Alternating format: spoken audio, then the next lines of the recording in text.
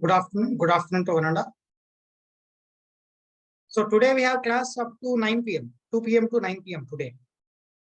Today we have a class up to 9 p.m. 2 p.m. to 9 p.m. Yeah.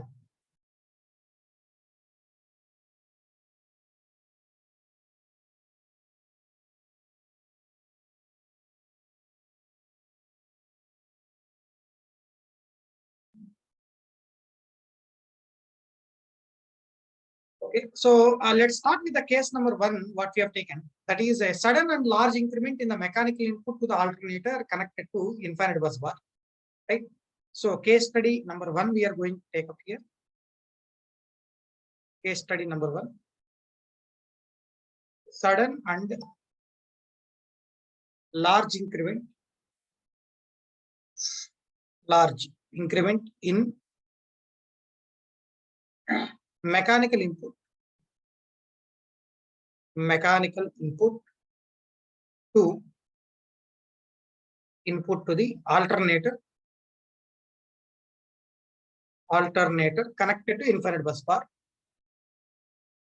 alternator connected to infinite bus bar. Sudden and large increment in the mechanical input. To the alternator connected to infinite bus bar. Okay, yeah. So you see, initially we have an alternator here. This alternator, and this is connected to infinite bus, something like this. Infinite bus. Okay. See, this is mechanical input symbol. We are showing it is PS simply, and we have some electrical power output as PE. Right. So I'll write that the electrical power output equation P equals to P maximum into sine delta. Electrical power output equation PE is equals to maximum power transfer capability P maximum into sine delta. P max into sine delta we have it. Okay, next thing. Let us say initially the mechanical input to this machine is PS1. Some value it is PS1. And I will say rotor angle as delta naught and rotor is rotating at synchronous speed. These statements first. Right? See, before creating the transient, what we are saying, or before creating the disturbance, what we said just now, we should write the initial conditions of the system, initial operating conditions of the system, that we should know. Okay, yeah. So let us see in the next slide. First, initial operating conditions.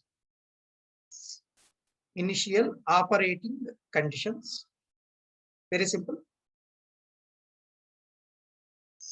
First one, rotor speed. We'll say omega here, which is exactly equals to synchronous speed. Omega is equals to omega s. And rotor angle means it's the angle made by this generator rotor with respect to infinite bus. That rotor angle delta equals to delta naught, I will say. Else you write simply delta naught. Rotor angle is delta naught. Okay, now next. What is the initial electrical power flow?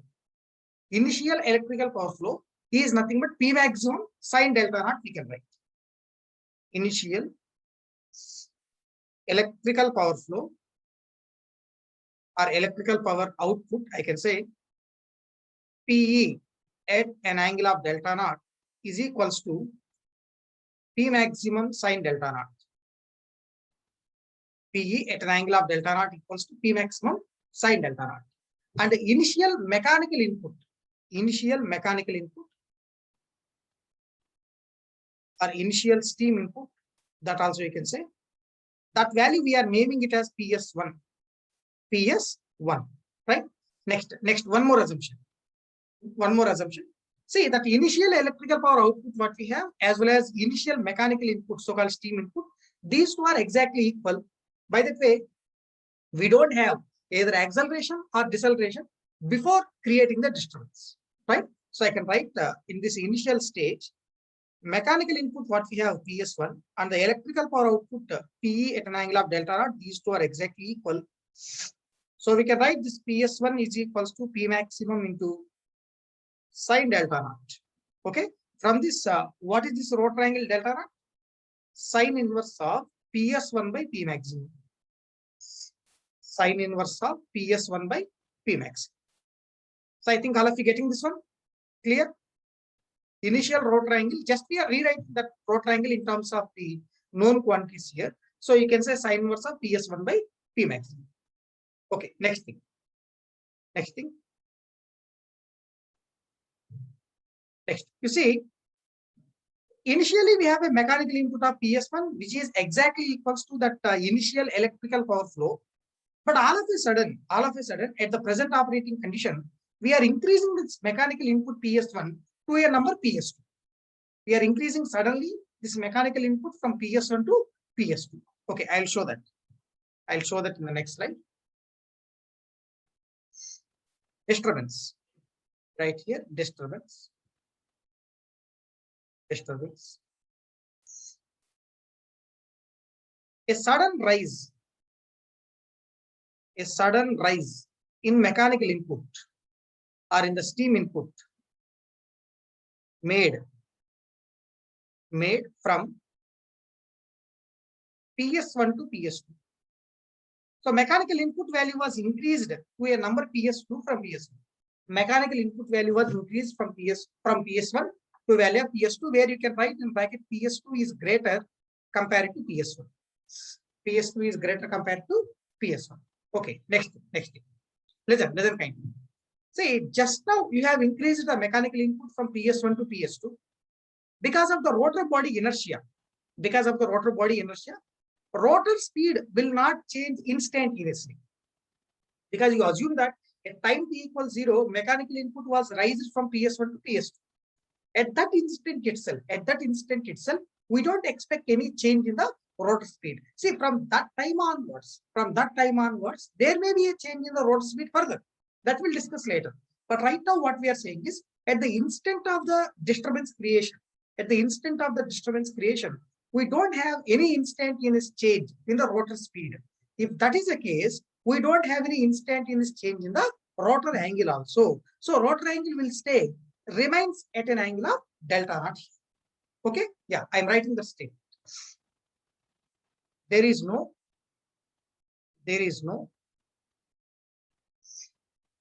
instantaneous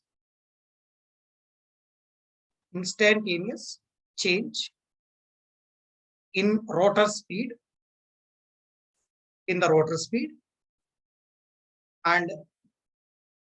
hence in rotor angle, So this statement will say that we don't have any instantaneous change in the rotor speed as well as the rotor angle. Fine. Next thing. Kindly listen. You write here. You write in bracket because of inertia of the rotor body. Because of the inertia of rotor body. Okay. Next. Look here. Mechanical input right now, it is PS2, right? PS2 is a mechanical input right now. What about P maximum value? So-called maximum power transfer capacity of network. Maximum power transfer capacity of the network. Do you have any change in the network here? Do you have any change in the network? Anybody please tell me. No change in the network, or your network will remain same. So P max value will be remains same, right? P max value remains same, and the angle also remains same at delta naught only. Following at that instant. Then how is the electrical power value? P maximum sine delta naught. That's it. Okay, let me write those statements. As there is no change in the network,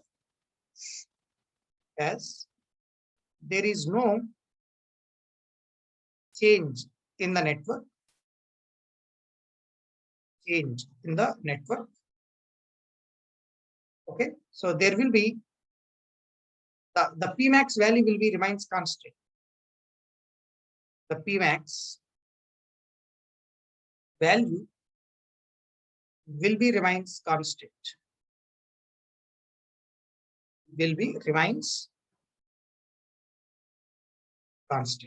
Okay, so as there is no change in the network, the P maximum value will be remains constant, we can see. Okay, next thing. Yeah, So now at that instant of disturbance, kindly observe the words what I am saying. At the instant of disturbance, or you say better, just after creating the disturbance. That's a better word to be observed here. Just after creating the disturbance.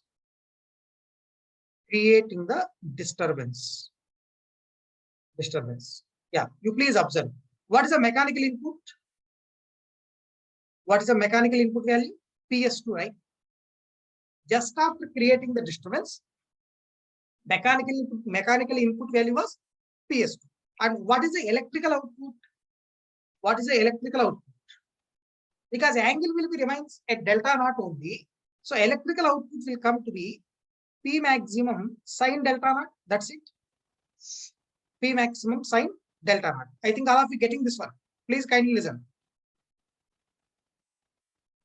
P maximum sine delta naught. Now, what is that difference between these two? What is the disturbance we are creating?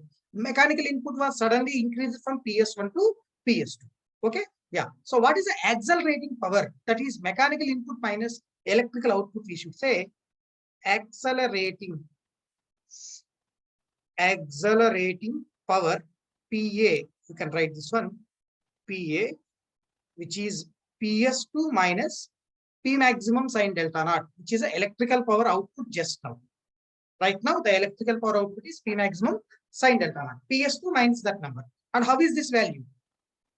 How will be this value in your expectation? Tell me please, how will be this value? Definitely positive. Definitely positive. See, earlier case, PS1 and P maximum sine delta naught are equal, right? PS1 and P maximum sine delta naught are equal. But now the mechanical power PS1 was increased to PS2, then definitely this difference will come to be positive.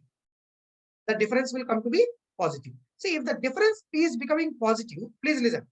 If the difference is becoming positive, I'll say d omega by dt. D omega by dt. This is one equation we have taken up earlier, which is a ratio between accelerating power to angular momentum. Accelerating power to angular momentum. So as a PA is positive, this will be positive. That will be positive. Means d omega by dt is positive. Means what will happen to rotor speed? If d omega by dt is positive, what will happen to rotor speed now? Will start increase.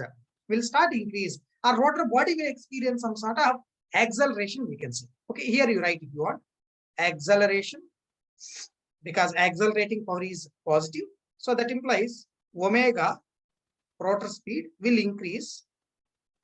Omega will increase. From where? From which value it will increase? So initially we have a speed of synchronous speed, right? Initially we have a speed of synchronous speed. Now, as a d omega by dt is turning to positive, omega will increase from omega s. If you want to assume, initially the speed is 1500 RPM. Just now the disturbance is created. At that point also speed is 1500. But as the accelerating power is positive, from that time onwards, from that instant onwards, omega starts increase. Means speed starts increase from 1500 RPM. Omega will increase from omega s. See, if omega is started increasing from omega s, definitely omega will come greater than omega s. Omega value will be definitely becoming more than synchronous speed. Let me write. So therefore, omega greater than omega s will occur. Omega greater than omega s will occur. See, whenever that omega value becoming more than omega s, what will happen to the value of d delta by dt? What will happen to the value of d delta by dt? Anybody? What is the formula for d delta by dt? Formula for d delta by dt. Omega minus omega s. Omega minus omega s is a value of d delta by dt. And as omega is becoming more than omega s, so d delta by dt will turn into positive. Whenever the d delta by dt is turning into positive, delta will start increase from delta naught. Okay, so that implies you can write delta starts increase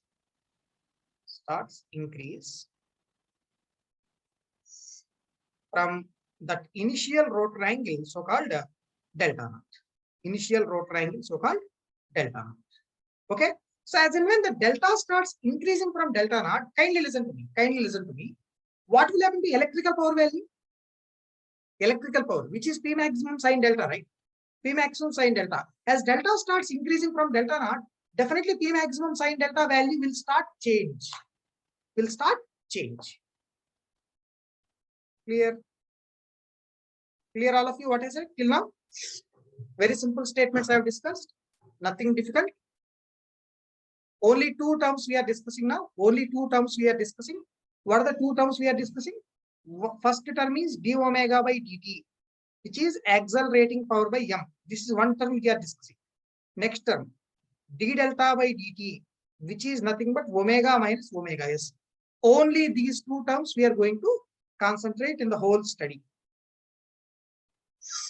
d omega by dt, pa by m, d delta by dt, omega minus omega s. But I want to tell this one to you. I want to tell this one to you. Yeah, P maximum is constant, right? I want to tell this one to you. But you know, as the delta is changing now, delta is increasing, of course, electrical power will vary definitely according to the curve P maximum sine delta. P maximum sine delta. So now I want to put that curve on the plot. I will keep the power angle curve on the plot. Thereby, we will come to know how that electrical power is going to be changed with respect to delta variation exactly. Okay, so I am showing that power angle curve now.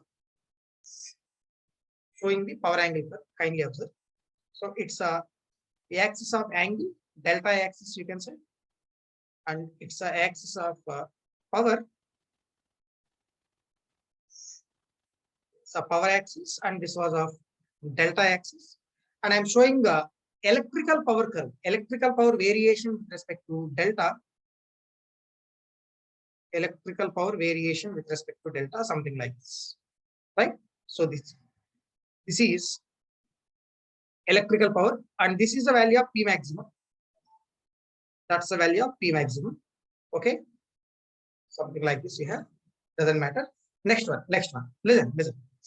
Let me discuss from beginning again. Yeah, please listen. Let me discuss. Let me discuss about that initial condition again. We have initial mechanical input. Initial mechanical input as PS1. Initial mechanical input I am showing as PS1, something like this. This is the initial mechanical input. Initial mechanical input. Showing this as PS1. Okay, so this is PS1. Next, see, look here. So this intersection between this PS1 and PE curve, intersection between the PS1 and PE curve, this is our initial operating point A. This is our initial operating point A, at which we say the angle is delta naught, at which we say the angle is delta naught, and your speed will be exactly equals to synchronous speed. Speed will be exactly equals to synchronous speed at that point. Okay, so this is a point A at which angle is delta naught and speed is equals to synchronous speed. And the system is exactly stable at that point we are assuming. Okay, before the disturbance creation. Now, what are the disturbance we are saying? All of a sudden, this mechanical input was increased from PS1 to PS2. All of a sudden, mechanical input value was increased from PS1 to PS2, something like this. This is the new mechanical input to be expected. New mechanical input to be expected, and I'm saying this as a PS2. Saying that as PS2. Next one. Just now, that mechanical input was increased from PS1 to PS2. Okay, but still rotor angle will be remain same, delta naught only. So the operating point will stay at A1. Operating point will stay at A1. But after that has been occurred, means after the disturbance creation, you know, accelerating power is becoming positive. That is nothing but PS2 minus electrical power. PS2 minus present electrical power is this. So that is looking to be positive. So d omega by dt will turn to positive. So omega starts increasing from omega s. Omega starts increasing from omega s. If omega is becoming more than omega s, d delta by dt is positive. Delta starts increasing from delta naught. Delta starts increasing from delta naught. Because of the delta increment, electrical power will change on the PE curve like this. Electrical power will change on the PE curve in this manner. Yeah, all of you getting this one? Electrical power will vary on the PE curve.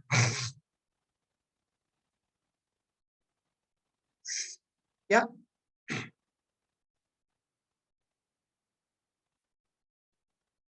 Yeah, please listen, please listen. So that's what we have written here. Just after creating the disturbance, again we are staying at remains at point A only. We are staying at a point A only. Mechanical input is PS2 we said. The angle is delta naught only, and electrical output is P maximum sine delta naught. Accelerating power is becoming positive. So d omega by dt is positive. Omega will start increasing from omega s. D delta by dt is turning to positive. Delta starts increase from delta naught. So as a delta starts increasing from delta naught like this, electrical power will vary on this power angle curve. Electrical power will vary on this power angle curve. All of you getting this one? This is clear, Ashish? Electrical power is varying on this PE curve. Okay. See, as and when this electrical power is changing like this, but still, what is it? PS minus PE means PS2 minus PE. Still positive only, right? As a PS2 minus P is still positive, means accelerating power is still positive. Omega further increases. Omega further increases. Omega is further increasing, means definitely speed will become more than synchronous speed in that zone. Speed will become more than synchronous speed in that zone. Okay. If you have any doubt, kindly listen. If you have any doubt, stop at this point. Let us see. This is a point where I am stopping. Kindly tell me. What is this number? Is it positive or negative? That's it from the curve. How is the accelerating power at this point? All of you has to answer this. Accelerating point. Yeah. Accelerating power at that point. Positive. Good. See, listen. Stop. Listen. See, as the accelerating power is positive, what we have to understand here is, okay, from this point onwards, speed will start increase. That's it. What you have to understand here, speed will start increase. That's what you have to understand now. Okay, done. Next, how is omega at this point? Anybody tell me? How is the omega at this point? Is it more than synchronous or less than synchronous or equal to synchronous? How is the omega at this point? Is it more than synchronous or less than synchronous or equal to synchronous? Kindly tell me. Tell me, definitely more than synchronous speed. Why equal? Likita. It will be definitely more than synchronous speed. Why? Why in the sense, starting from A onwards, omega value was increased, right? Starting from A onwards, omega value was increased. Definitely at this point, we are meeting a point where speed is more than synchronous speed. If that is the case, d delta by dt is positive, delta will start further increase, and electrical power will change on the PE curve something like this. Electrical power PE will change something like that.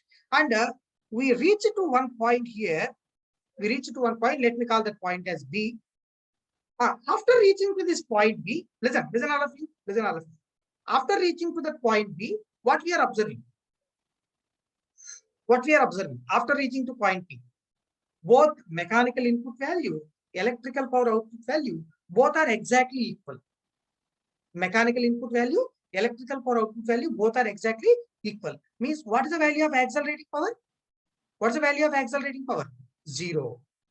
Accelerating power is equals to 0. That's okay. Accelerating power is 0. But how is the speed at this point B? How is the speed value at this point B? Is it more than synchronous or less than synchronous or equal to synchronous? Tell me please. It will be still more than synchronous speed. Following all of you, because starting from the point A to B, speed was increased.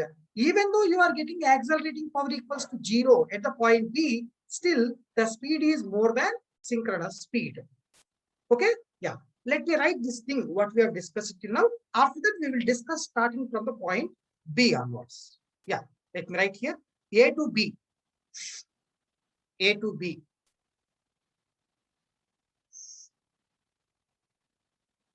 A to B. Angle is changing in the zone. Okay. What is the accelerating power? Accelerating power PA, which is nothing but mechanical input is PS2 minus load, sorry, electrical power output, P maximum sine delta. Delta is a variable, right? Delta is a variable in that zone. That's why I've written that simply P max sine delta. PS2 minus P max sine delta. This number is positive. You can observe from the graph. PS2 minus PE. PS2 minus PE. That is positive. Okay. So as and when accelerating power is positive, in that region, d omega by dt, which is PA by M, positive. Okay. So as and when d omega by dt is positive, omega was increasing in that particular zone. Acceleration we have. Acceleration we have. And omega value was increasing in that zone. Not only that, it is confirmed that in that zone, speed is more than synchronous speed. The reason is initial speed is synchronous speed. Initial speed is synchronous speed. So in the region A to B, omega is increasing. So definitely omega will become more than synchronous speed. Okay. So if omega is more than synchronous speed in that particular zone, if you calculate the value d delta by dt, omega minus omega s, that is positive. And it will say that delta is increasing in that particular zone. Delta value was increasing in that particular zone. Now you are correct, Dinesh. Dinesh, you are correct, but it is positive, right? Okay. Now you can write at the point B, let me denote that angle delta 1 in this graph. Let me denote this angle at the point B as delta 1. Delta 1. I'll show in the next slide. At the point B, where we are standing, rotor angle equals to delta 1.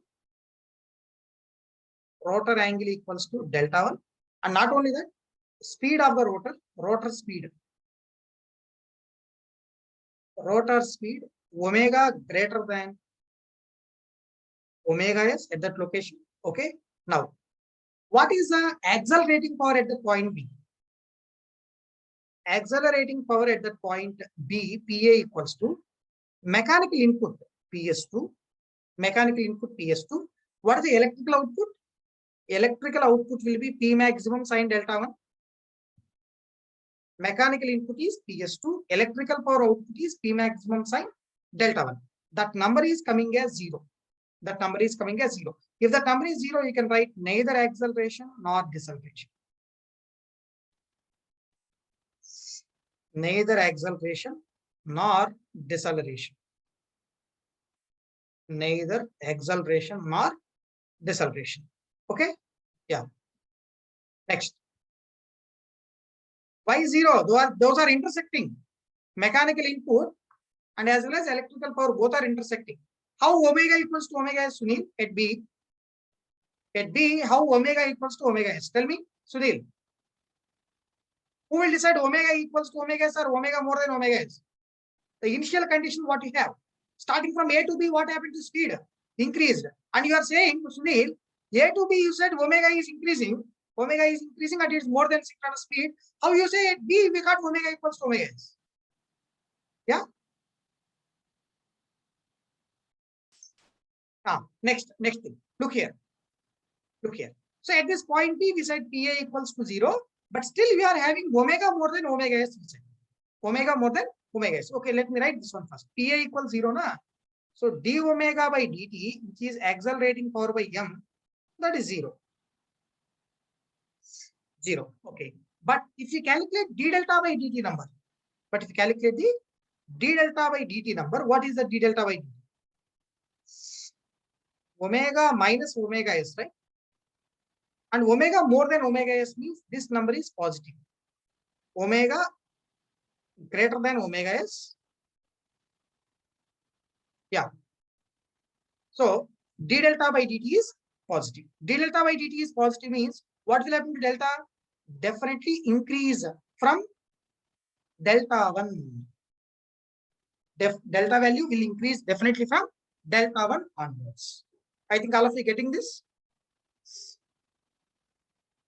See, the, the thing what you have to think here is at the point B, after touching that point B, accelerating power is becoming 0, okay, but still speed is more than synchronous speed.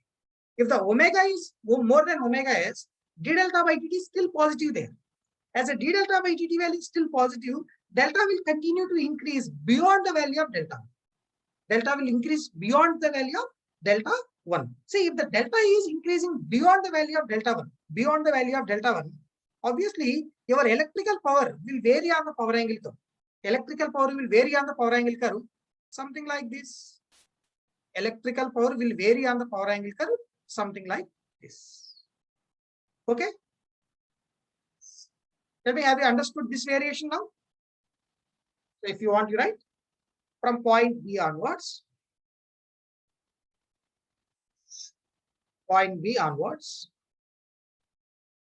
as delta is becoming greater than delta 1, as delta is becoming greater than delta 1. Just observe my words, what I am saying again. Delta is becoming more than delta 1. What is happening to electrical power output compared to mechanical input now? If you are crossing that point B, if the operating point is crossing that point B, electrical power output is becoming higher. Electrical power output is becoming higher, but mechanical input value remains same. In that situation, if you calculate accelerating power, so-called mechanical input minus electrical power output, that value is turning to be negative. The PA value is becoming negative now. Okay, so onwards, as delta is greater than delta 1, accelerating power PA becomes negative. Accelerating power PA becomes negative. Clear? See, as and when this PA is becoming negative, deceleration we have. Okay, deceleration means what? Omega decreases. Deceleration means omega decreases. See, if omega is decreasing, okay, from where? Omega is decreasing was okay. From where it is decreasing now? From what speed it is decreasing? From what speed it is decreasing? Yeah? Tell me please. From what speed it is decreasing? From the speed what we have at the point B. Clear? From B onwards, omega is decreasing, right? From B onwards, omega starts decreasing. Means at the point B, whatever the speed we have, from that speed, it will start decrease.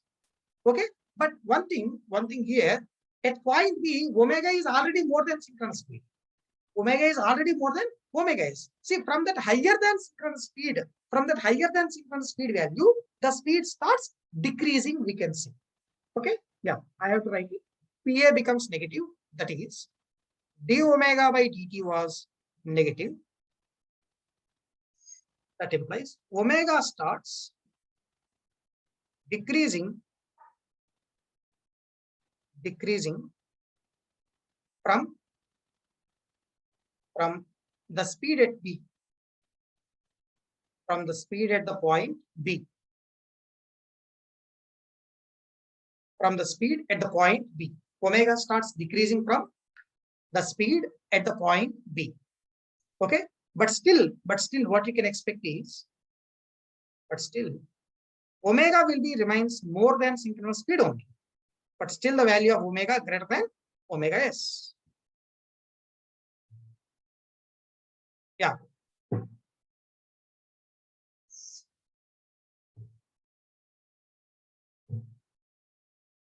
Okay, but still omega is more than omega s means d delta by dt will be positive and delta will continue to increase. Delta will continue to increase beyond the point B up to some angle, that we are going to discuss now. So d delta by dt is positive. That implies we can say delta increases. Delta increases. Okay, look here. I will be showing in the curve. Kindly observe now. In this curve, look. See, in this region, beyond the point B, accelerating power is becoming negative. Omega value was decreasing, but still omega is greater than omega s. Omega value was decreasing, but still omega is more than omega s. D delta by dt is positive. Delta will continue to increase beyond delta 1. So that operating point will move something like this. How far it will go? See, omega continue to decrease, right? Omega continue to decrease. As and when omega is continue to decrease And at some point, it is expected that omega may become equal to omega s. At some point, definitely we may expect that omega may become equal to omega s. Okay, yeah. So I can say at some point, maybe here, this one, I am assuming that is point C, at which we might have touched to speed equals to synchronous speed. At this point, we might have touched to omega equals to omega s. So this point angle I am showing as delta 2. Point angle I am showing as delta 2. Okay, so now let me write from B to C. Yes, first I have to write here delta will increase up to the point, delta increases up to the point where omega equal to omega s occurs. Up to the point where omega equals to omega s occurs. Okay, it is expected that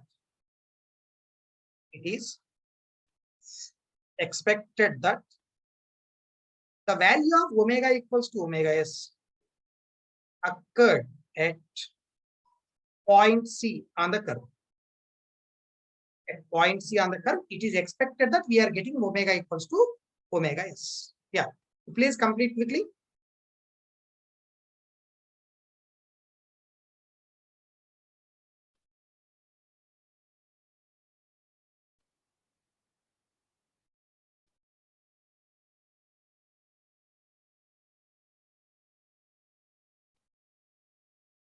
Delta 2 may or may not be equals to 90 degree. Don't bother with it, Bharati. It may be more than 90, less than 90, no issue there.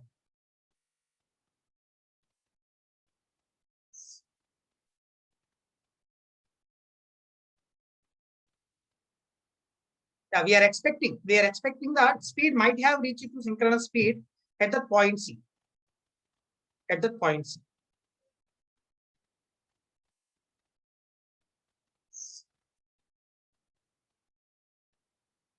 Yeah, next. Let's continue. Like this. Listen, please. So at this point, see, we touch the omega equals to omega s. Okay, you are saying just like a word. At point C, you are saying that omega equals to omega s occurred. Then how come I know? How can I know that we are getting omega equals to omega s there? That's the question what we are going to get. Okay, before writing that question, first let me write that B2C accelerating power and all that I will try to write. 1 minute, please.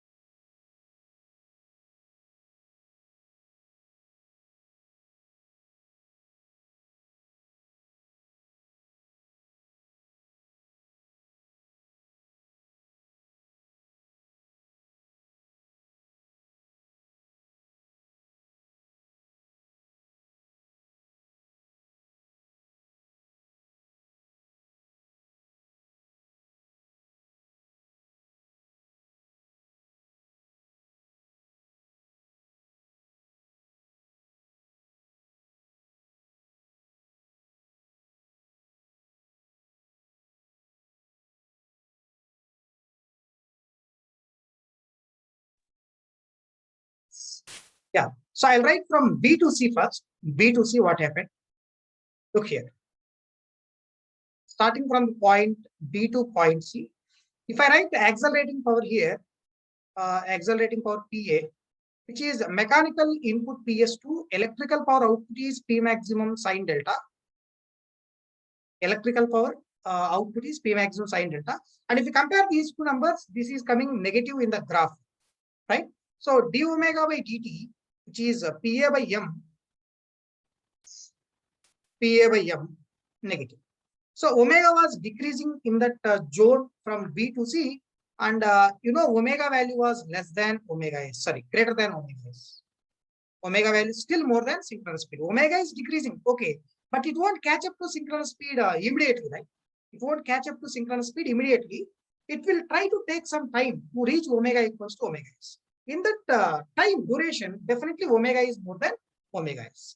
And if you calculate the value d delta by dt, omega minus omega s, that number is positive in the zone. Delta value was increasing. Delta value was increasing here.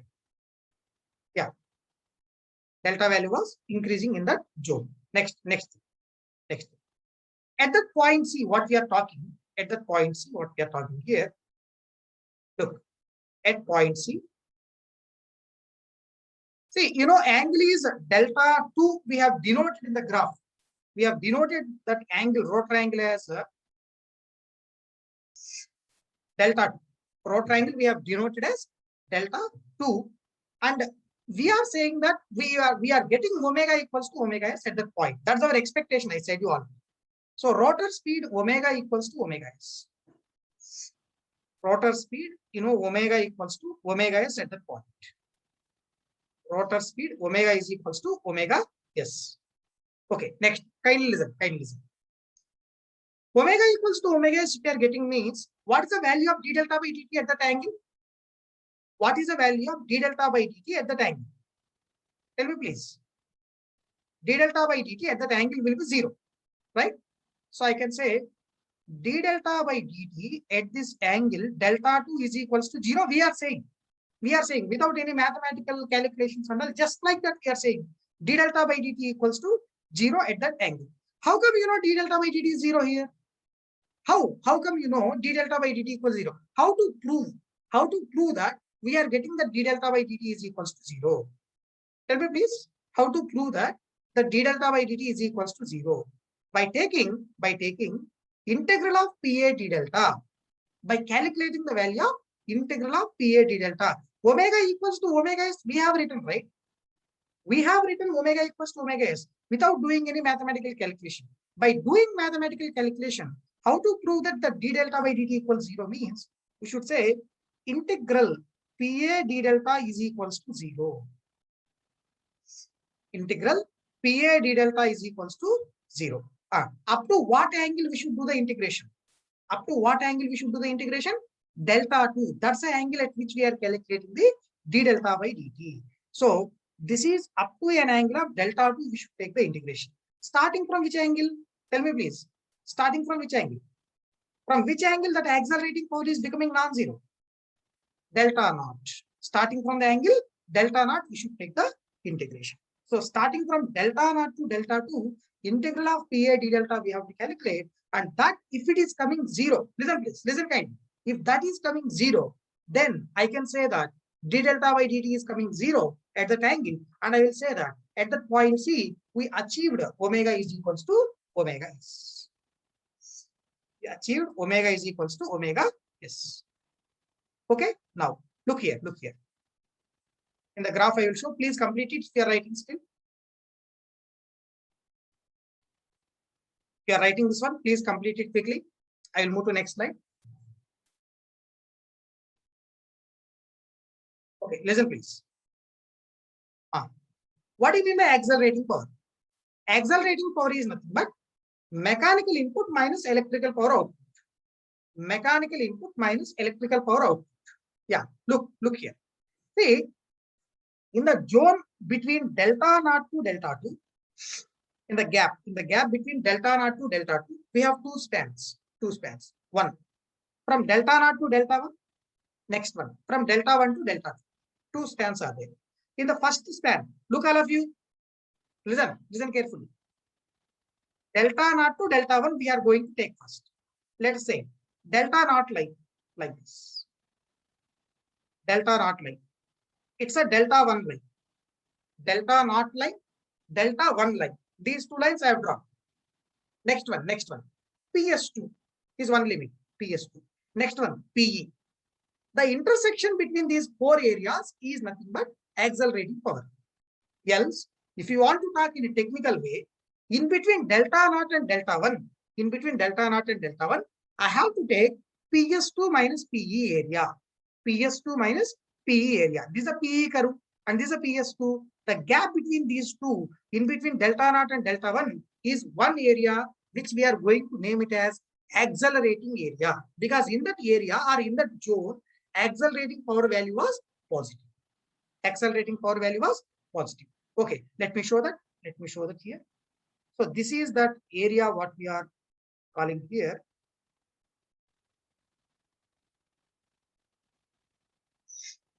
So this is the area we are calling. In between delta naught and delta 1. In between delta naught and delta 1. Below PS2, above PE. Below PS2, above PE. This is one area we are covered. We have covered already.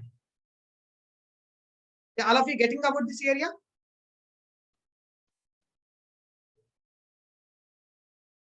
All of you getting this area? This area I will name it as A1 for time being. I'm calling that area as A1. Next one please. Next one. Starting from delta 1 angle up to delta 2. Starting from delta 1 up to delta 2. Above PS2. Limits are what? PS2 minus PE, right? PS2 minus PE. Above PS2, below PE curve. Above PS2, below PE curve. Whatever the gap we have here, or whatever the area we have covered here, that I am going to name as deaccelerating area. This area we are going to name as deaccelerating area A2. Deaccelerating area A2, right? Deaccelerating area A2. Or you can say decelerating area A2. Whether these two areas are looking equal? Whether these two areas are looking equal to you? Please tell me. Yes, almost equal.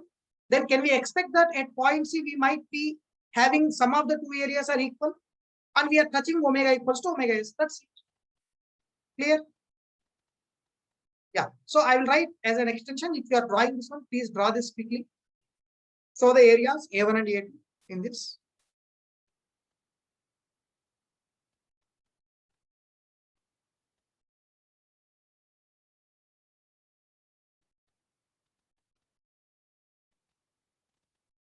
Yeah. Okay, fine. So I can say from this integral of delta PA d delta starting from delta naught to delta 2, I will divide that into two integrals. First integral is from delta naught to delta 1, PA d delta. Second integral is from delta 1 to delta 2, PA d delta. That is equals to 0. Okay, integral delta naught to delta 1, PA d delta plus integral delta 1 to delta 2, PA d delta is equal to 0. Okay, next. Delta naught to delta 1. What is the accelerating power equation? Accelerating power equation. PS2 minus P maximum sine delta. Accelerating power equation is PS2 minus P max into sine delta. That is with respect to delta. Plus second integral. Starting from delta 1 to delta 2. This accelerating power is PS2 minus P maximum sine delta with respect to delta is equals to 0. With respect to delta is equals to 0. We are not assuming equal area, Aditya. We are not assuming equal area. It is coming equal areas. Okay. See, whatever the first area we have here, this is acceleration area. acceleration area, I'm calling it is A1. And the second area I'm going to call as deacceleration area, or you can call deceleration area. I will name this as A2. So from this, what you can get is A1 plus A2 is equals to 0. You can say this as A1 plus A2 is equals to 0. A1 plus A2 is equal to 0. Else you can write this A2 is equals to minus A1. A2 is equals to minus A1.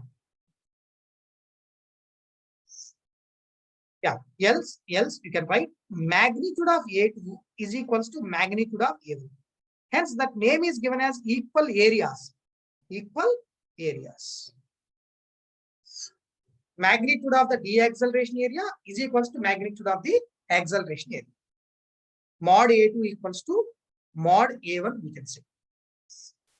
Yeah, you tell me first what I have to write exactly here. Is it A2 magnitude equals to A1 magnitude, or A1 magnitude equals to A2 magnitude? Which one is correct among these two? Mod A1 equals to mod A2, one thing. Next one is mod A2 equals to mod A1. Which is correct among these two? Is it first one or second one? Which is correct? Tell me please. First one or second one? First one, not A2. A1 equals to A2. One thing, it's a very common sense thing to say.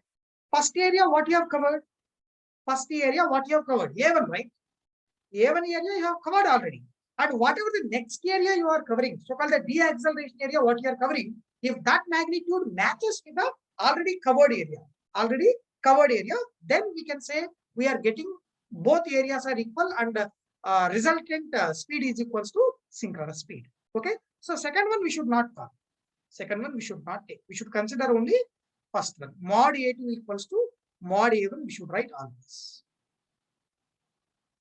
Mod A2 equals to mod A2. Clear. Next. Can we stop stability study here to say that the system is stable, or is it required to continue further? Tell me. Just a simple statement I am asking. Simple statement. Can we stop? Stability study here to say that the system is stable? Just as a basic word. Yes or no? Yes. Simple thing. That's what we have discussed in basic equal area, right? In the basic equal area criteria, just observe here. What we have written.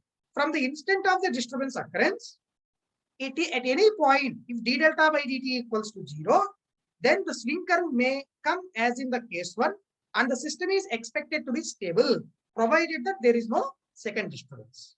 Actually, saying that the system is stable just after the first swing, is going to be called generally as first swing stability study. Is simply studying the stability analysis only up to the first swing. So once after touching the d delta by dt equals 0, there itself, if you want, we can stop the stability analysis.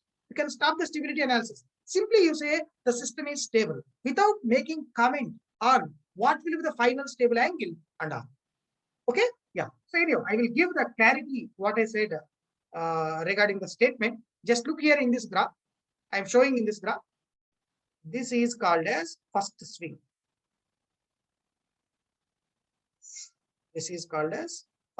In the graph, what we have shown in the equal area criteria discussion.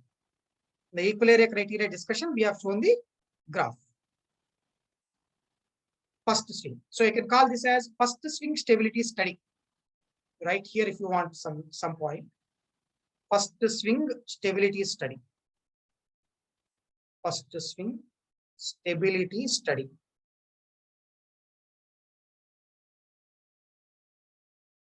stability study. We can say that. Okay. Next.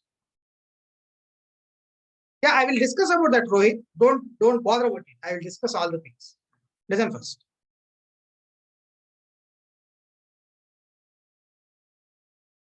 So next I can say, so therefore, the system is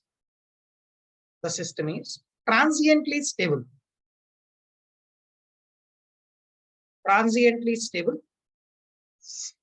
Provided that there is no second disturbance. there is no second disturbance. Provided that there is no second disturbance. The system is transiently stable, provided that there is no second disturbance. Okay, fine. And one more thing I want to tell you here from this graph. Look here, all of you. What is speed at sea? I am asking a very silly question. Just answer to me. Just answer to me. I'll come to you. Why you are discussing about this A2? I don't understand. What is A2? You have not understand equation of PA only we have written, right? Equation of PA, PS2 minus PE, that's it. PS2 minus P maximum sine delta we have written A2 area. Okay, listen please. At C, what is speed here? All of you, please tell me. What is the speed at C? Omega equals to omega s. That's okay. Omega equals to omega s. What is accelerating power at C? What is the value of accelerating power at C? Is it positive, negative, or zero? Negative. Not decreasing. Negative. Vinayak. Not decreasing. Negative. Value of PA. PA is how it is zero. Gopiraju. Bharati, you are also saying zero. How it is zero? PS2 minus PE, I am saying you from the graph. This is PS2 and this is PE. How it is zero? It is negative. PA is negative. Listen please. See, accelerating power is negative at C, but omega equals to omega s. That's okay. See, if PA is negative, what you can expect? D omega by dt still negative. D omega by dt still negative means omega further decreases. See, already starting from the B to C, omega is decreasing continuously and it has reached to omega equals to omega s. And further omega decreases. Further omega is decreasing means omega will come definitely less than synchronous speed. So if omega is coming less than synchronous speed, then d delta by dt will turn to negative. If d delta by dt is negative, delta starts decreasing from delta 2. So the swing will fall back something like this. Else we can say operating point will move away from C down in the down direction. All of you getting this? Yeah. So what we have to make a comment here is, you are saying that after touching C, we are getting omega equals to omega s, d delta by dt is equals 0, system is transiently stable. But C is not the final stable point. Because the rotary is not going to stop at C. Why? In the sense, PA is negative there. So omega will decrease further. Omega will become less than synchronous speed. D delta by dt is negative and delta starts decreasing from C. All of you getting? So system is stable, you said. System is stable, but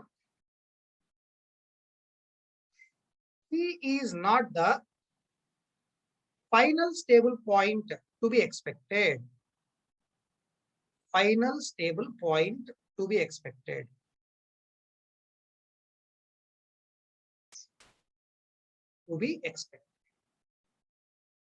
is not the final stable point to be expected. To know where it is going to stand finally, we have to extend our discussion further. All of you getting this one? Okay, next. I will extend the discussion further. But I want to tell this clarity also to you. Just observe my words, what I am saying. Listen kindly. I will draw one rough diagram here for the same case what we are discussing. I am drawing some rough diagram. Kindly observe. So it's a power versus delta. And we have PS1 first. Initial mechanical input to the machine. Stop writing, just listen here. PS1 is this area. Is this line. PS1 is a line. And the intersection between PS1 and this power angle curve is a point A. We have denoted an associating angle I am showing as delta. delta. So omega is equals to omega s. We have it at point A. And all of a sudden, this mechanical input was increased from PS1 to PS2, as we have said just. So it was increased to a value of PS2, something like this. Okay. So this is that point PS2 we have. Yeah. This is a point PS2. Listen, please. So whatever we have discussed till now, I am repeating the things. Suddenly this mechanical input was increased from PS1 to PS2. So the speed will not change instantaneously. So omega will stay at omega s only at that instant. Delta is equals to delta naught. And your operating point will be remains at A only. Remains at A. Okay. Now if you check the accelerating power, listen here. Accelerating power. This is a value of accelerating power. Mechanical minus electrical. Mechanical minus electrical. This is a value of accelerating power, which is positive number. Because of that, omega will start increase. Omega will come more than omega s. And if omega is more than omega s, we can say d delta by dt is positive. Delta starts increasing from delta naught. Say as and when delta is increasing from delta naught, so electrical power will change on this curve in this manner. Electrical power will change on this curve. Listen please. As and when you are saying electrical power is changing like that, this is the area you are getting, so-called accelerating area. All of you getting this one? How I am covering this area? As and when delta is increasing, this is the area what we are going to cover. But in this particular zone, always as accelerating power is positive, omega value was increasing, and that is more than synchronous speed. More than synchronous speed. And omega is increasing and more than synchronous speed, d delta by dt is positive, and we have touched it to this point like this. At some time, we have touched it to this point B, we have denoted, but after touching to that point B, accelerating power is 0. That's okay. Accelerating power is 0, but still omega is more than omega s. Because starting from that A to B, omega value was increased. See, as omega is more than omega s, d delta by dt is positive. Delta starts increasing from B onwards. Delta starts increasing from the point B onwards. As and when delta starts increasing from B, electrical power will change like this. And the accelerating power, if you measure PS minus PE, that is negative, right? PS minus PE, that is negative. So because of that, omega starts decrease here. But it won't catch up to synchronous speed instantaneously. Up to some point of time, omega still more than omega s, but it is decreasing. Right? So you observe here. Omega continue to decrease, and you see this deacceleration area value was increasing. All of you listen. Deacceleration area was increasing like this. Let's say we stop here. How is the summation of these two areas? You can observe. See, this area is negative number, and this area is positive number. This area is a negative number. How is summation of these two? Positive or negative? Tell me, Vishnu. Tell me, Vishnu. I need response from you, Vishnu. How is the resultant area? Positive or negative?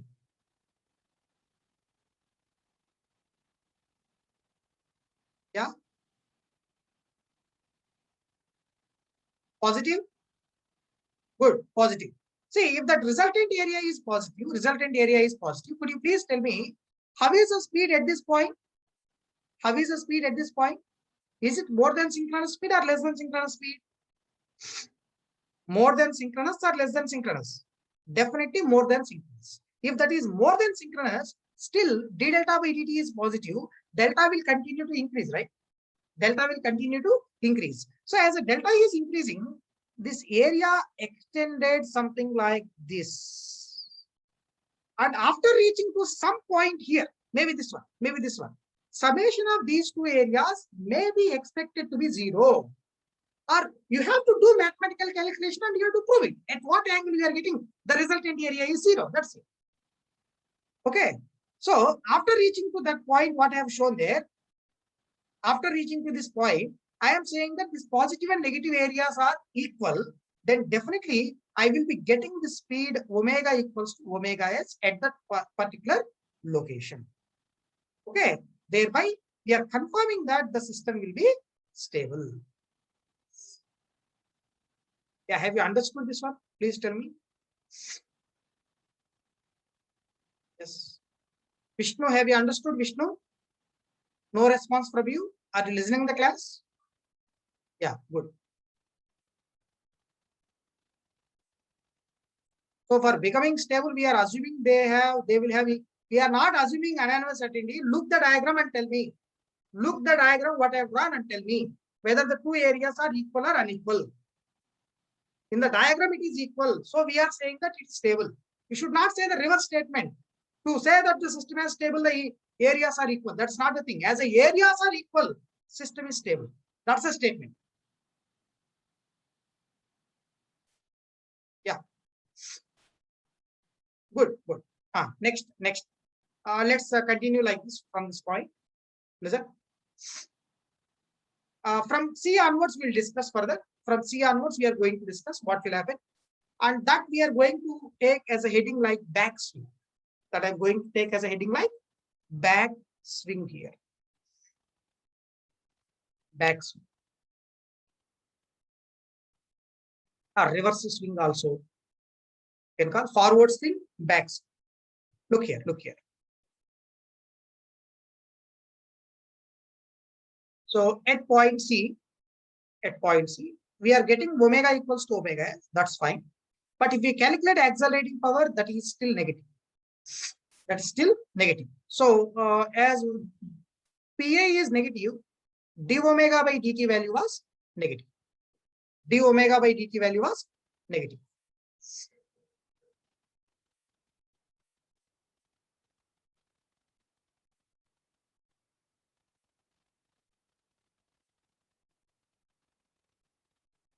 Sir, what if the area A1 becomes more than A2?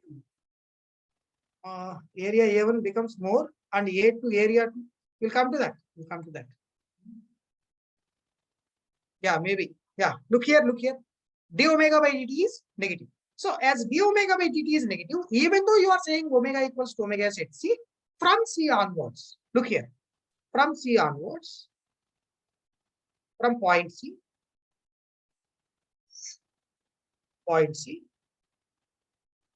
omega value decreases. From where? From omega s.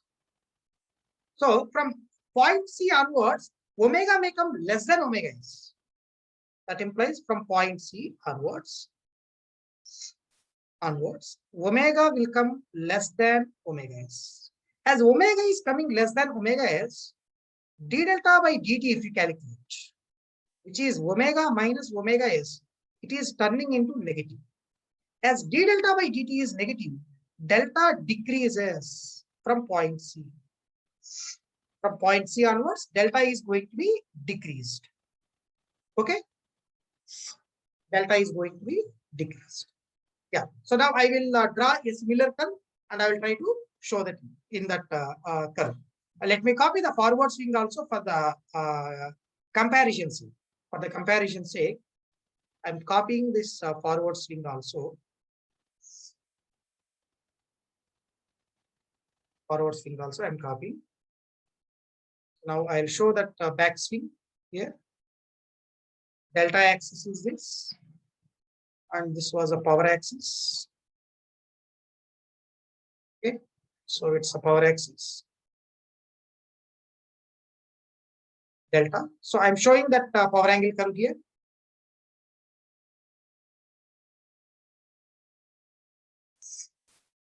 Power angle curve.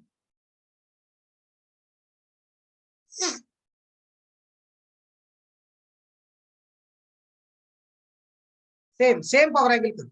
Same power angle curve. Some difference is there in this diagram, but still you should say both power angle curves are exactly equal.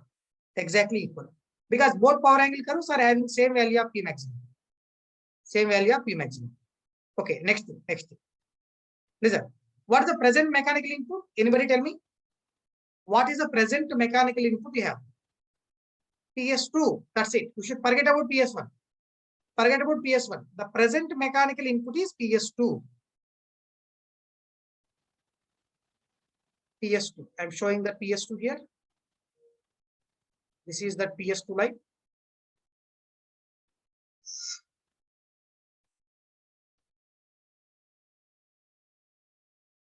Yeah, next.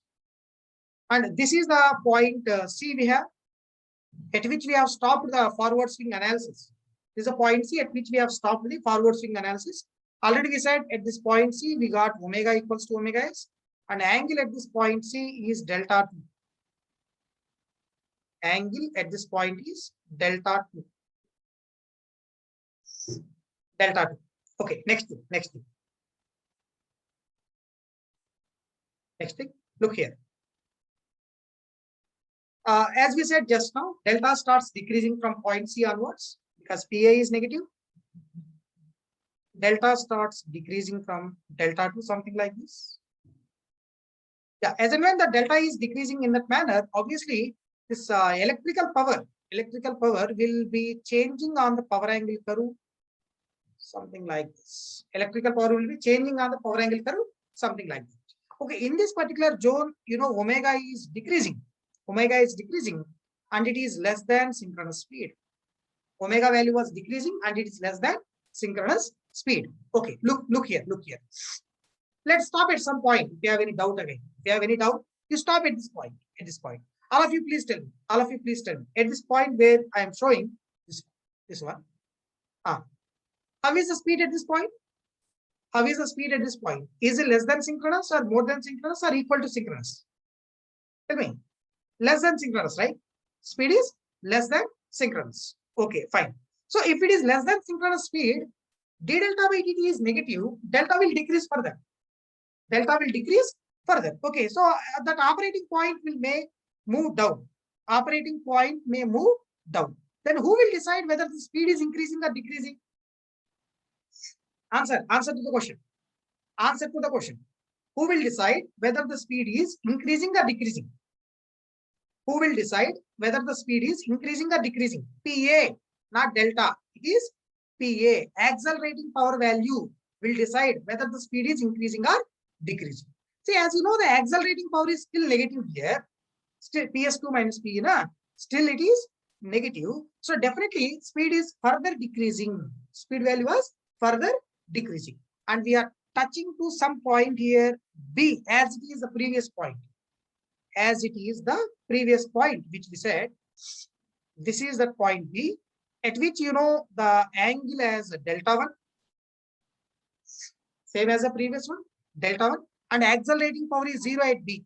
But how is the speed at B? How is the speed at B? Can anybody tell me? How is the speed at the point B? Nobody is saying. How is the speed at B? Less, means less than synchronous speed. How it is equal? Somebody is saying equal. Less than synchronous speed, not decreasing, not decreasing. See, anywhere if I ask you how is the speed, you should say is it less than omega s or greater than omega s? Okay, so it is less than synchronous speed. Good. So as it is less than synchronous speed, d delta by dt is still negative only, right? If d delta by dt is still negative, delta will decrease below the value of delta 1. Delta will decrease below the value of delta 1. So you can say that operating point may move down like this. Whenever that operating point is going down like that, how is the accelerating power? How is the value of accelerating power? It is PS2 minus PE. PS2 minus PE. That number is becoming positive. Omega starts increase. PS2 minus PE. So you can say omega starts increase. But still, see, as and when you are saying omega is increasing, but still it won't catch up the synchronous speed immediately. It won't catch up the synchronous speed immediately. So it will take some time. It will take some time to catch up the synchronous speed. In that meantime, omega value was less than omega s. In that meantime, omega value was less than omega s. If that is the case, obviously you can say d delta by dt is negative. Delta will continue to decrease. Electrical power will change something like this. Electrical power will change something like that. Clear? And at some point, maybe again A, what we have shown there earlier. Again, at this point A, we might be touching omega is equals to omega s, and this angle I am showing as delta naught as it is. Delta naught as it is. And at A, we might be touching that speed omega equals to omega s. Omega is equals to omega s. Yeah. All of you understood this one? Backseat. I'll write the statements. Briefly. Clear? Vishnu, have you understood Vishnu? Vishnu. Tell me, how come you know omega equals to omega s at this point? How come you know omega equals to omega s at point A? I have to confirm it by taking integral of area. I have to confirm it. Mathematics, from graphical, I am saying just by common sense. Okay, this area is A1, this area is A2. Both are looking as same. Expecting that that end point is having omega equals to omega. That's the expectation from the graph by observation, physical observation. But if you want to prove it exactly, we should do mathematical calculation and we should confirm that integral of PA d delta is equals to 0. Then only I can say omega equals to omega s. Clear? Yeah. Next thing. See, from C to B, I am saying from C to B.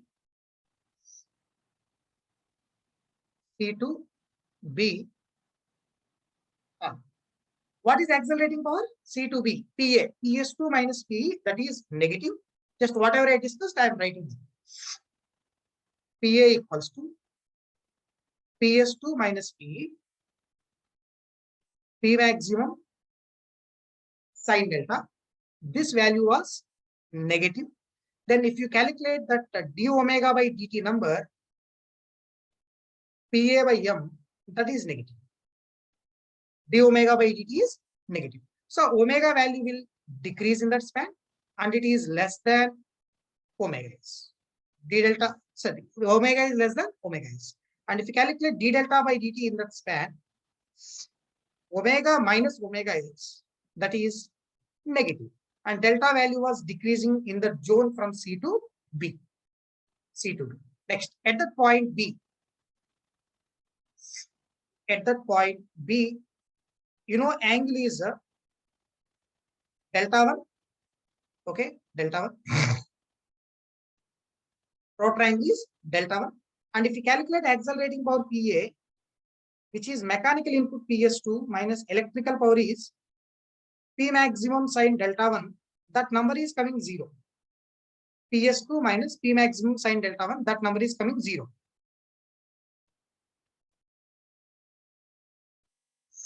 Okay, so d omega by dt equals 0. You write neither acceleration nor deceleration.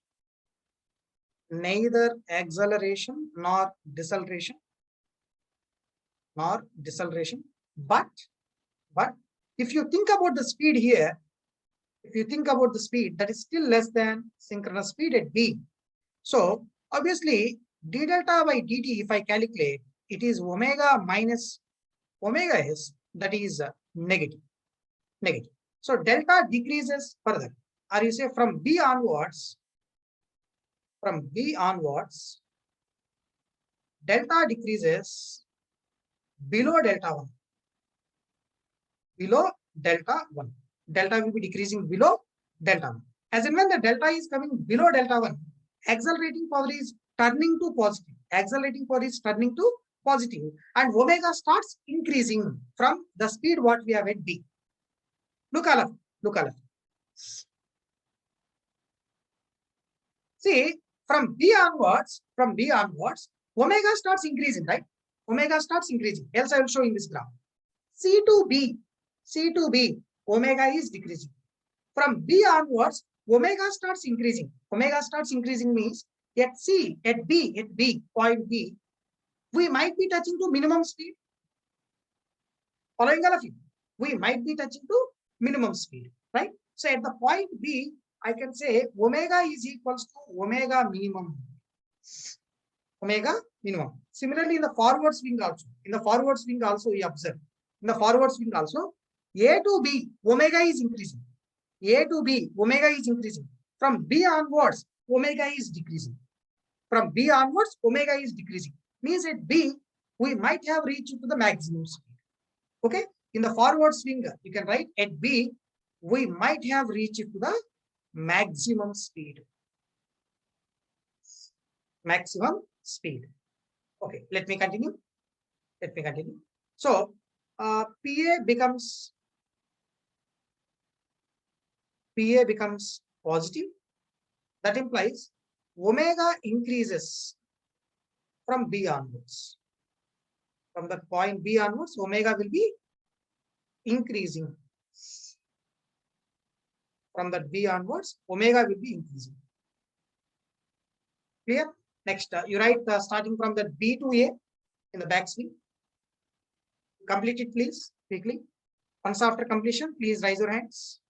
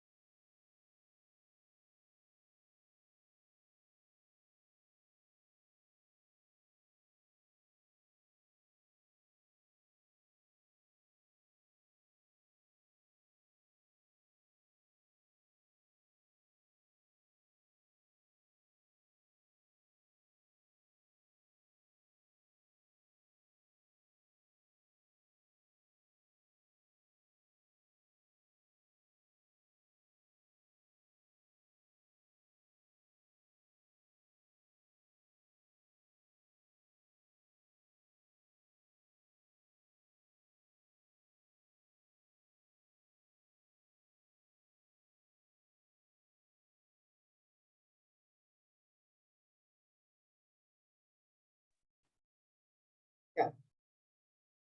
So I'll write from C to A here, or B to A. From the point B to A, if I write accelerating for PA, that is positive. PS2 minus P, right? That is positive. And you know, d omega by dt number is also positive. So omega value was increasing in that zone, but still it is less than synchronous speed. But still that omega was less than omega is. So if you calculate d delta by dt, omega minus omega s, which is a negative number, delta value was decreasing. Delta value was decreasing. Okay, fine. So at point A, if you are touching, rotor angle is delta naught here. Rotor angle is equals to delta naught. And not only that, we are saying that we are getting omega equals to omega s. Not only that, we are getting omega equals to omega s. Now, if we calculate the d delta by dt at an angle of delta naught, we are saying it is 0. We are saying it is 0. How to prove that? How to prove that means integral of PA d delta is equals to 0. Integral of PA d delta equals 0. Up to what angle you should do the integration? Tell me please. Up to what angle we should do the integration? Up to delta naught. That's the angle at which we are doing the calculation. Up to delta naught, we should do the integration. Starting from which angle? Delta 2. So starting from delta 2 to delta naught, we have to say integral of PA d delta is equals to 0. Okay, if you want, you divide this again into two parts. One is starting from delta 2 to delta 1, one portion, delta 1 to delta naught, second portion. Okay, let me write. So first portion is from delta 2 to delta 1, PA d delta. What's the formula for PA? What's the formula for PA? Mechanical input minus electrical power output. Mechanical input minus electrical power output with respect to delta plus second integration starting from delta 1 to delta naught. Again here also mechanical input minus electrical power output with respect to delta is equals to 0. With respect to delta is equals to 0. Clear? And you see this areas. I am going to show areas. Look here. First area we are taking up in between these two points. I have explained how to take the areas already. Simple. Take the angles first. Take the angle limits, and then mechanical power, electrical power. Mechanical power, electrical power. That gap area we are going to consider. So this is that area I am taking. This is that area. I will call this area as A3. Next, between delta 1, delta naught. Second area, I am calling this as A4 area. Calling this area as A4. So this A3 plus A4 is equals to 0. A3 plus A4 is equals to 0. So this area is A3 area, deacceleration area. Deacceleration or deceleration area A3, and this was acceleration area A4. Acceleration area A4 you got, and then this A3 plus A4 is equals to 0. A3 plus A4 is equals 0. So you can write A4 equals to minus A3 area. Else you can say modulus of A4 is equals to modulus of A3. Modulus of A4 is equals to modulus of A3.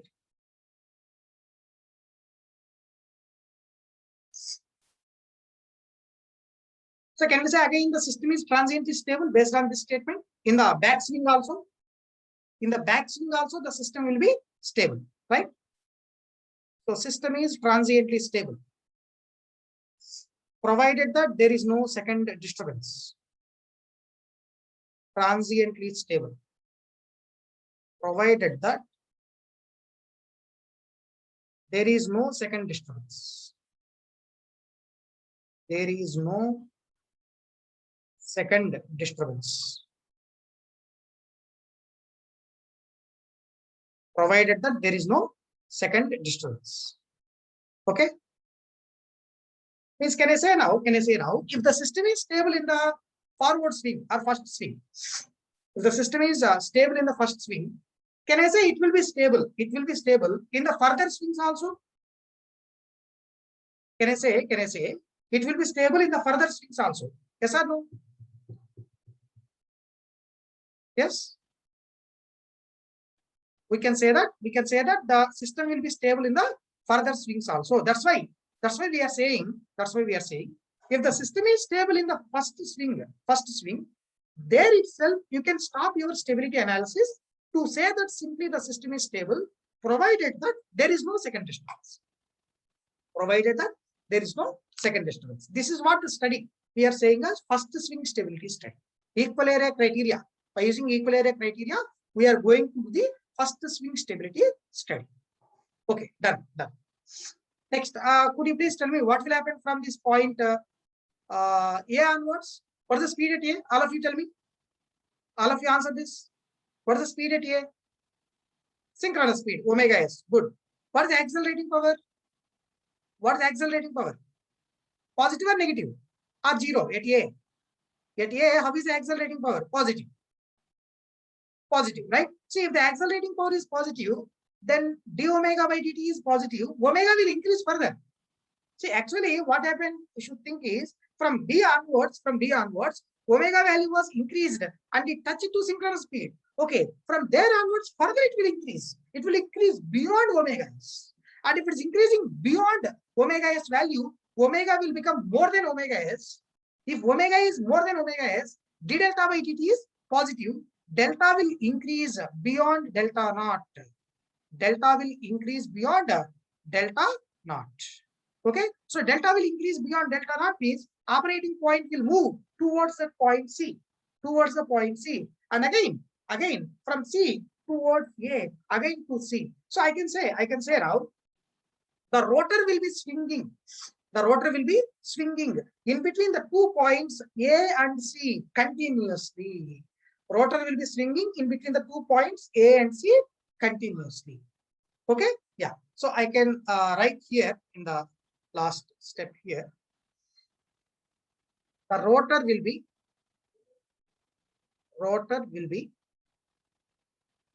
swinging in between the points A and C. In between the points A and C. Yeah, next thing. Tell me please. How is the speed at A? Always in any swing you observe, in any swing, either it is in the forward swing or back swing, whatever it is. How is the speed at A? Omega s. In any swing, either it is a forward swing or backward swing, omega equals to omega s at A. How is the speed at C? In any swing, forward or backward? That will be again omega s. Means what you have to understand here is the rotor is swinging between 2 points. The rotor is swinging between two end points. At those end points, so-called A and C. Omega is equals to omega s. Tell me, at any point between A and C, at any point you take, between A, B, one point you take, B, C, some other point you take, or B point itself you take, are you touching omega equals to omega s? Between that A and B, anywhere, are you touching omega equals to omega s? No, we are not touching omega equals to omega s in between these 2 points. Clear? Right. So I will say this statement. So it will be swinging between these 2 points A and C, and at A you have omega equals to omega s, and at C also omega equals to omega s. That you indicate just as a understanding. Indicate that as a simple understanding. Clear? Next thing.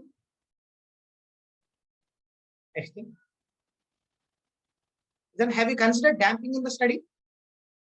Have you considered the damping in the study? No, we have not considered the damping in the study. So continuously the rotor is going to make some sort of undamped oscillations, right? As damping is not considered. Damping is not considered.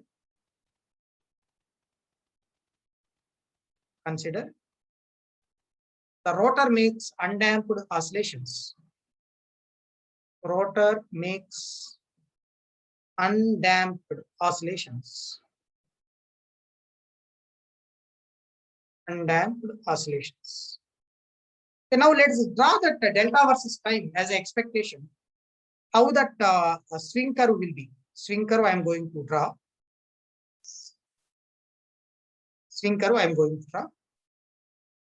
Okay, first you write this one, complete it first. Now I will move to next slide and I will draw the swing curve as an approximation or expected swing curve for this undamped oscillation.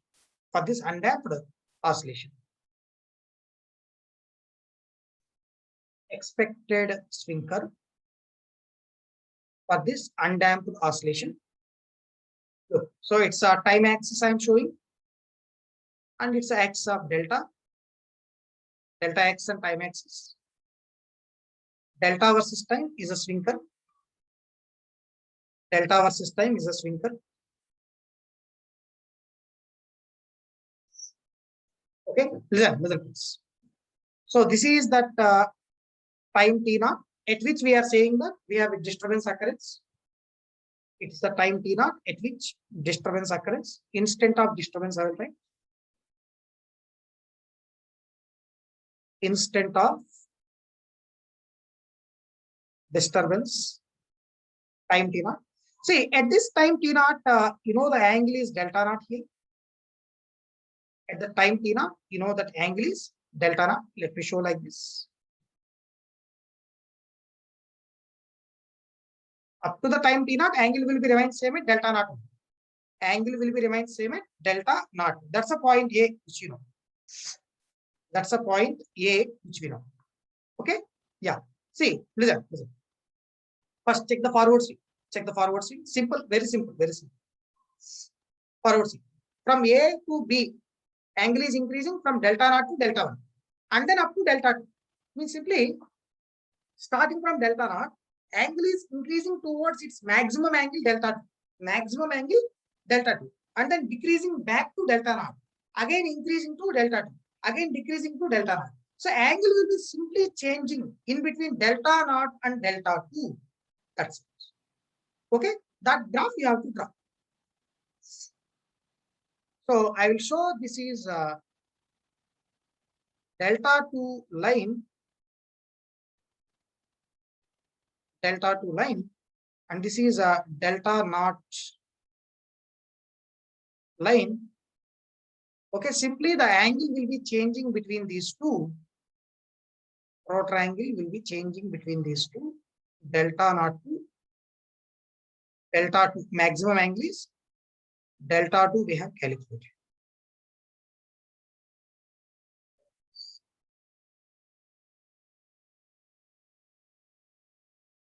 So it was expected swing curve I have shown. And you know this angle, top angle is delta 2. Okay. Peak is delta 2. Okay.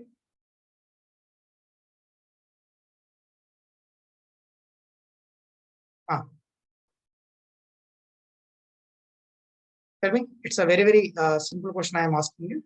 Very simple question. Is it possible to draw the swing curve from equal area criteria? Is it possible to draw the swing curve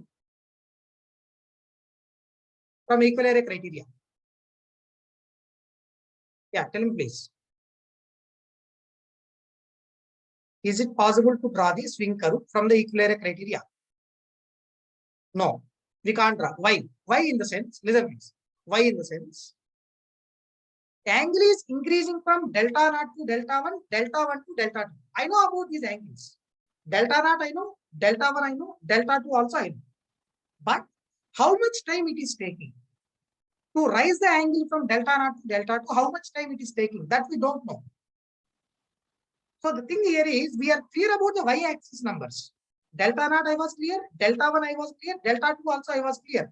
But I don't know how much time it is taking to rise from delta naught to delta 1, delta 1 to delta 2. As we are unable to know what is these timings, we can't draw the swing curve by using equal area criteria. We can't draw the swing curve by using equal area criteria. But what is this? This is our expectation. This is our expectation. Like this, the swing curve may be if the system is stable. Okay? Yeah, somebody is asking me a nonsense question that, sir, you are saying it is sinusoidal, how it is not stable. We are discussing about almost a system without any damping. But practical system will have damping, right? Practical system will have damping. So we have to say, if you are getting this type of curve, or if you are getting this type of swing curve, your practical system will be definitely stable as a damping is existing. That type of comment you should know. How come you say if you are getting this one, the system is unstable? Okay. Next thing. Listen here. So I'll take damping. If damping is considered, how this what we call oscillation will be. That we are going to discuss further. Yeah, let's take in the next heading. Next heading. If damping is considered, damping is considered. Damping is considered, what will happen? If damping is considered, what will happen? Yeah, look here. All of you listen. All of you listen. So first, we have started with this, I think. So it's a case one. We have started. We have taken initial mechanical input PS1. Then we said that we are increasing the mechanical input from PS1 to PS2. Okay. After that, we have shown this power angle curve and areas and all. And as there is a possibility to say that A1 and A2 areas are becoming equal, we are confirming that the system is stable. System is stable, provided that there is no second disturbance. Actually, listen all of you, listen. Actually, our equal area criteria was over by this point. By the first swing itself, equal area criteria was over. From this point onwards, whatever you have written backswing, how it is coming back, this and all our extension to the equal area criteria. Okay, actually equal area criteria will ask you to stop your analysis by the first swing itself. By the first swing itself, if you are getting equal areas, you stop at that point, you say simply the system is stable, but still we have not reached to the final point or final stable point. That comment you make and you leave it. That's it. But for our understanding, from this backswing onwards, whatever we are studying, that is an extension to equal area criteria. Okay. See, up to this point, we have not considered any damping. But from this point onwards, we are going to consider the damping. So it is completely out of the equal area discussion. This and all our extensions for our understanding and study purpose. Yeah, I think all of you clear about this point, what I said now. Okay? All of you clear?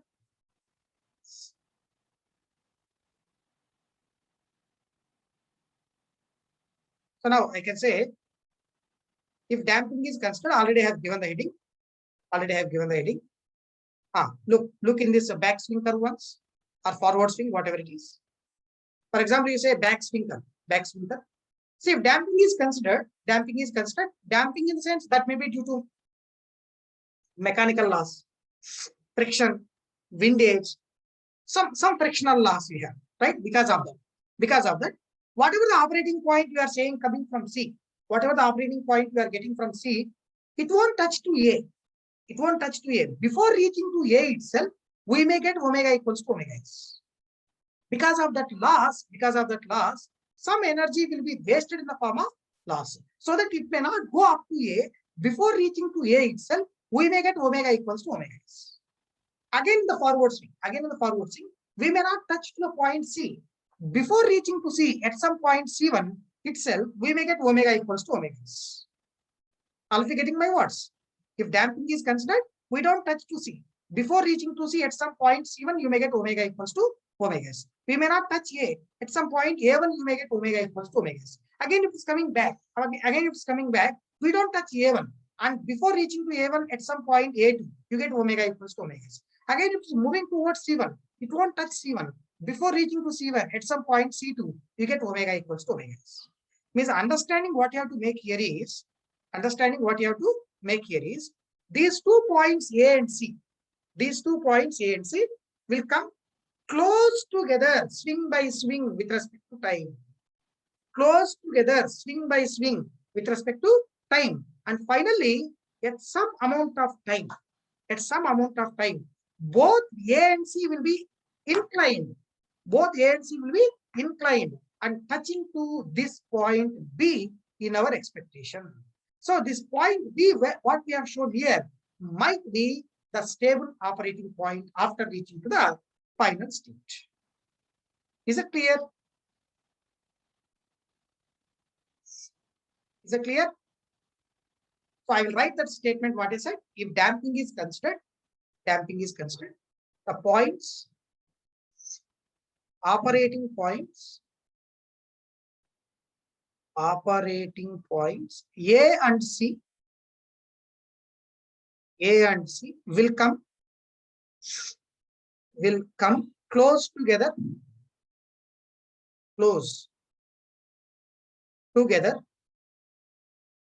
swing by swing, okay, with respect to time, will come close together swing by swing with respect to time, and finally inclined onto point B. Finally inclined onto point B.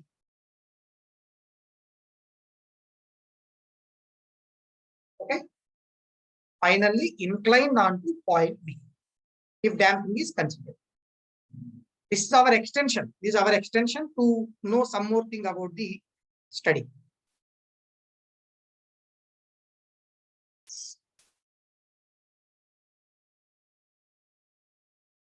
Coincide. Both points will coincide onto B. Inclined or coincide. Okay. Next thing. Next thing. Listen here. Very simple question I am asking you. What is speed at B? What is the value of speed at B? Anybody? Yeah, that's not in the final state I am asking you. Okay, I will ask it differently. In the forward swing, A to C I am going.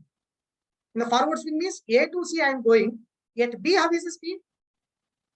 A to C I am moving. At B, how is the speed? Maximum or minimum? Maximum, right? Omega max. Look here. So at this point, we have a speed of omega max. In the back swing, C to A you are coming. What's the speed at B? What's the speed at B? Minimum speed. Minimum speed. Again, if you are going in the forward swing, how is the speed at B? Maximum. Again at back swing, minimum. Means how is the speed at B continuously? How is the speed at the point B continuously? Changing between maximum and minimum. Speed at the point B is changing between omega max and omega min continuously. And if the damping is considered, the difference between the maximum and minimum speed values will come down with respect to time. And finally, at some point, you get omega equals to omega s. At some time, you get omega equals to omega s. Following all of you? Because as you said, after reaching to that final state, you know that A and C are inclined onto the point B, coincide onto the point B. Obviously, this omega equals to omega s points are moving close to the point B, and finally you get omega equals to omega s at the point B also. Okay? Yeah. So I'll write that statement what I said. At the point B, speed will vary between omega maximum and omega minimum. Omega maximum and omega minimum continuously.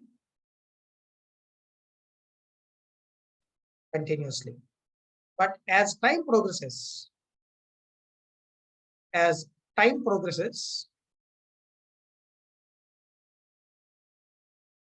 speed will come close to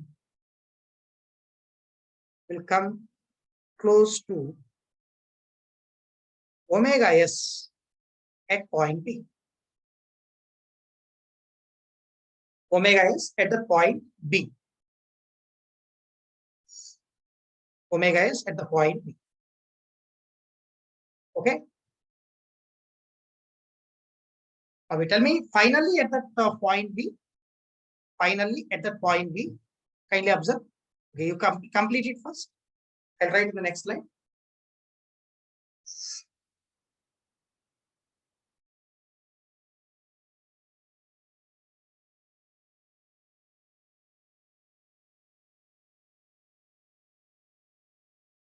So finally, at point B, what you are getting? Omega is equals to omega s. Omega is equals to omega s. See, if omega is equals to omega s, what is the value of d delta by dt? 0.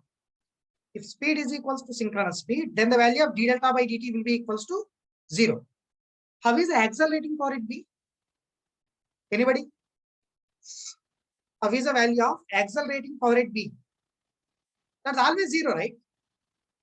Because B is a point which is an intersection between mechanical input and electrical power output. So at that point B, always, either in the forward swing, backward swing, whatever it is, always at the point B, accelerating power is equals to 0. As a value of accelerating power is 0, I can say d omega by dt is also equals to 0. As a value of accelerating power is equals to 0, d omega by dt is also equals to 0. d omega by dt equals 0. Okay. Before saying about this further, I will discuss about one very simple thing. One very simple thing. Kindly observe.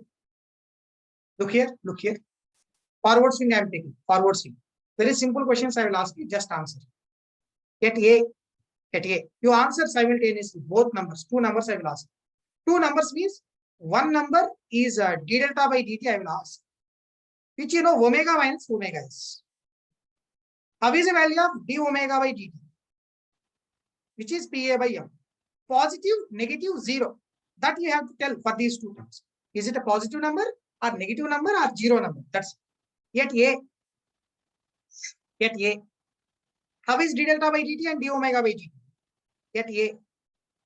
How is d delta by dt and d omega by dt? 0 positive. 0 positive. D delta by dt 0. D omega by dt positive. Jitendra. Clear? Because omega equals to omega is there. So d delta by dt is 0. D omega by dt positive. See, even though d delta by dt is 0, as d omega by dt is positive, omega further increasing. And it is becoming more than synchronous speed. By that way, d delta by dt also becoming non-zero. From here onwards, d delta by dt also becomes non-zero. Getting me?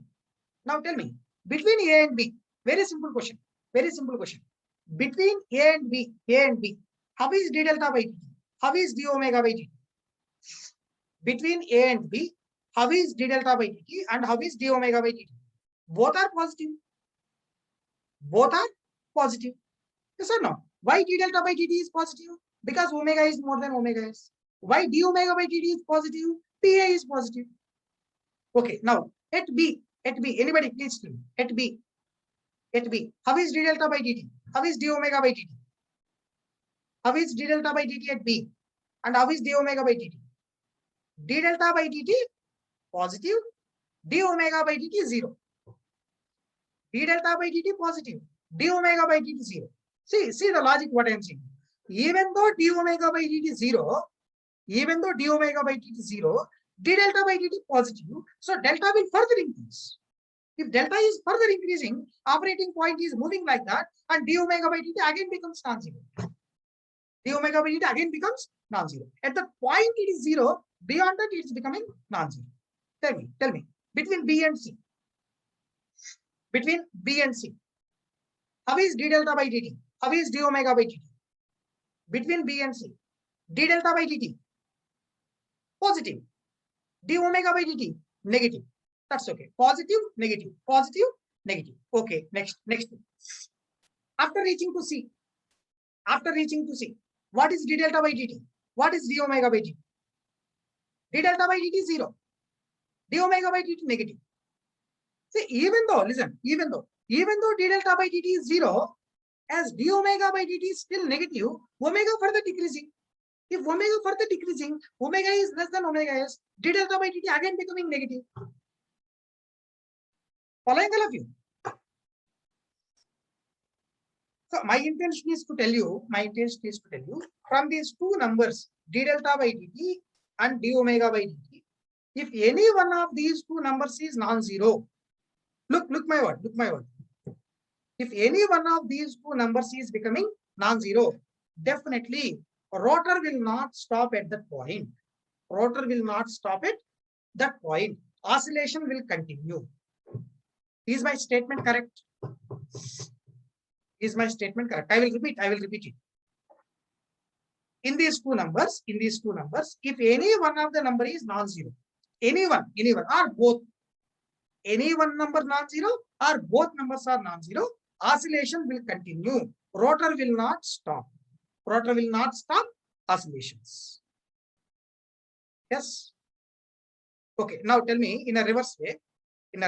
Can I say if both numbers are simultaneously zero at one point, for example, both these two numbers, both are simultaneously zero at some point, what I can say? If both numbers are simultaneously zero, what I can say? Yeah. Rotor will stop oscillating from that point. Rotor will stop oscillating from that point, right? So rotor will stop oscillating from that point means it will continue to rotate at synchronous speed constantly from the point onwards. Rotor will start rotating in constant speed continuously. Means, can we say we have reached to steady state? Can we say we have reached to steady state? Please tell me. Have you reached to steady state? Yes, we have reached to steady state. Now, you see this one. Finally, at this point B, what we are saying after considering damping, after some amount of time, we achieved omega equals to omega s.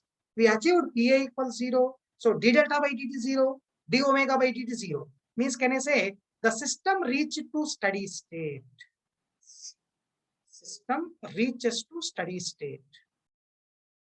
Reaches to steady state. And rotor stops its oscillation, or rotor will continue. Look here. Rotor will continue to rotate at synchronous speed only. Rotor will continue to rotate. Continue to rotate at omega s. Rotor will continue to rotate at omega s.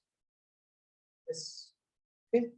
So we have started with a disturbance. Look at it.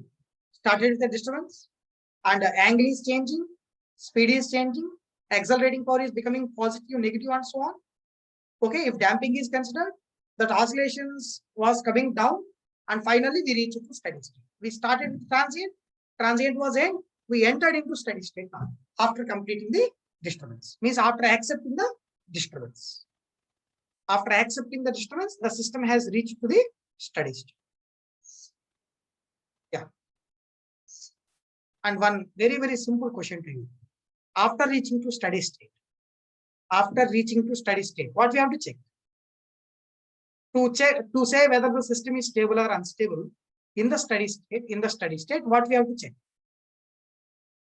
Who will decide whether the system is stable or unstable in the steady state? Tell me, please.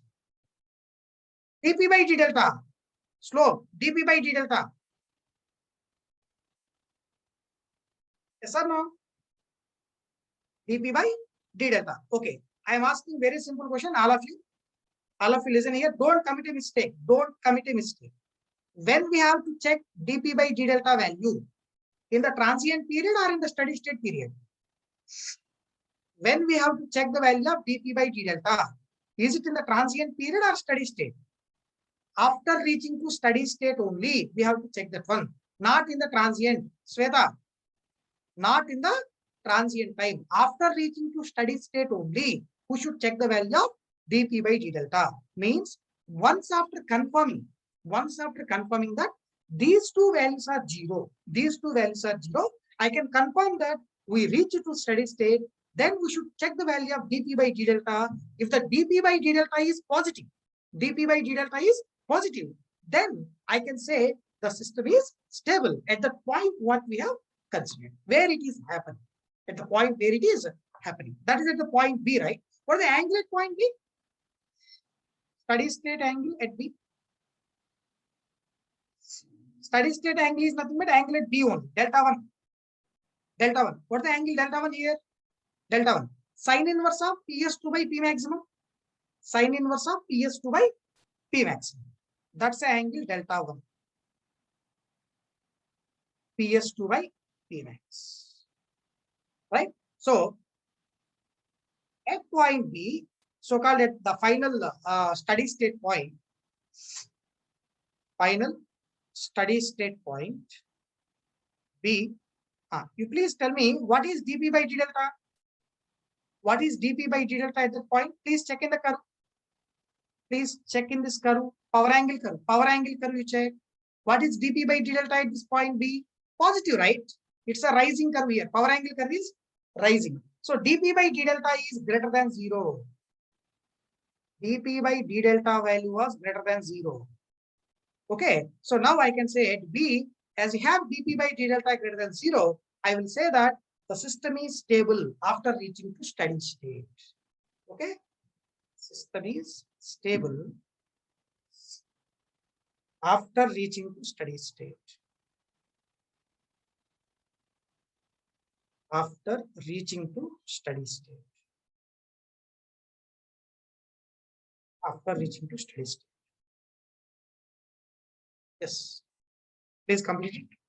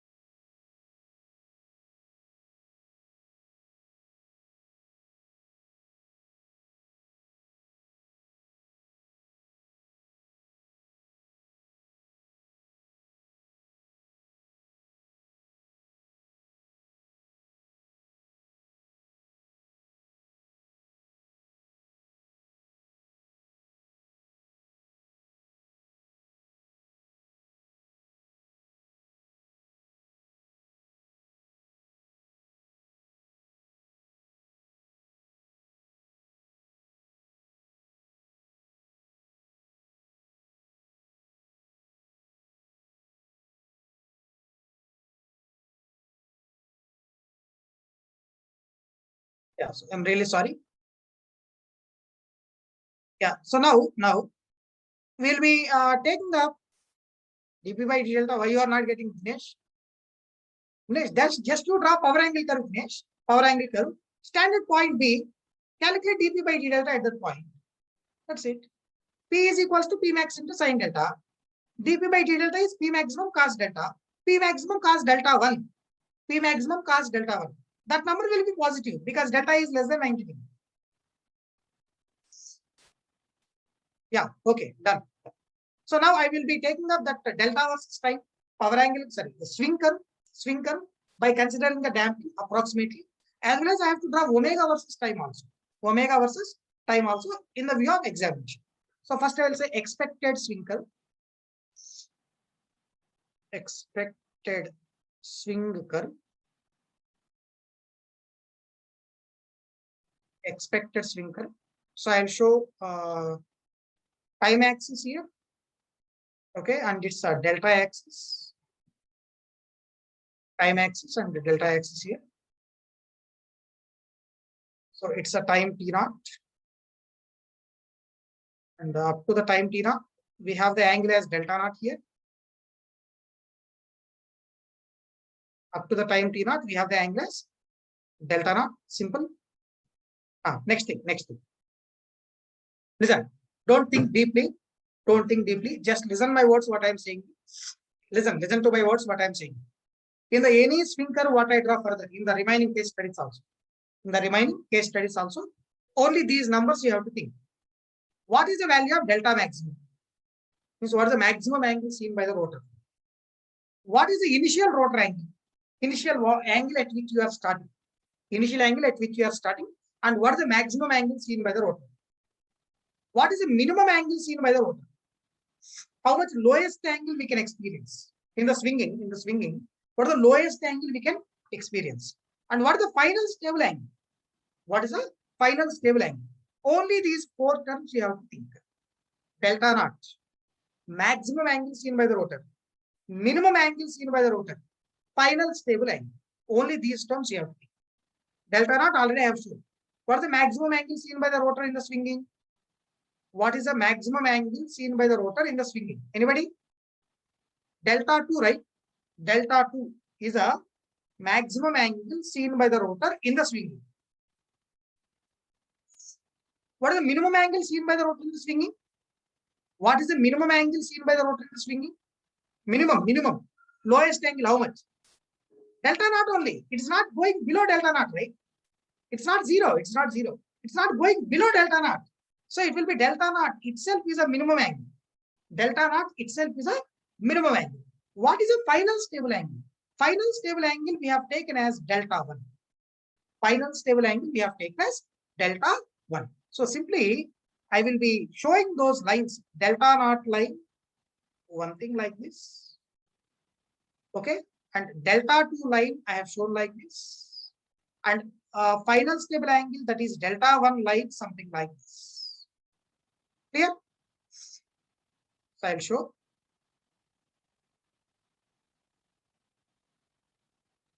Just these are some lines for reference sake. That's it.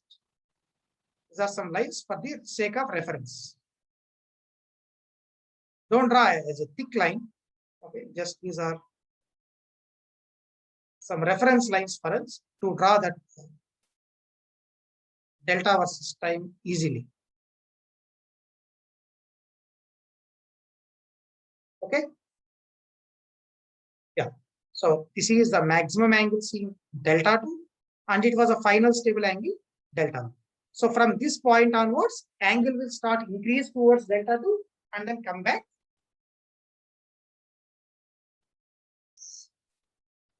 Comes back, and it may not touch delta naught now, and it will go up like this, and it may not touch the previous highest angle, and then comes down.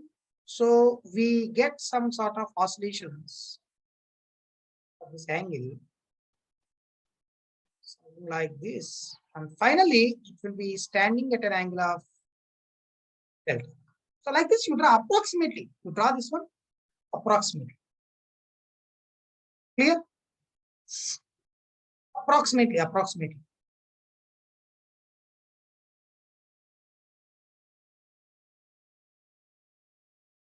Similarly, we take omega versus time also.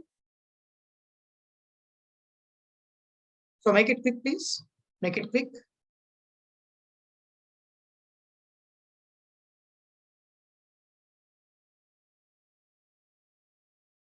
What is fault we are discussing, Ankur? We are not discussing about any fault, right? If you have completed, please raise your hands. I will move to next slide. Take up omega versus time.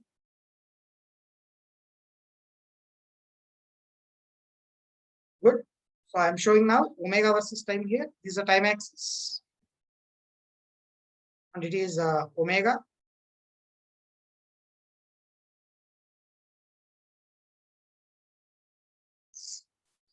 And it's a time t naught, which we are going to get the disturbance. Okay, now fine.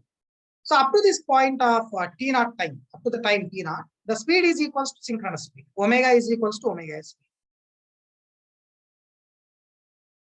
Speed is equals to synchronous speed up to this point time t naught. Okay, next thing. Let me denote the points a little bit for your understanding. I'll show maximum speed and minimum speed just for the sake of reference. Else you can draw it easily. This is a maximum speed line, I am assuming. Okay. And it was a minimum speed line, we are assuming something like some bounds, upper bound and what? Yeah, look here, look here.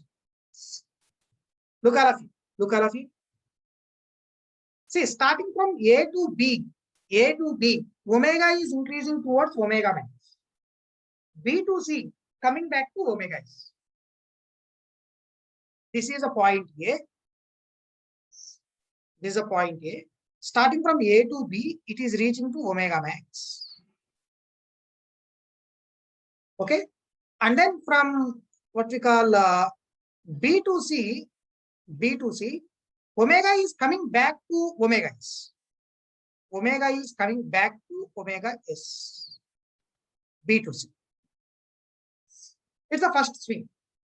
Speed increased to maximum value, came back to synchronous speed. Next one.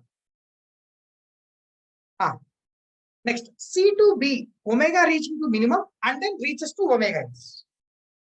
C to B, omega reaches to minimum like this. This is a point B. And then reaches back to synchronous. This is a point A. Then simply you show that variation of speed continuously with respect to time, and finally you get omega equals to omega s. That's it. So this speed is changing something like this with respect to time. And the gap between that omega max and omega min is continued to decrease like this. And finally, you'll get omega equals to omega s, like this. Right? So whatever the end points you have,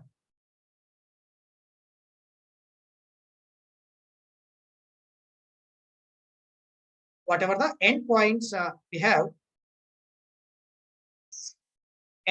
have, these points are points B, obviously. Endpoints, what we have are point B.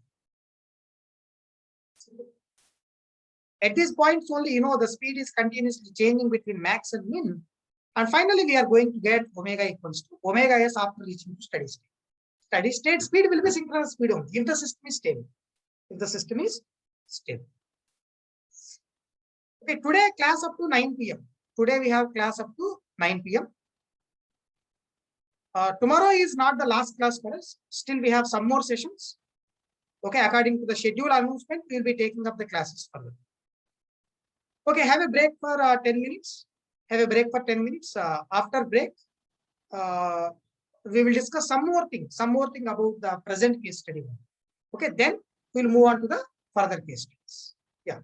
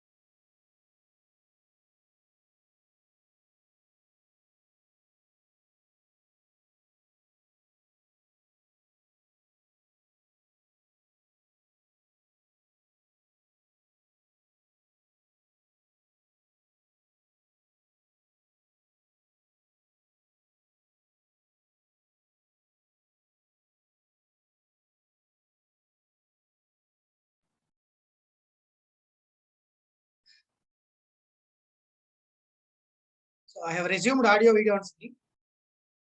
So I have resumed the audio video on screen. Okay, look here. So I'm moving back the power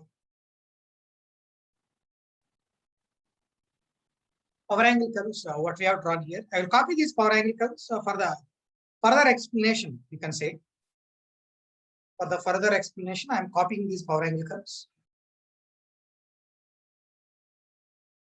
Look here, all of you.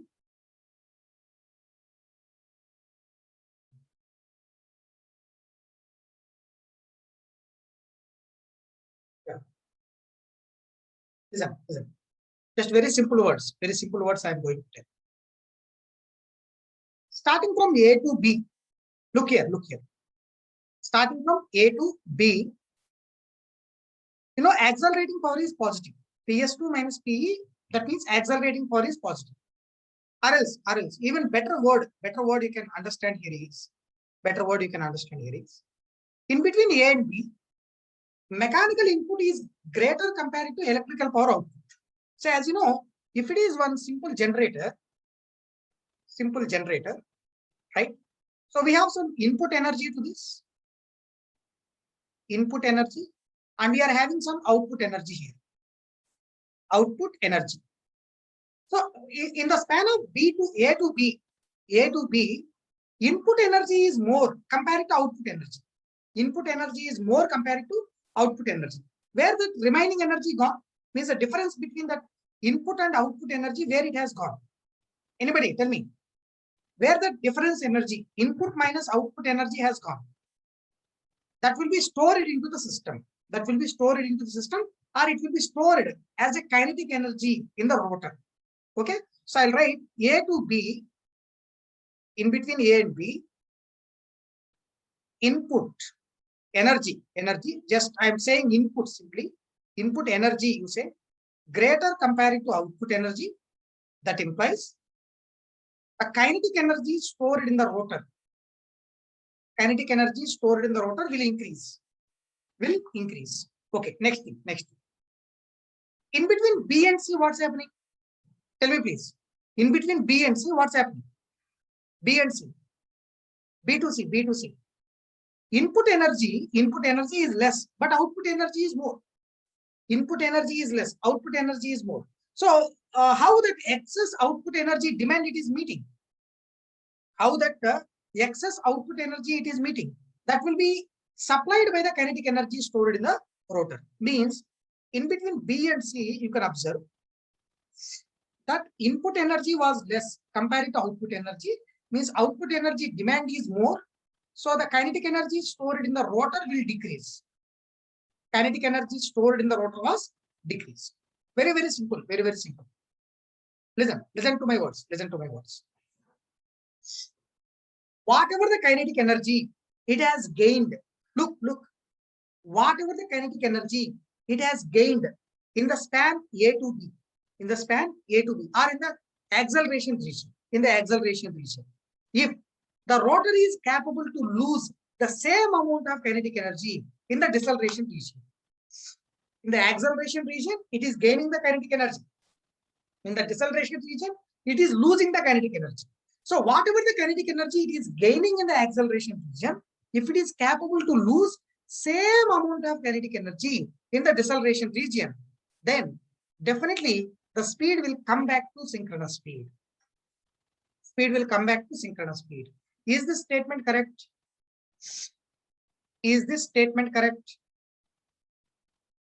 Nobody is responding. Have you understood the statement first? What I said? Yeah. So can we say system is stable? If that's the case, the system will be definitely stable. Okay, I am writing the statement. If the rotor loses the kinetic energy, what it has gained, kinetic energy in deceleration period, loses its kinetic energy in deceleration period,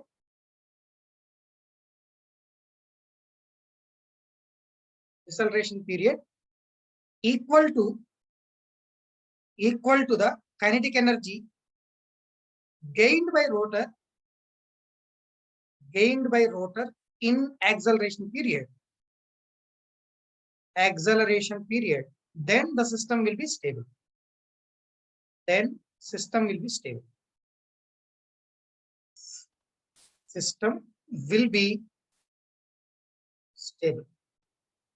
Okay, then the system will be stable. All of you getting this one? Yeah, this is one way of understanding actually. In the way of energies, strictly speaking, it is gaining the kinetic energy in the acceleration region. It is losing the kinetic energy in the deacceleration region.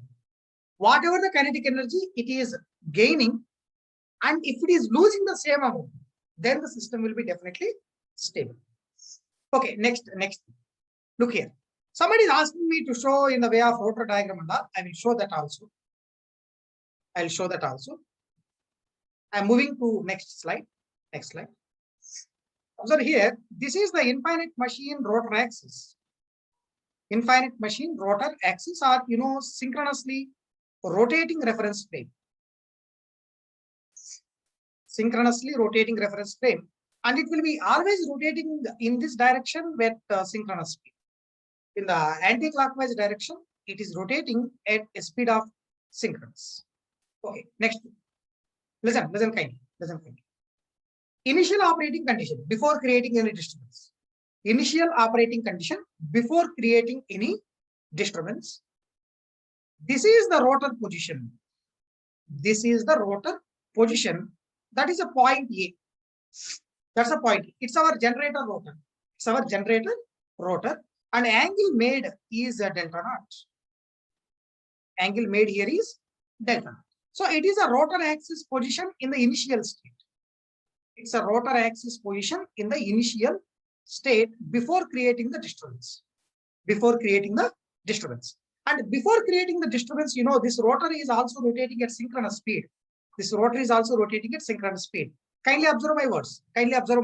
Please don't confuse. Just look here. For example, if you stand on this infinite motion rotor axis, how is a generator rotor axis for you? Is it static or rotating? Definitely it will be static. Now, look here.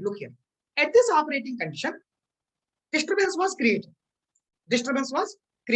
Because of the disturbance, rotor speed is continuously changing. It is becoming more than synchronous speed, and then decreasing, coming back to synchronous speed, and then comes back to omega minimum and omega s. Like that we are having. Okay. See, it has been observed that we have three positions of the rotor here, and this is one position I am showing as C. And I am showing one more position in between these two. That is the position B here. That's the position B. Just observe my words. Position B. See, in the forward swing, the rotor will be moving. The rotor axis will be moving in this direction. Rotor axis will be moving in this particular direction. See, rotor is rotating in the same direction. But listen my words. If you sit on the infinite motion axis, initially I observed that the rotor is static at A. And after the disturbance has been created, the point A has been moved to B and then to C. Okay. Then again, it has come back to B and it has come back to A. Again, it will go to B. It will go to C. Again, it will come back to B, come back to C. Like that, it is going to make some continuous oscillations. Between these 2 points. I think all of you getting this one? Please tell me, have you understood this one? So if you are sitting on the synchronously rotating reference frame or infinite motion rotor axis, you observe that our generator rotor is making simple oscillation. Okay, but if you consider the damping, and that oscillation will die out, and finally it's going to stand at this point B. At the point B, it is going to stand. Okay, and that's what the final stable angle, which we said as delta 1, and it is a maximum angle seen by the rotor. Maximum angle seen by the rotor, that is delta naught, delta 1, delta. So in between A and C points, it will be oscillating continuously. Okay, next thing. And this is one doubt what the people will have generally. Listen all of you. Very simple only. It may clear your doubt if you have any more. Sir, initially, you are saying that mechanical input is PS1. So obviously, electrical power injected to infinite bus is also PS1. Electrical power injected to the infinite bus is also PS1. But after making that rise in the mechanical input to a value of PS2, increases the mechanical input from PS1 to PS2. And again, after some time, we reach it to steady state, but your input is PS2.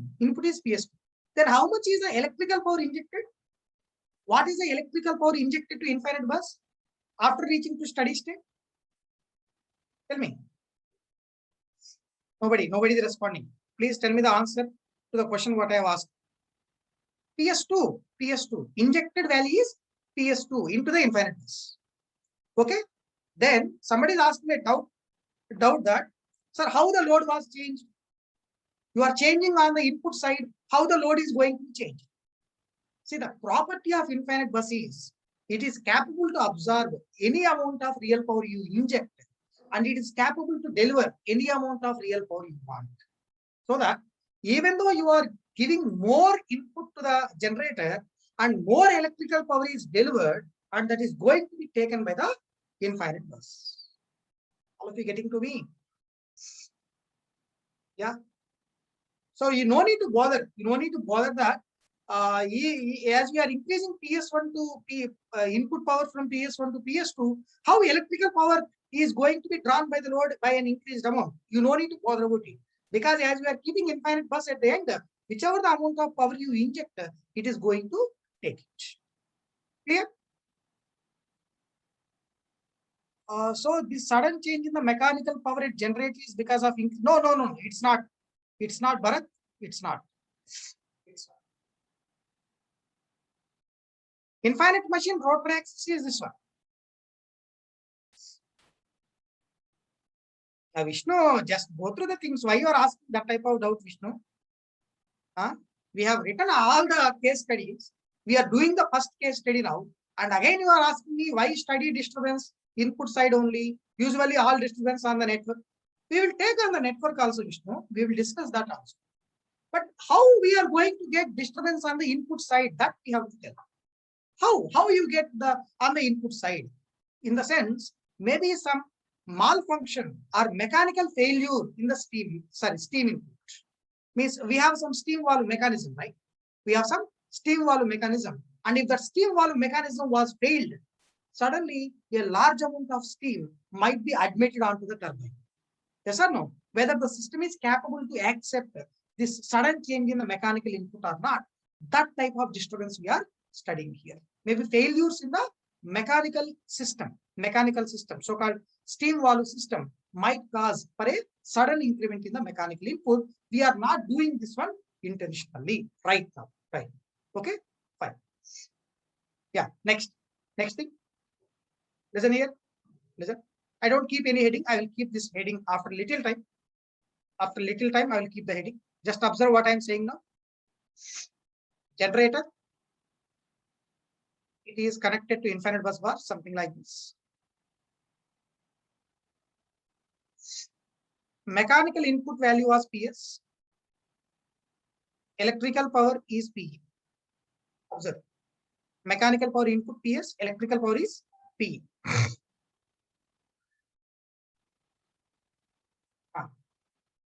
Initial mechanical input PS1. I will show that power angle curve also here itself.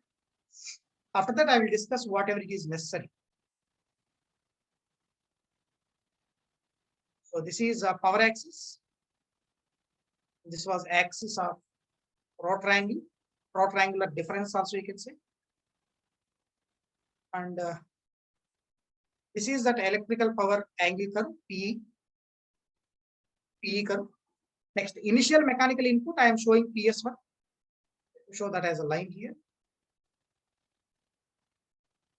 So initial mechanical power input.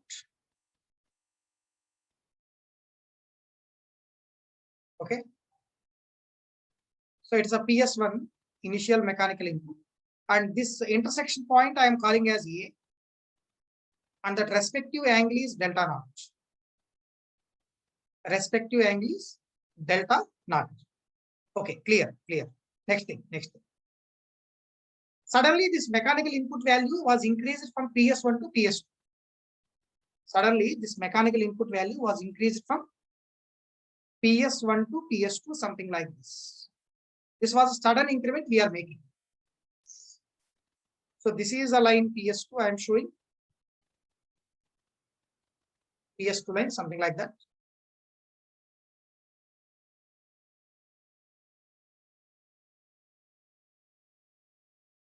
Okay. So it is a PS2 line.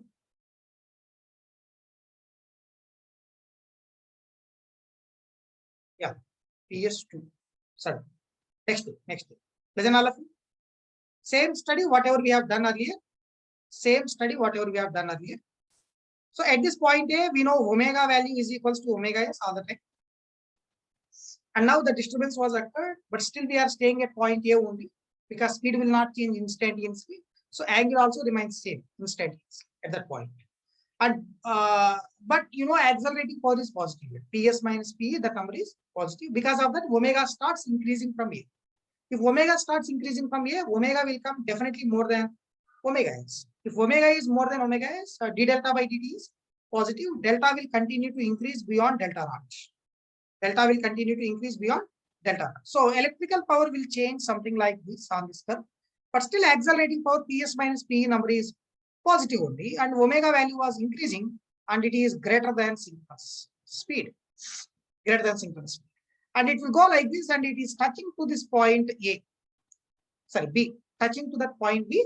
But still after reaching B, we have the speed more than synchronous speed.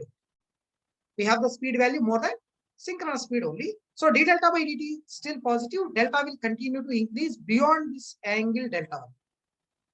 Beyond this angle delta 1, delta is going to be increased further.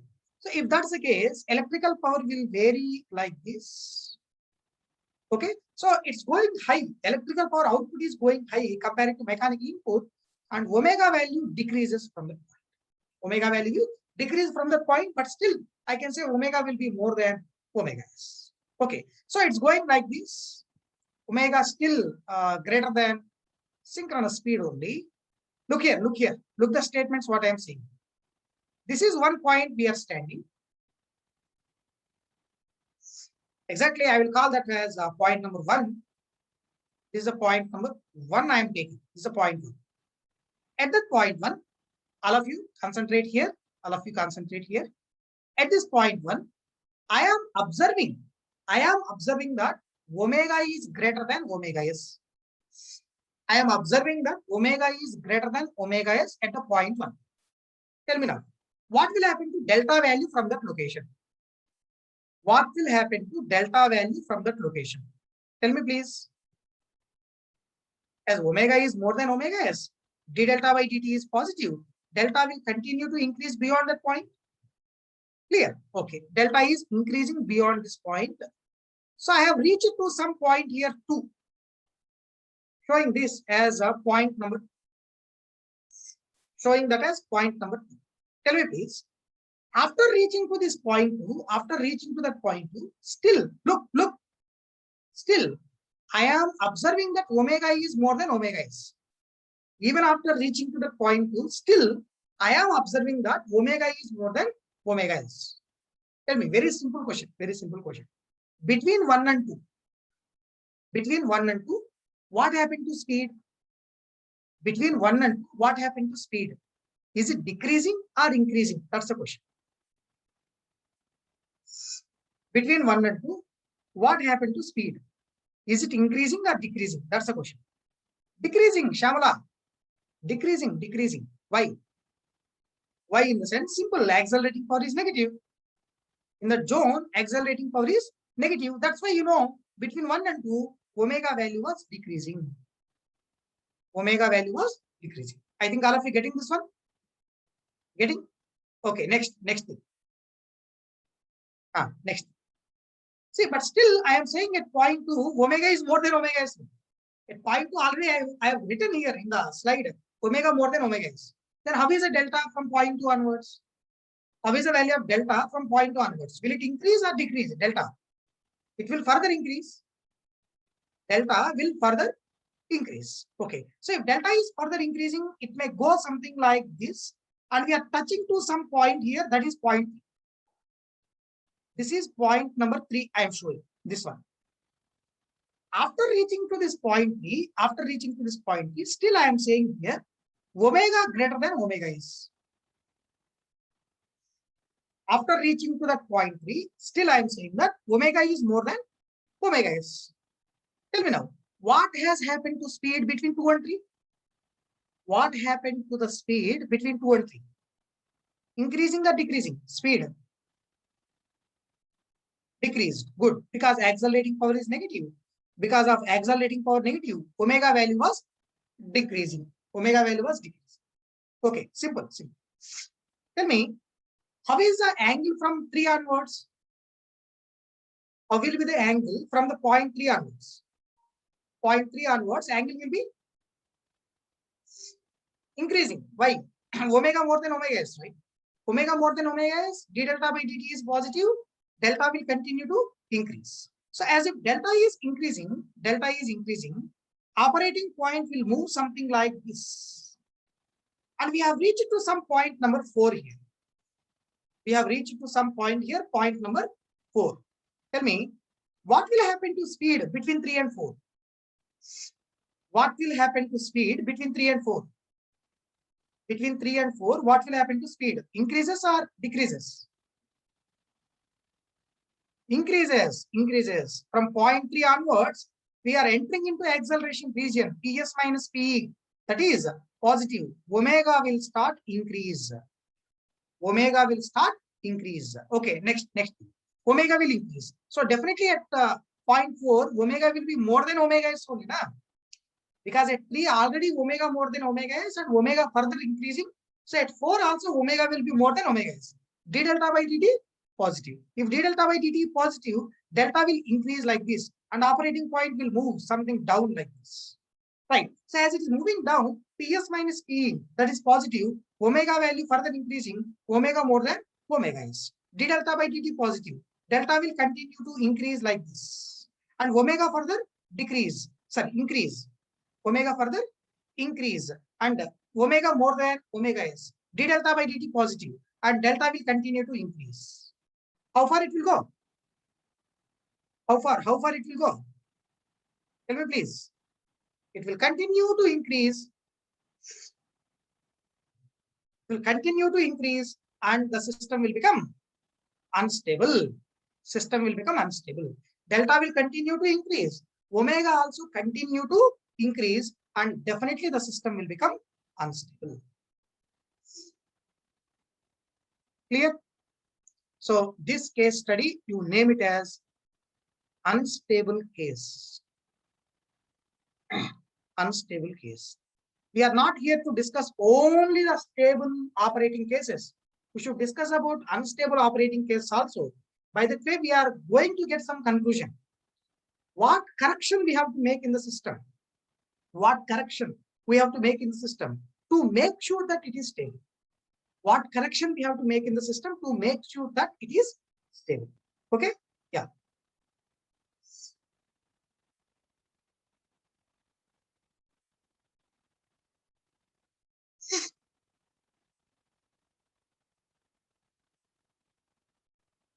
Tell me.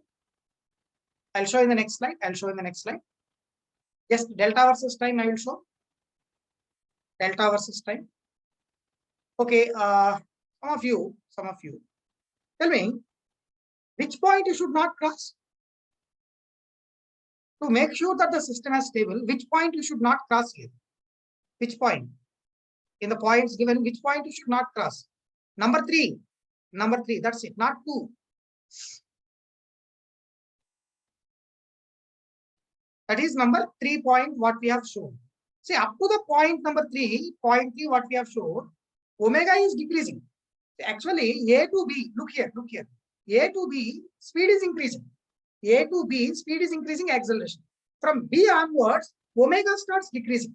Omega starts decreasing. And if it touches to synchronous speed, it is stable. And see, even after touching that point 3, we are unable to get speed equals to synchronous speed. The speed will decrease only from B to 3. That's it.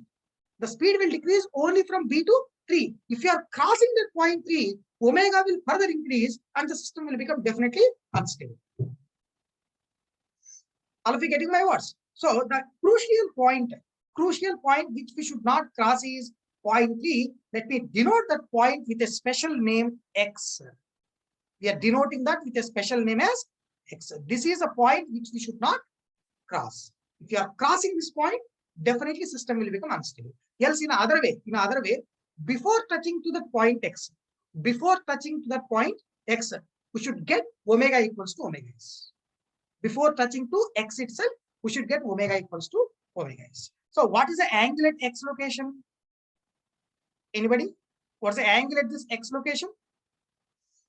What is it? See, what is it? The symmetrical angle on the other side?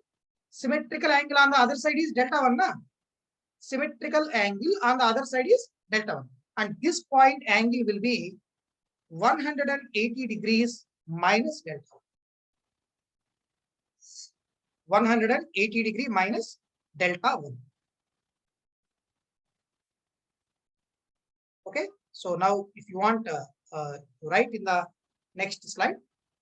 The maximum angle seen by the rotor. Look the statement what I am writing. Maximum angle seen by the rotor. Before which omega equals to omega s should occur. To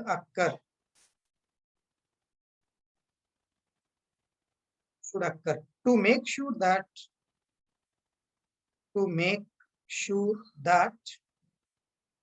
the system is stable. Will be simple. That angle is 180 degree minus delta 1, or what is that delta 1 here? Sine inverse PS2 by P maximum.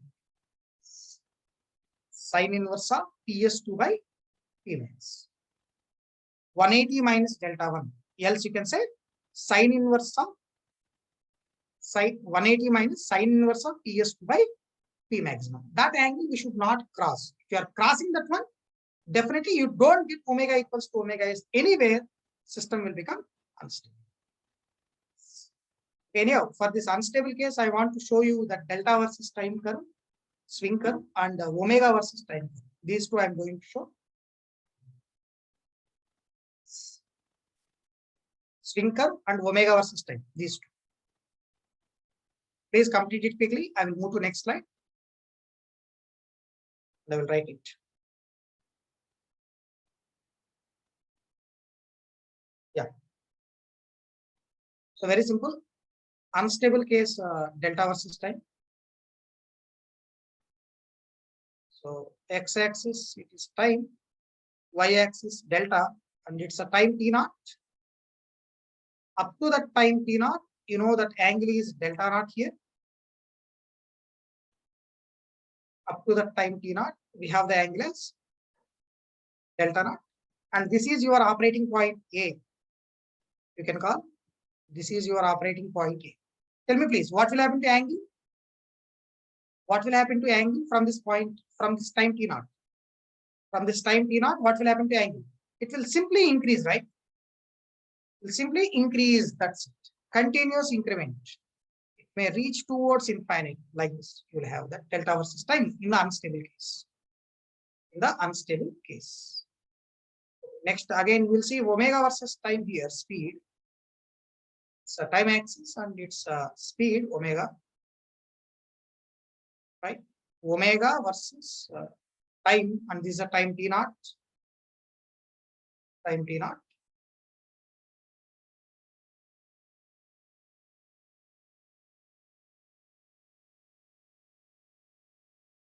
Yeah. Next, simple. Up to the time t naught, we have the speed as synchronous speed only. Up to the time t naught, we have the speed as synchronous speed, omega s, like this. Omega is equals to omega s. Look, all of you. Just stay here. What I'm saying you, this is a point A. Point A. Just look here. A to B, how is the speed? A to B, increasing. A to B, speed is increasing like this. This is a point B.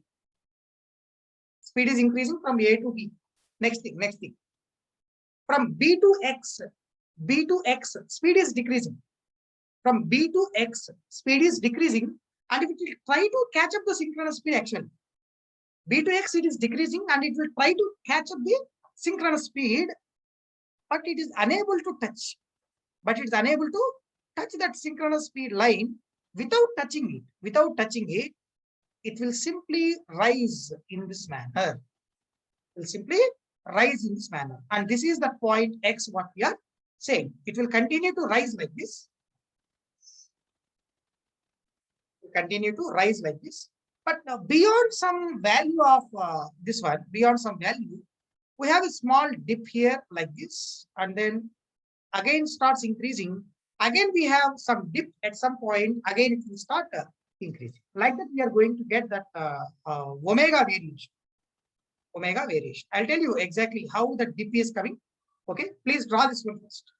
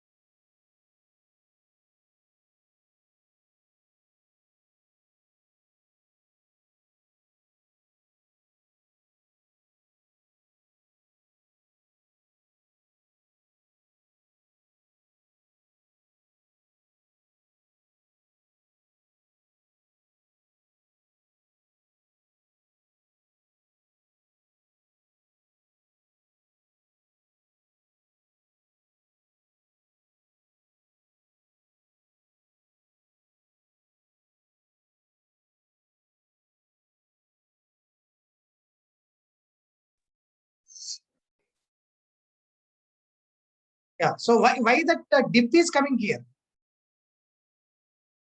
Why that dip is coming? I'll tell you. Just listen. See, actually, if you continue to draw the power angle curve, continue to draw the power angle, real power variation with respect to delta, it may come like this, right? So delta axis I'm showing, and it's a power axis actually, delta axis and power axis, and it will vary like this. That power angle curve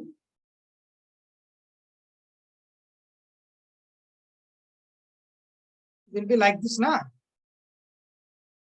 Power angle curve will be like this. I think all of you getting this one. It will be continued in that way. Okay, P versus delta, and it is a PS1 line I'm showing. One blue color line I will show. It's a PS1 line. PS1 initial power. Yes, better. I'll show the PS1 line as a light color like this. And I'm showing the PS2 line with the blue color. PS2 line will be something like this. PS2 line. This blue color line, what I have shown is a PS2 line. And this is the point X, what we said now. That's the point X, what we have shown here. And beyond the point X, it's coming like this, and accelerating power is positive, right? PS2 minus PE number is positive. So in this region, accelerating power is positive. So if we have d omega by dt positive, omega value was increasing in this zone. Omega value was increasing in the zone, and it's far away from synchronous speed, strictly far away from synchronous speed. But you see, after crossing this point, in this particular region, you observe that omega value was decreasing, right? But still it won't catch up synchronous speed. Omega value was decreasing, but it won't catch up synchronous speed. Beyond that point, omega will start again increase. That was this dip. What I have shown. All of you getting this? How to overcome on this? What's your doubt, Dinesh? I don't understand exactly. Yeah. So I think all of you clear about these two waveforms, delta versus time as well as omega versus time. In case of unstable system. Okay, next. In the view of examination, I am going to talk further. Simple. In the exam, if we give some question to you to check whether the system is stable or unstable, what we have to check means what we have to calculate. Based on what we can say the system is stable or unstable. That we are going to discuss. Okay, for this case, let's take the next slide. So I'm showing the power angle curve again. It's a delta axis and it's a power axis. Just observe power axis, and this is a delta axis. Power angle curve I am showing like this. Or you can take this heading conclusions. You take the heading as conclusions. Just for the sake of heading only, I am writing this one. Conclusions on the system stability in this transient disturbance. So let's continue. So it was a power angle curve E versus delta.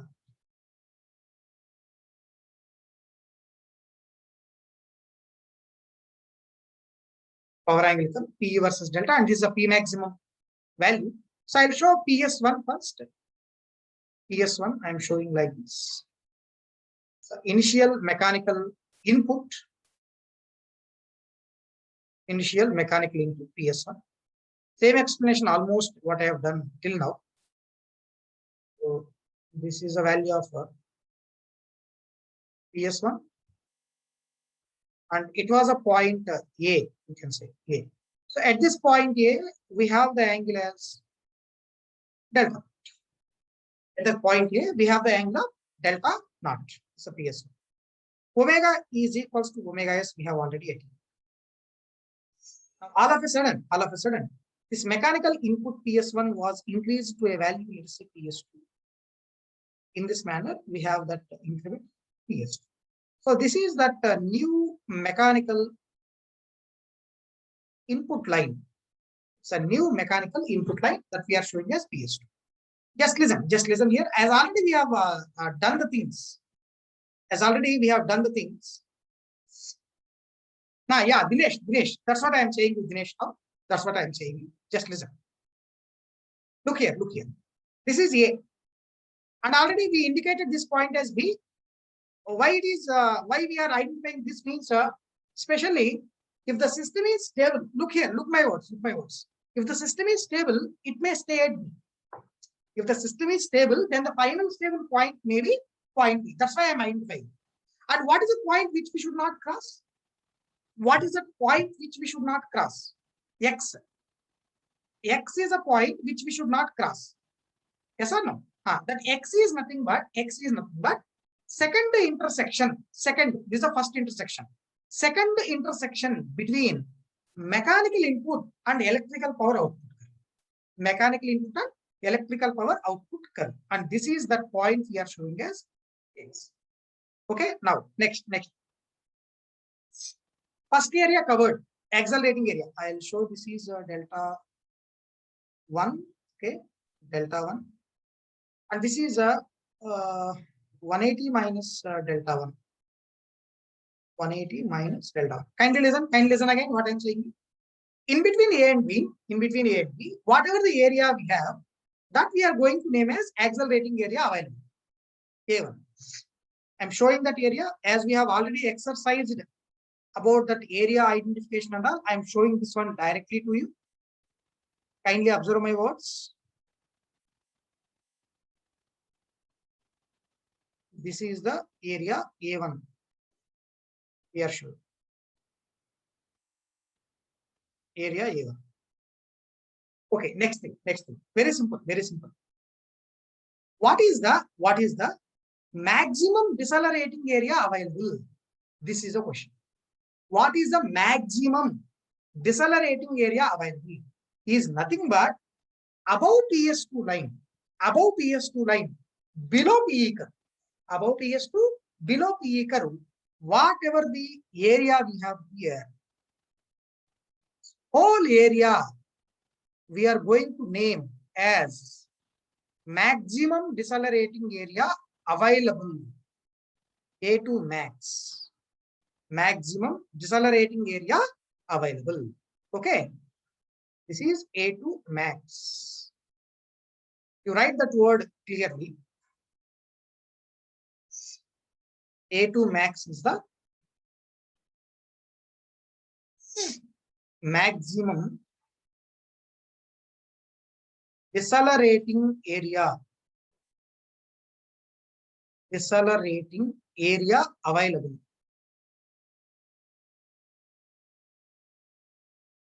Maximum decelerating area available. That is A2 max.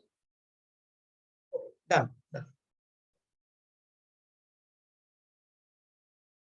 Now, look here.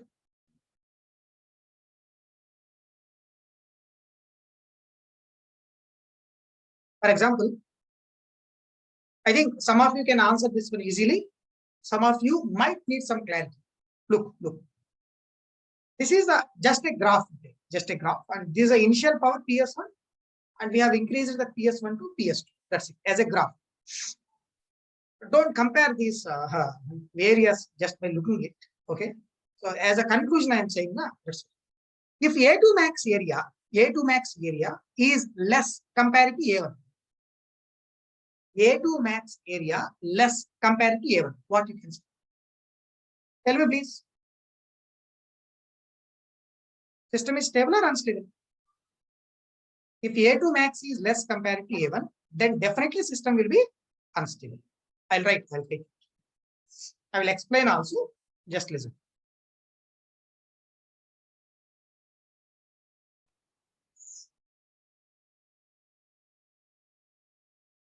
If A2 max magnitude is less than A1 magnitude, then what will happen is,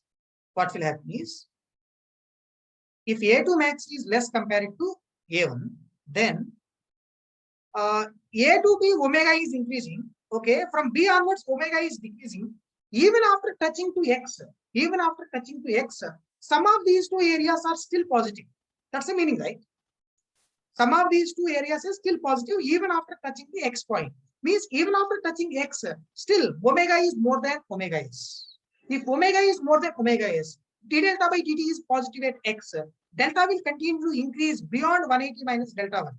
Beyond 180 minus delta 1. Operating point will move into acceleration zone. Omega will continue to increase continuously. And then the system will be unstable. Okay, fine. So I'll say then at X point, or right like this, the operating point will touch X. Operating point will touch X. Will touch X, at which we have omega greater than omega s. Which we have omega greater than omega s.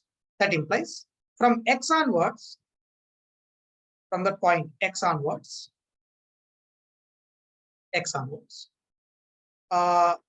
delta increases beyond 180 minus delta 1. Delta increases beyond 180 minus delta 1 and PA becomes positive, comma, omega will increase always, full stop, always omega greater than omega s. Delta increases continuously, without any stop. Delta will increase continuously and the system will be unstable.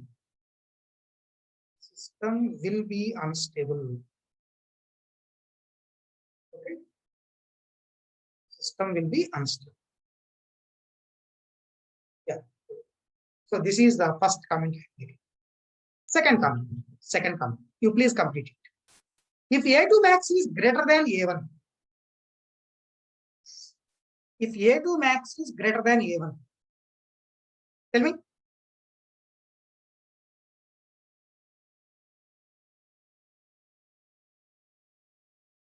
Please complete it quickly. A2 max is greater than A1. Then what is the speed at X?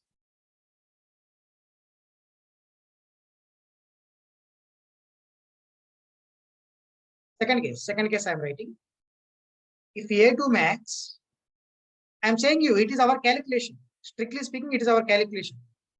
A2 max is greater than A1. I am observing that after drawing the graph, A2 max value is becoming more than A1. Then what is the speed at X? What is the speed at X? Yeah. It won't reach to X at all. Clear? Just look here. If this A2 max area is more than A1, before touching to X, at some point you get A2 equals to A1, right? See, A2 is the area what we will be using to match with A1. A2 is the area what we are using to match with A1. A2 max is a total decelerating area available. So in that A2 max, whether we are going to use a whole or only some portion, it is decided by A1 area. All of you getting me? So I'll write, if A2 max is greater than A1, then operating point or rotor also you can write. Operating point will not touch X, touch to X. Okay, and you write as a substitute statement, before reaching to X, we get definitely omega equals to omega s. Before reaching to X, comma, at some point, omega equals to omega s will occur. At some point we get omega equals to omega s. Comma, at which magnitude of A2 is equals to magnitude of A1. A2 area and A1 area will come equal. Right? And the swing will fall back.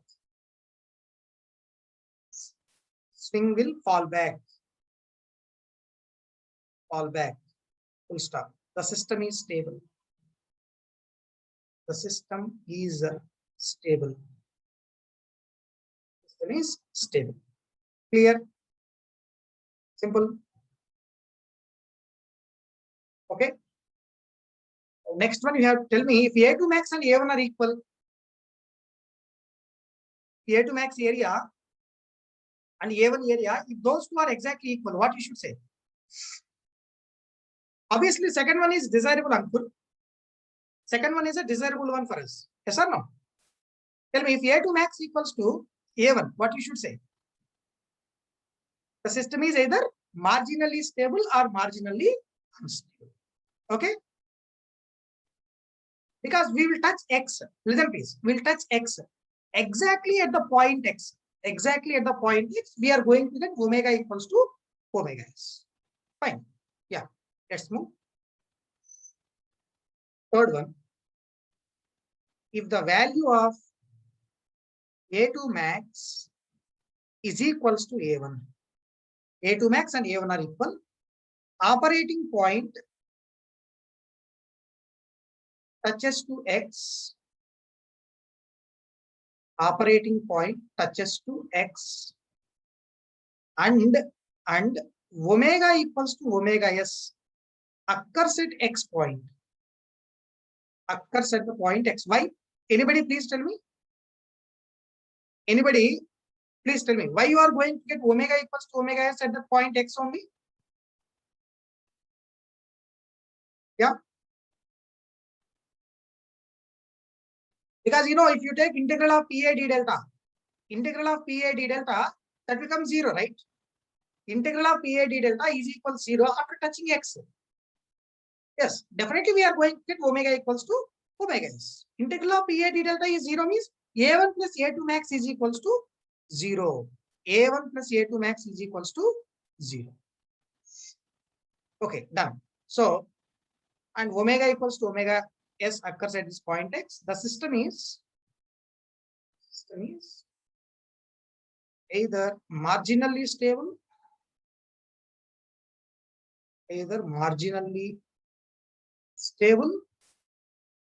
or marginally unstable. Marginally unstable. So we have two kinds of things here to explain, exactly speaking. Yeah.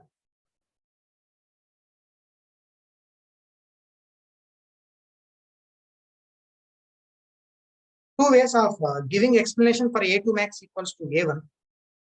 I'll say one in a theoretical case first, theoretical study. Second case, I will take a practical study. Okay.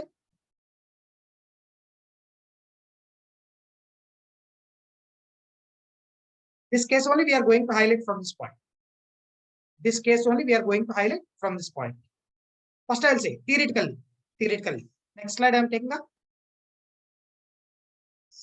Next slide. Theoretically. Observe now. A2 max equals to A1. Look all of you. A2 max equals to A1. And at point X, you know omega is equals to omega S. Means obviously d delta by dt number is 0. Omega is equals to omega S and d delta by dt number is 0. What is accelerating power? Anybody? Accelerating power PA. What is accelerating power at that point? 0, right? Because both are intersecting again. This mechanical power input line and the electrical power output both are getting intersected at X. So obviously at the point X, accelerating power is equals to 0. That's what I have written. Accelerating power is 0. Means d omega by dt 0. D omega by dt 0. Tell me please. After saying that d delta by dt 0, d omega by dt also 0, are we reached to steady state? or we reach to steady state? Yes, in one shot, simple. Disturbance created, rotor angle increased towards x, settle down at x. Settle down at x. Why it is so means omega reach to omega s. PA value is also equals to 0. We reach to steady state in one shot, right?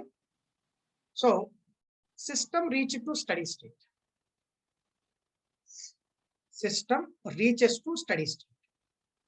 Tell me now, system reaches to steady state is okay, whether it is stable or unstable in that steady state. Whether that system is stable or unstable in that steady state. Anybody? Anybody please tell me. In that case, whether the system is stable or unstable. What you have to check? dp by d delta. Slope of power angle curve. Not delta versus time. Power angle curve. Power angle curve slope at this point x. How is that? It is negative, right? It is negative. Just observe in this graph one. It's a falling curve here. P versus delta is a falling curve. So at this point, you have a negative slope. So dp by d delta is negative. Then the system will be unstable after reaching to steady state. This is one comment I can make theoretically. Okay. So, but at the point x where we are standing, dp by d delta was less than 0. System is unstable. System is unstable after reaching steady state or in steady state. Unstable in steady state. Think it's clear? Clear? Yeah. Next. Practically, let me talk. Practically.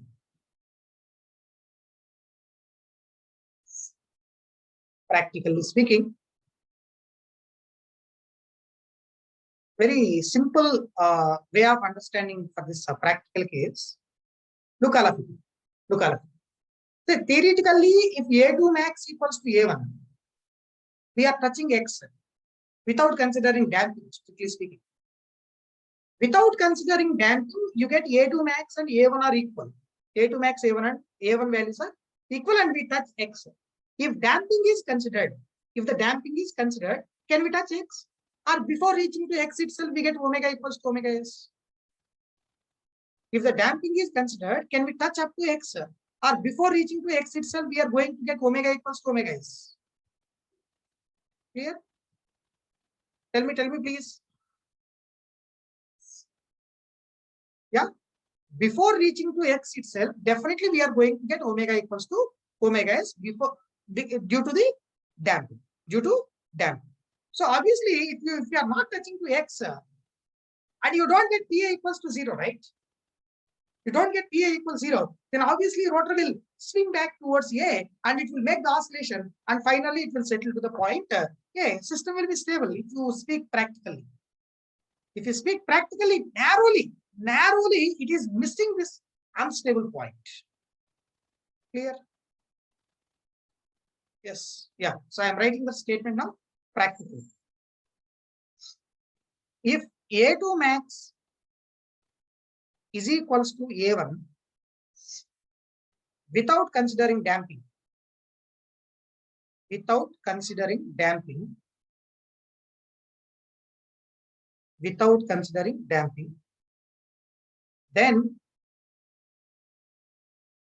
if A2 max is equals to A1 without considering damping, then with damping practically, the operating point will not touch x, will not touch to x, or else you write in practical case,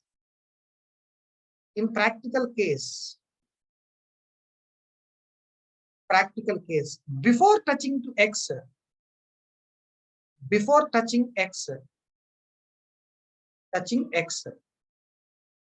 omega equals to omega s will occur. The system will be stable.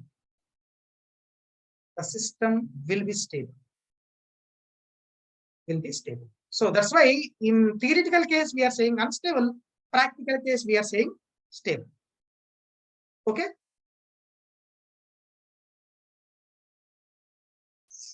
Theoretical case, we are saying stable. Practical case, it is unstable. Aditya, why you are talking about 90 degree? Why you are talking about 90 degree? Yeah. Operating point can cross 90 degree also in the transient time. In the transient time, it may cross 90 degree also. Because you see, while you are operating in the transient time, you are not allowed to check dp by d delta. You are not allowed to check the value of dp by d delta. Even though you check the dp by d delta, it may not give anything to you. Yes or no, Aditya? While you are doing in the transient time,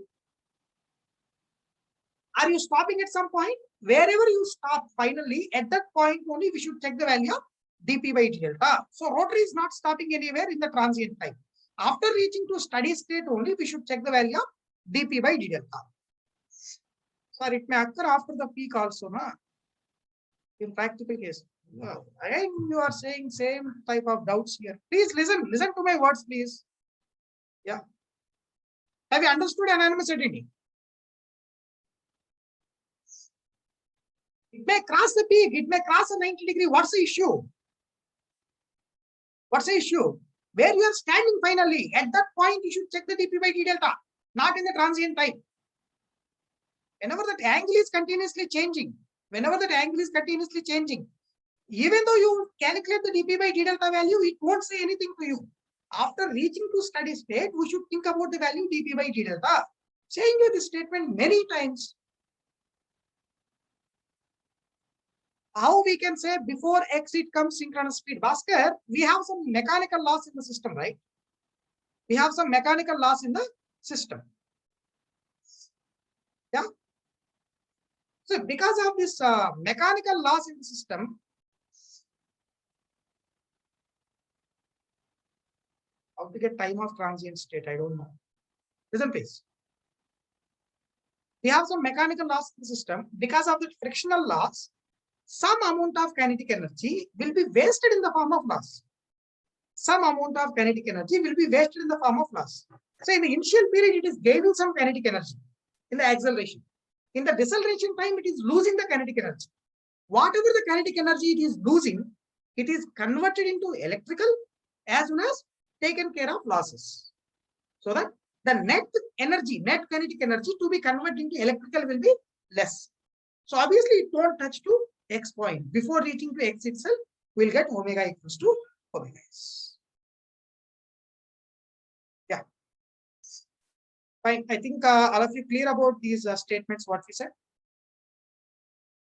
So steady state, see, in this case, obviously steady state point will be B only, right? Whenever it is coming back, I am saying it won't touch to x. In practical case, before touching x, omega equals to omega s will occur. Okay, you write if you want.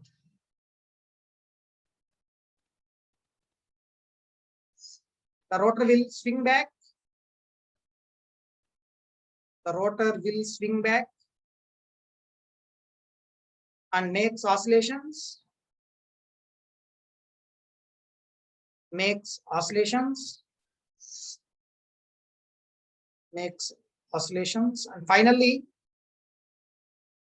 and finally stays at point B.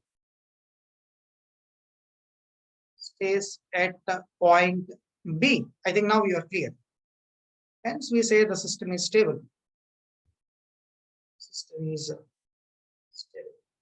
Okay. Yeah. Is it clear, Shivanath Ganesh now? Yeah. Good. Okay. Done. This ends the case study one. So anywhere in this whole case study, whether the point is moving upward, downward, means angle is increasing or angle is decreasing, speed is increasing or speed is decreasing. These terms only depends upon two words. One, d omega by dt calculation, PA by M. Okay. Next one, d delta by dt calculation, omega minus omega s. Only these two things will decide how is the angle variation, how is the speed variation. That's it. Okay. Yeah. So let's move to the remaining case studies what we have given. Remaining case studies what we have given. Kindly observe. Just look back to these case studies.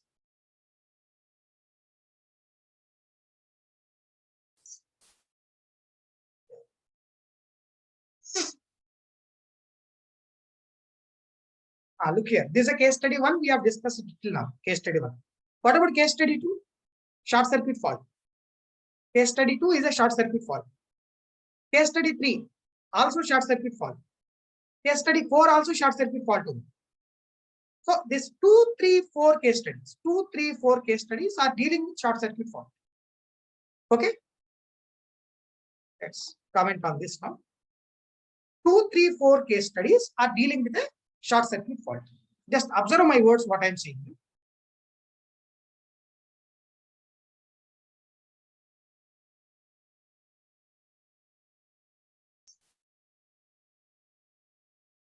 Yeah, in exam, generally they will ask you question with respect to equilibrium criteria means you should not consider damping.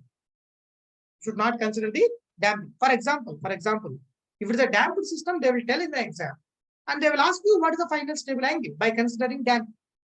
Okay, yeah. See, just listen here. Listen here. Don't write this one. Just listen. See, this is one alternator connected to infinite bus through 2 lines running in parallel. 2 lines running in parallel, and these are circuit breakers I am showing here. Circuit breakers. Observe. So mechanical input PS. Mechanical input PS, and which is a constant number. Earlier, we have a fault on the mechanical system itself, steam system itself. That's why that the power was increased from PS1 to PS2. Now we don't have any fault on the mechanical side. We don't have any fault on the mechanical side, and this PSC remains as constant. Remains as constant. Okay, next. See, this is a healthy operation system before occurrence of short circuit fault. Before occurrence of short circuit fault.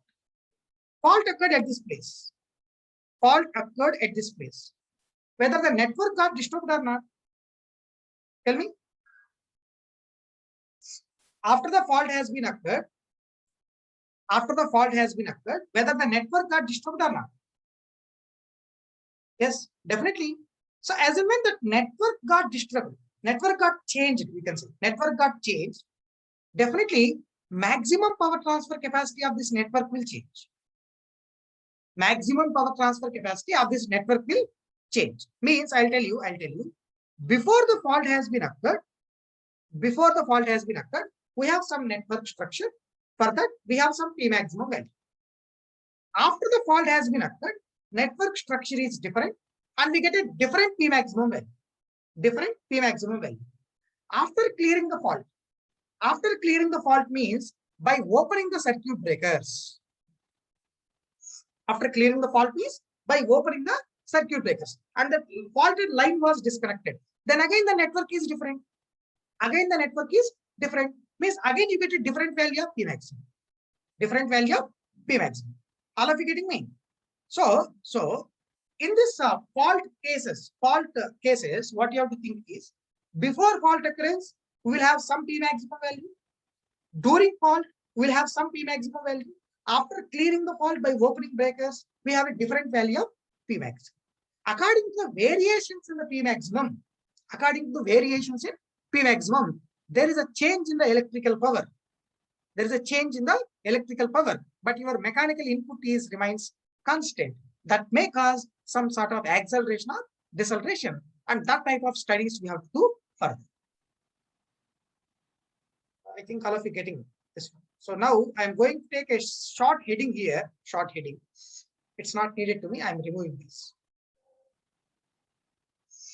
Short heading here. SMIB. Single machine connected to infinite bus bar with fault. Notations I am introducing now. Notations. Single machine connected to infinite bus bar with short circuit fault. With short circuit fault. I'm saying you again and again. Just I am going to introduce the notations. After that, we'll take up number of problems here We'll take up number of problems and then we will start the case study. Okay. So before starting the case study, we should have some idea about these things. Look, so this is a generator connected to infinite bus bar through some network of reactances like this. Simple network I am showing. It's an infinite bus. This is some mechanical input. We are showing PS, which is assumed to be constant in the whole study. Constant in the whole study. And this is the electrical power flow. The network, of course, the electrical power was injected to the infinite bus bar. Infinite bus bar. Okay. Before fault occurrence. Case 1. Number 1. Before fault, or you can say pre-fault, or you can say prior to the fault. All the terms are same. Prior to the fault occurrence. Okay. Fault occurrence. I'll write electrical power flow in the network or electrical power injected to infinite bus bar. Electrical power equation. Electrical power equation is PE1 is equals to P maximum 1 sine delta. PE1 is equals to P maximum 1 sine delta. Now that P max 1 equation I am writing. Maximum power transfer capacity of network before the fault has been occurred. Mod E into mod V by X equivalent. So strictly speaking, it is E dash value. E dash. Transient EMF we have to consider. So you call it is E dash here. Sometimes by mistake or by what we call by mistake we used to write E here, E, but still you have to take that as E dash in the complete transient stability analysis. Okay, E dash. E dash into V by X equivalent. X1 equivalent I use. X1 equivalent. So whereas X1 equivalent is transfer reactance in the pre-fault condition. Transfer reactance in pre-fault condition. In the pre-fault condition. X1 equivalent is a transfer reactance in pre-fault condition. Okay, second. During short circuit fault, in the presence of fault in the system. In the presence of fault in the system. Second case I will move. I'll move to next slide to write.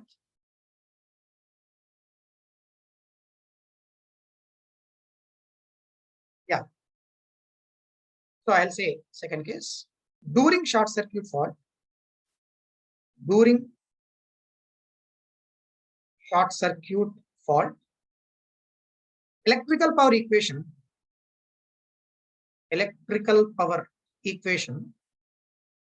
PE2, you can write it as P max 2 sine delta, P maximum 2 sine delta, and the P maximum 2 I'm going to write as, right, so like this, E dash into mod V by X2 equivalent. X2 equivalent. Whereas X2 equivalent is a transfer reactance during short circuit condition. X2 equivalent is a transfer reactance during short circuit. During short circuit fault. X2 equivalent is a transfer reactance during short circuit fault. Okay, next, third one. After clearing the fault. After clearing the fault means after opening the circuit breaker. We will open some circuit breakers to remove the fault from the system. After clearing the fault. After clearing the fault by opening circuit breakers. By opening circuit breakers. after clearing the fault by opening circuit breakers, or you can call this as post-fault condition. Post-fault condition. So that electrical power equation is PE3. That PE3 will come to be P maximum 3 sine delta. Electrical power equation that is P3, which will be P max 3 sine delta. P maximum 3 sine delta. And the P maximum 3 will come as E dash into V by X3 equivalent.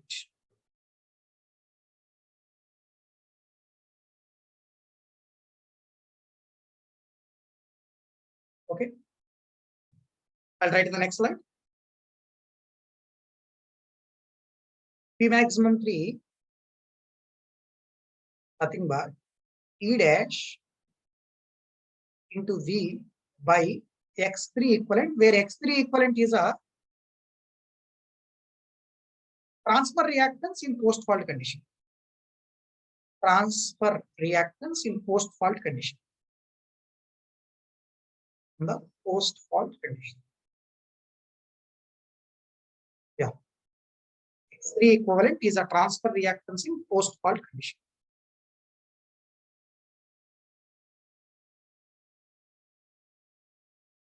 If you are writing still in the previous slide, please complete it. Please complete it if you are still writing in the previous slide.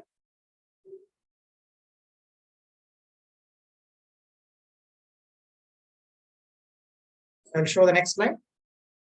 This one.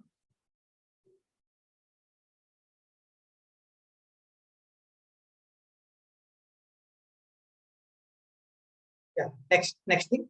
So this is one a small difference you have to observe now. E dash means transient EMF. I said already the representation of generator, right? In the transient stability analysis, how you are going to represent generator? So transient EMF behind the D-axis transient reactance, right? E dash is a transient EMF induced in the generator. Transient EMF induced in the generator.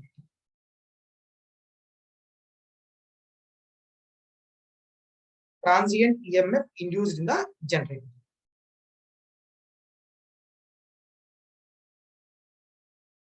Okay, done. Next, listen. Listen here, listen all of you. See, this is one small difference you have to observe. For example, you see in the fault analysis, you see in the fault analysis, we have taken up some condition like post-fault, right? In the fault analysis, and in the stability analysis also, I am calling this term as post-fault. Small difference is that in case of fault analysis, in the fault analysis problem, for example, they say we have an alternator having some sequence reactances like this, and we have a single line to ground fault occurred at some location. What is the post-fault current? What is the post-fault current? Like that, if they have asked the question, we have to find out the fault current value. Means in case of fault analysis, post-fault means during fault. Means after occurrence of fault. After occurrence of fault. Whereas in the stability analysis, post-fault means after clearing the break, after clearing the fault by opening the breaks. Small notation problem you have to understand here. We can't avoid it, strictly speaking. According to the problem, what they have asked, we have to take it.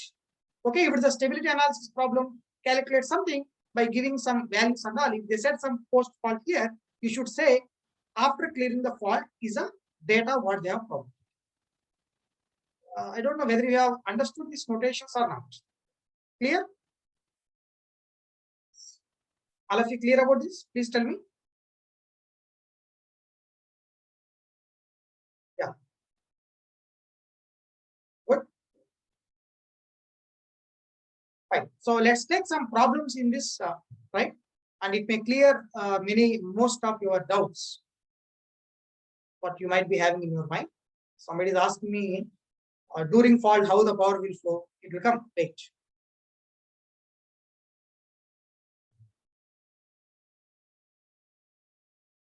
So I'll take up this problem.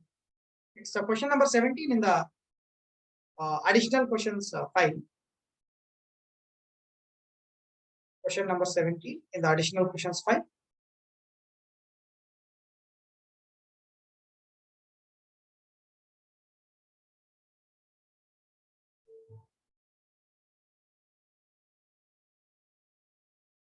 Right. See that?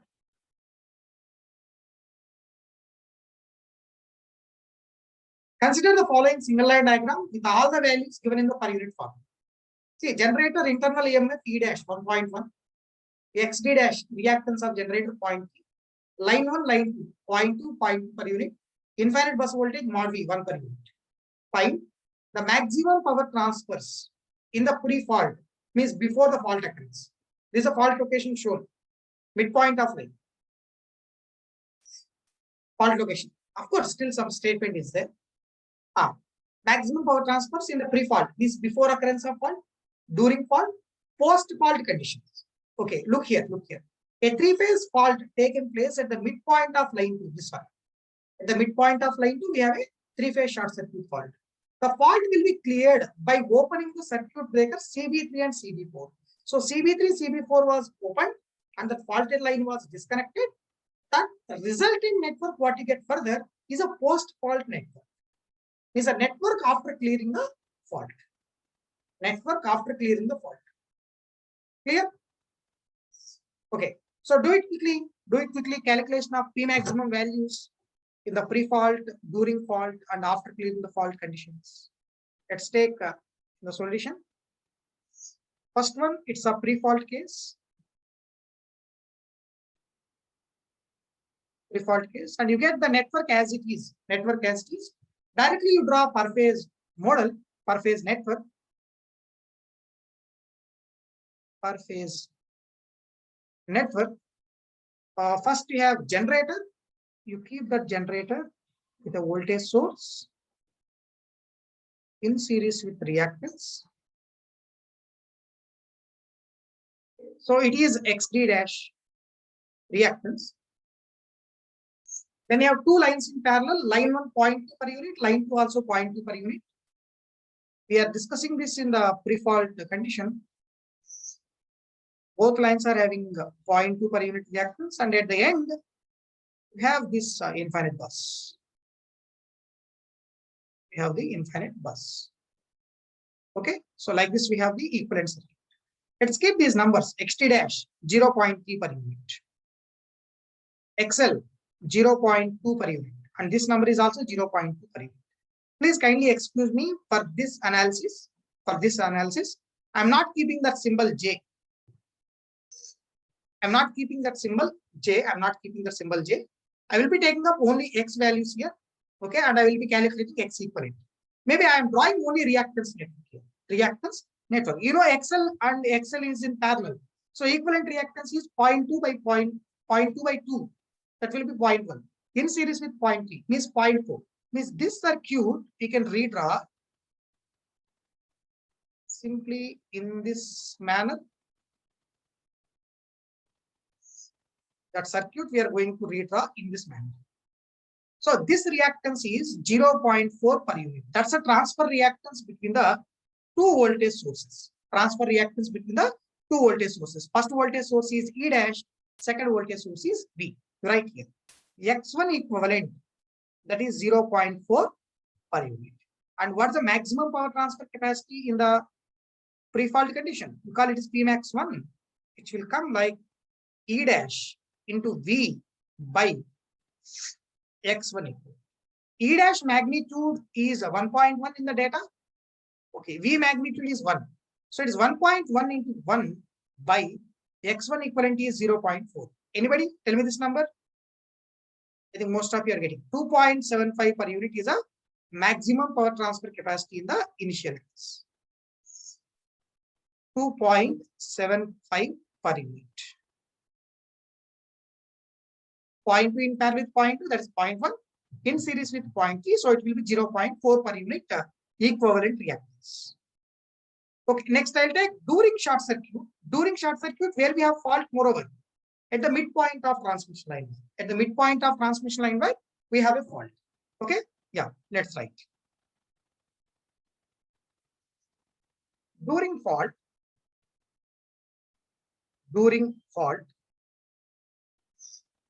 see, this is a generator representation first.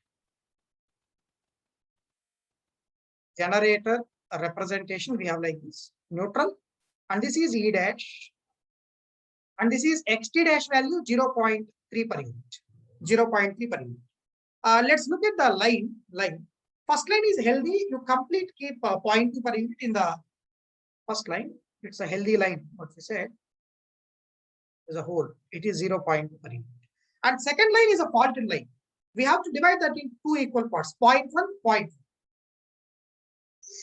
Should keep this into two parts. 0.1, then 0.1, and at the end you have a voltage source, so-called infinite bus. So this as infinite bus. Like this we have to call. And this is 0.1 per unit, and this is again 0.1 per unit. And this is a location of short circuit fault. And that we should connect. Okay? That we have to connect. Now, this network we have to redraw. This network we have to redraw, and we have to find out the equivalent reactance between the E dash and B. E dash and B sources. Just listen my words. Listen my words. See, this point to fault, we have 0.1. Fault is connected to this zero potential place. Right? This is zero potential place. 1 minute, please.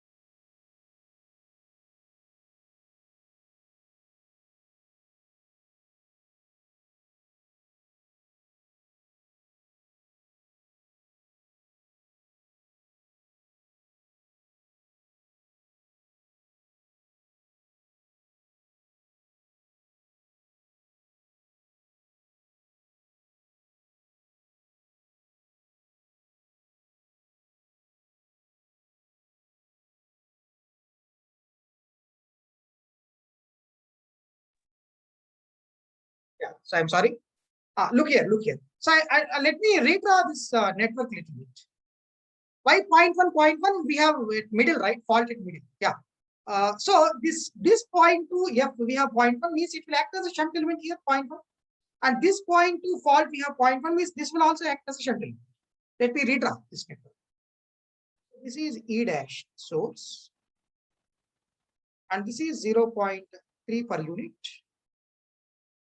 And from this you keep simply 0.2 to keep this as a node, and this is a voltage source of infinite bus. Voltage source of infinite bus. Done. This is E dash and this is B, and this point we have 0.1. This point again we have 0.1. Like this, 0.1, 0.1, and this is 0.2, and this is 0.3. See, listen. All of you, this is one place where the people will have a doubt, but blindly, the people will try to convert this into delta model, this pi model, and they will take the middle impedance. That they will say X equivalent, transfer reactance. But why we are doing that? Why we have to replace this whole network into a pi model, and why we are picking up that middle one? That I am going to discuss now. Very simple thing, very simple. Look here. For example, if you think about the maximum power transfer capacity equation, that is mod E into mod V by what? What we should say in the denominator? Anybody? Mod E into mod V by what? mod B, we should say. For example, if you have an ABCD network and moreover the system is lossless, that condition you have to follow. ABCD network, this side, I have a voltage source E or E dash, whatever it is, doesn't matter. E or E dash. And this side, I have a voltage source of V. I have a voltage source of V. And if this network is completely lossless, if that network is completely lossless, then Pmax, maximum power transfer capacity of this network, is mod E into mod V by mod B. So that mod B itself we are going to call as transfer impedance. That mod B itself we are going to call as transfer impedance. I will show the previous slide. First listen here. First listen here. Right? So if you have a ABCD network like this, maximum power transfer is mod E into mod V by mod B we have. So our aim is to calculate only this parameter mod B. Parameter mod B. See, calculating the parameter B will have different techniques. Maybe in network analysis also, you might be studying that.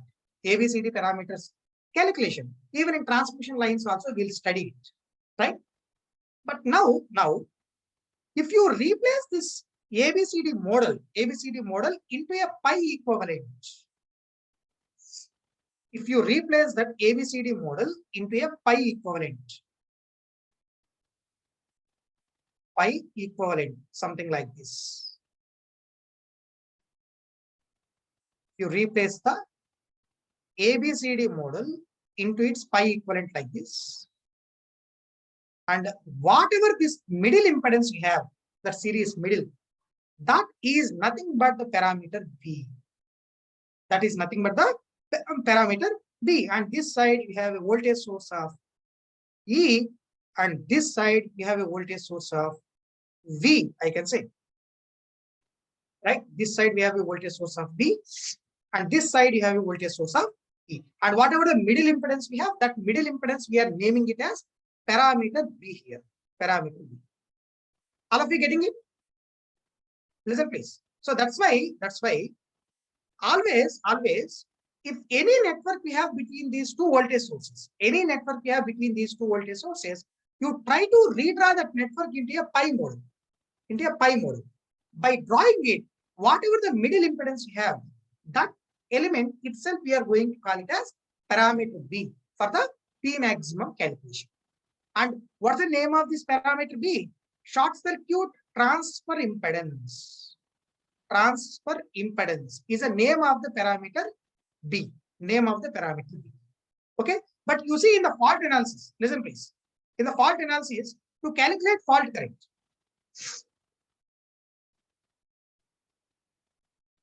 listen please.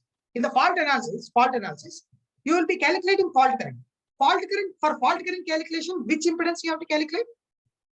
For fault current calculation, which impedance you have to calculate? Is it transfer impedance or Thevenin impedance?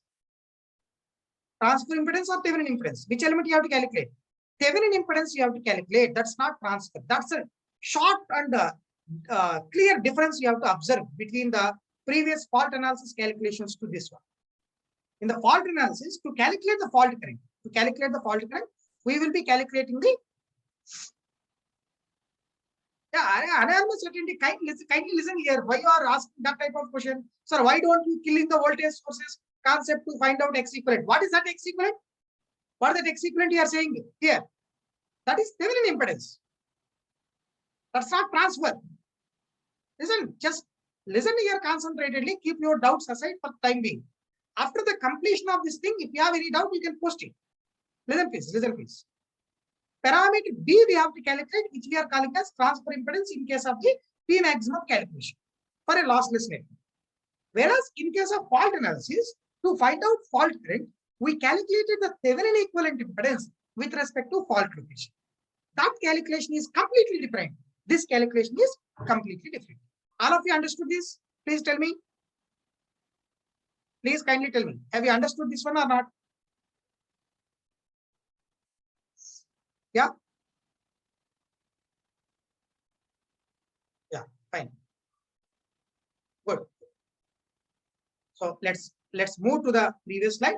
Now, whatever the network existing between these two voltage sources, we try to replace this whole network into an equivalent pi model. So I will identify some points here. Just observe. This is a point A, and this was point B, and this is point C. You forget about this point 1 for time being. I will tell you why. Forget about that point 1. You take up only these three reactances. You call it is XA, you call it is XB, you call it is X. It looks to be a star, right? It looks to be a star. You try to convert that star into delta. By that way, we will try to take up the transfer reactance. Simple. Yeah. Let's move in the next slide. Convert star connected ABC into delta ABC. Star connected ABC into delta ABC. So this is a E dash source. We have E dash source, and this is a point A. Let me keep like this. And this is a point B we have. And this bottom node, what we have here is C. Yes. Bottom node here is C. And here we have 0.1 per unit reactance. And this is a V voltage. Next. See, that star connection we are converting into delta. Sorry, star connection we are converting into delta means you get some reactance here, XAB. Okay. Next, XAC you get, but I am showing this element in this manner because whole this terminal is C only, right? All this complete terminal is C only, and this I am keeping as XBC. So of course this XBC and 0.1 will be in parallel. That will come as single reactance. The XBC and 0.1 will be in parallel. That will come as single reactance, and this is XAC. What is parameter B in this one? What is parameter B magnitude in this one?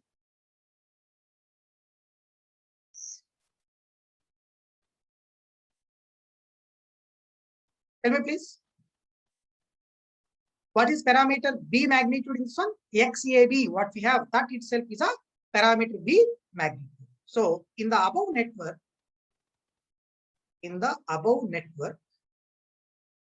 parameter B magnitude is nothing but XAB.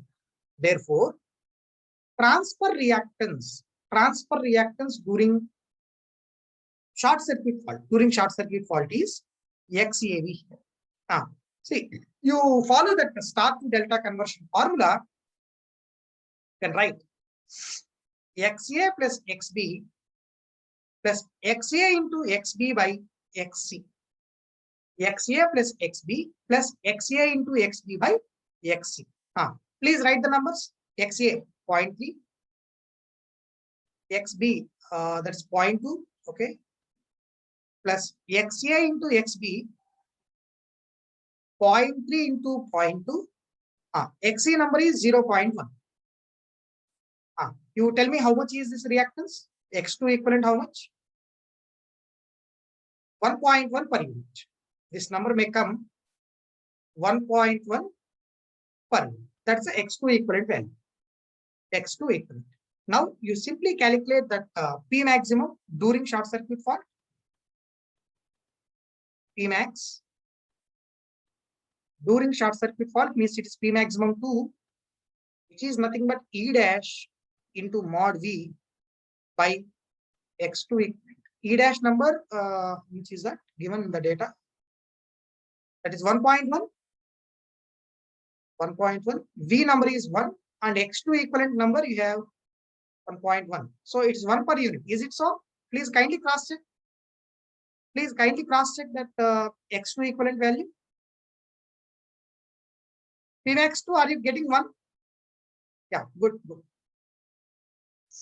This is P maximum 2 calculation. Let's say the third case, post fault. Post fault means what? Whatever the faulted line we have, that was disconnected by opening CB3, CB4. Case number 3, post fault. Post fault means circuit breaker 3 and circuit breaker 4 are open, and faulted line disconnected. faulted line was disconnected. Faulted line was disconnected. Okay, look here, look here. So after that faulted line was disconnected, simply this you get a open. I will draw this diagram. This diagram I am copying. Look.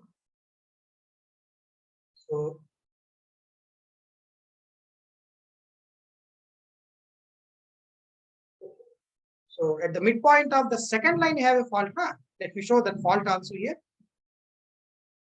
This is a fault location, and this breaker CB3 open and this breaker CB4 also open. After these breakers were opened, simply the second line will be inactive. Second line will be inactive, and this point 3, point 2 will be in series. Point 3, point 2 will be in series. Else you can redraw this network simply with E dash, transfer reactance as 0.5, and we have a source as V here. E dash and V. And this X3 equivalent value is nothing but 0.5 per unit after the disconnection of faulted.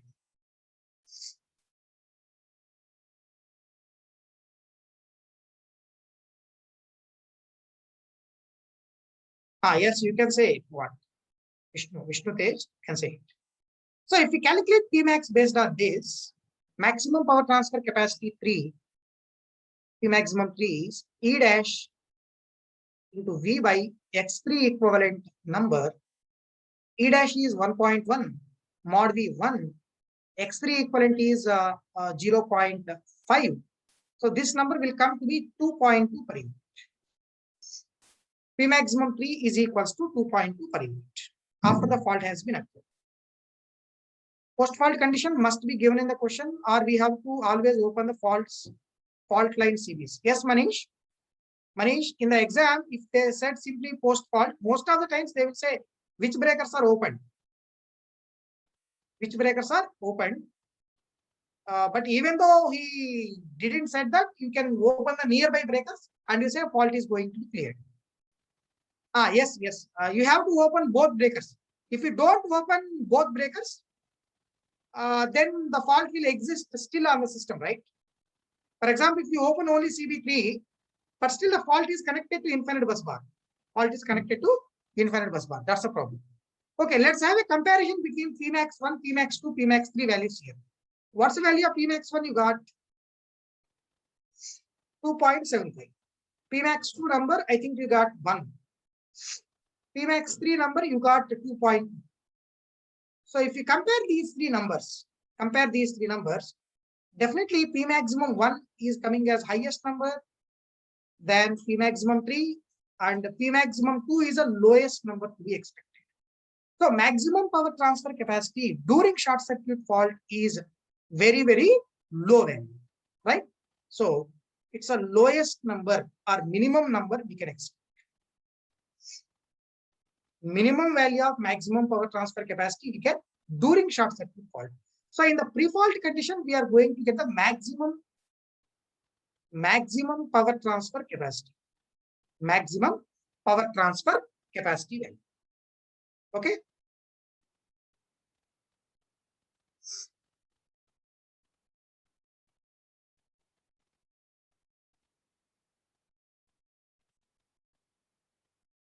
But if you compare the transfer reactance values like X1 equivalent, X2 equivalent, and X3 equivalent values, these reactances order will be opposite. So X1 equivalent we are going to get in a as a lowest number, X2 equivalent as a highest number we can see. Okay, yeah, I'll show in the next slide. Next slide. X1 equivalent value, if you calculate, you are getting this number as 0.4 per unit. X2 equivalent value, if we calculate, you will get this number as 1.1 per unit. And X3 equivalent, we are going to get like 0.5 per unit. And if you compare these three reactances, X1 equivalent is the lowest number compared to X3 and X2 equivalent. Reactances will be in the reverse order. So highest transfer reactance we are going to get during the short circuit fault, and lowest transfer reactance we are going to get in the pre-fault condition. So it's the highest value, highest transfer reactance during the short circuit fault, and lowest transfer reactance we are going to get before the short circuit fault. But don't confuse these orders and all. Sometimes in some examinations, they will ask you directly.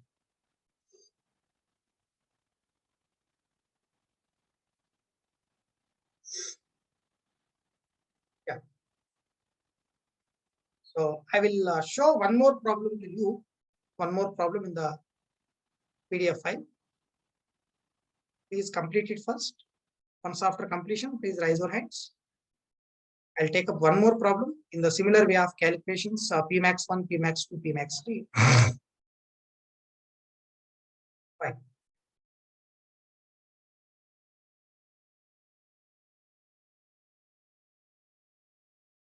So these are series of problems I have given in that additional questions, power system analysis.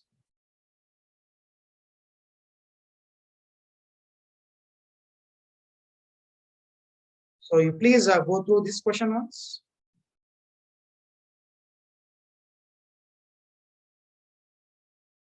Go through this question.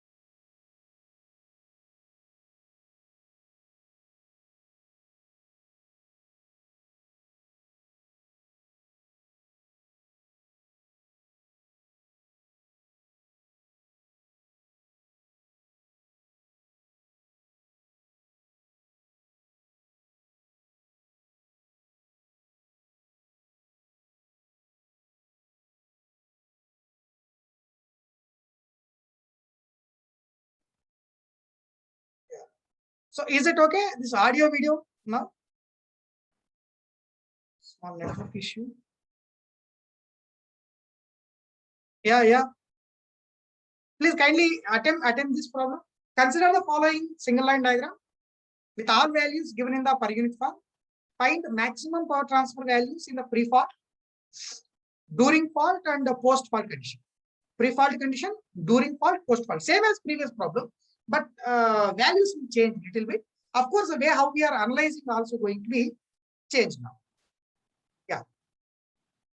Good. Somebody has done already. Good. See this. A three-phase fault taken place at F, very close to the bus bar. Look here. Very close to the bus bar, just after CB3. Very close to this bus bar, just after CB3. This is a fault location. And it is sufficient to pull the bus bar voltage to 0. This fault, what you are saying, it is sufficient to pull this bus bar voltage to 0. Okay. I'll tell what is the exact meaning of it.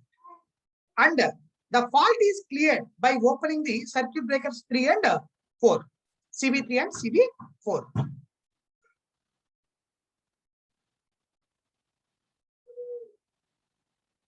Yeah. So let's move ahead with the solution.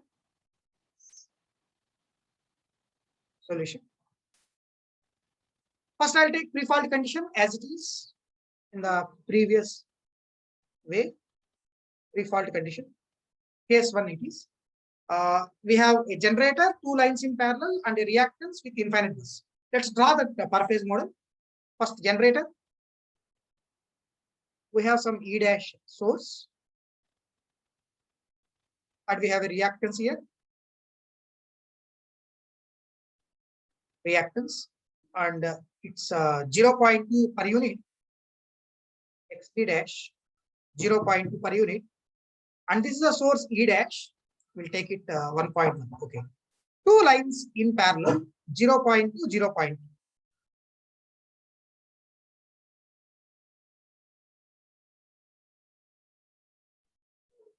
Yeah, see this. 0.2, 0.2, 2 reactances in parallel. This is 0.2 per unit, and this is also 0.2 per unit. And then at the end, you have X 0.1 per unit, and at the end you have this infinite bus as B. Infinite bus as P. Okay, you calculate that X1 equivalent value, how much you are going to get?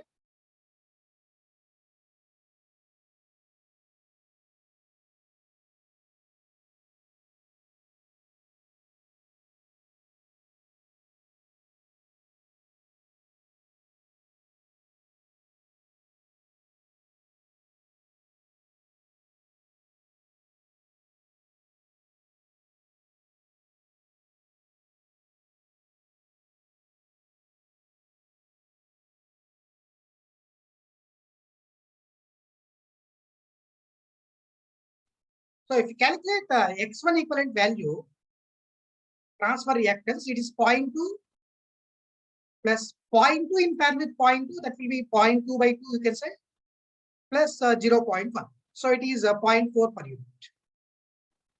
X1 equivalent value was 0.4 per unit. I think all of you getting this. Then what is the value of P maximum 1? Maximum power transfer capacity without short circuit fault is E dash magnitude mod V by X1 equivalent. So E dash magnitude how much? 1.1. Okay, good.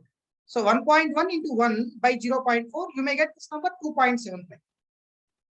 2.75 per unit. 2.75 per unit. That's the P maximum 1. Next, during fault, you should listen a bit carefully. During short circuit fault, you should listen a bit carefully.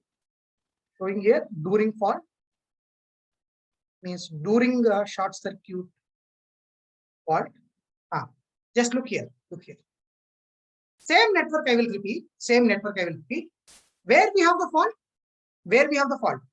Very close to the bus bar. Listen all of you. Very close to the bus bar, just after the circuit breaker 3. See, listen. For example, That second line what we have, these are two lines, right? First line and second line. Listen to this point. For example, the second line is having 100 kilometers length. 100 kilometers length. For example, reactance is 0.2 per unit. Second line is having a length of 100 kilometers. Reactance value was 0.2 per unit. Next, listen. Fault occurred very close to the bus bar just after CV. Means you assume this is the location of the fault. You assume that this is the location of the fault. Now tell me, how much is the distance between this bus bar and fault location? How much might be the distance between the bus bar and fault location? Negligibly small, very, very low. Let's say it is 0.1 kilometers length.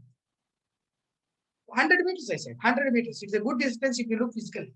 Yes or no? 0.1 kilometers. And remaining length is 99.9 kilometers. Now the question what I am asking is 0.2 per unit is for whole 100 kilometers length, whole 100 kilometers. How much reactance you will get between bus bar and fault location? Between the bus bar and fault location, how much reactance you are going to get? Negligibly small. Negligibly small. If that is a case, physically, if you look just by looking outside and you have a bus bar and line, if you look the fault is away from the bus bar. Physically speaking, fault is away from the bus bar. Electrically, if you draw that on the paper by means of reactances and all, we will treat that the fault is on the bus bar. We will treat that the fault is on the bus bar, electrically speaking. That is the meaning. What he said is this fault, what is occurring very close to the bus bar, is capable to pull this bus bar voltage to zero. The meaning is he is asking us to assume. He is asking us to assume that the fault is on the bus bar itself. All of you getting this one? Is this clear? So can I draw the network? Or first I will write the statement. As the fault is very close to the bus bar, very close to the bus bar. The fault is very close to the bus bar. Yeah, the fault is very close to the bus bar. Electrically, physically, the fault may be away from bus bar. Physically, fault may be away from bus bar. May be away from bus bar. Physically, fault may be away from the bus bar, but electrically, fault is taken on the bus bar. Taken on the bus bar. In calculations, you write in bracket in calculations. In calculations. So I think all of you getting this one? Yeah. Yeah, is it audible? Somebody is complaining about audio. Somebody is putting a complaint about audio. Is it audible?